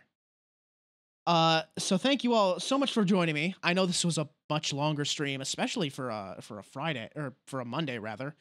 Friday. It's Monday. Good lord. But thanks again for joining me. I really appreciate it. And hello again to all the new faces. If you're still here and you haven't joined the Discord yet, let me pop that up for you. It isn't an open server just yet, more of a news box and alert hub, basically. So if you like to get your Twitch notifications through Discord, well, there you go. It will open up soon. I've started setting up the bot, and once the bot is set up and it can do a little bit of moderating work, I will open the server publicly, and it's just gonna be a normal server, I guess. And I want to do like some server events at some point. You know, watch-alongs or something. That might be fun. Anyway, thank you again for joining me. Let's find someone to raid. Who's streaming still? It's pretty late. I can't imagine too many people are up. Let's see. Who is up and about and doing stuff? I am going to toss you over to... Ooh, I can toss you over to Mackenzie. Mackenzie is has a really, really cool VTuber design. Let me pop that up real quick. There she is. So she's got this sort of she got this sort of like rubber hose style animation thing going on. You know, she's an old-timey cartoon character, and she's got like all these different like overlay effects and like, you know, all these camera zooms and sound effects. It's really cool. Like it's Mackenzie streams are high quality productions, on top of just being, you know, uniquely themed with the whole rubber hose style. So I think you're really gonna enjoy your time with her. She's playing Dynasty Warriors right now. So yeah, enjoy your time with her. And I will see you either Tuesday night around midnight, which is to say Wednesday morning, I guess, for the release of Psychonauts 2, if it has a midnight release on Steam. That remains to be seen. If it doesn't have a midnight release, I will do it the following afternoon, probably around 3 p.m. EST. So yeah, I'm really looking forward to that. I'm going to play that game as soon as I have the opportunity. And if it's going to be a late night stream, it's just going to be a late night stream. That's all there is to it. I'm excited for that. I took time off to play that game, man. Anyhow, kicking you over to Mackenzie now. Take care, everyone. Peace.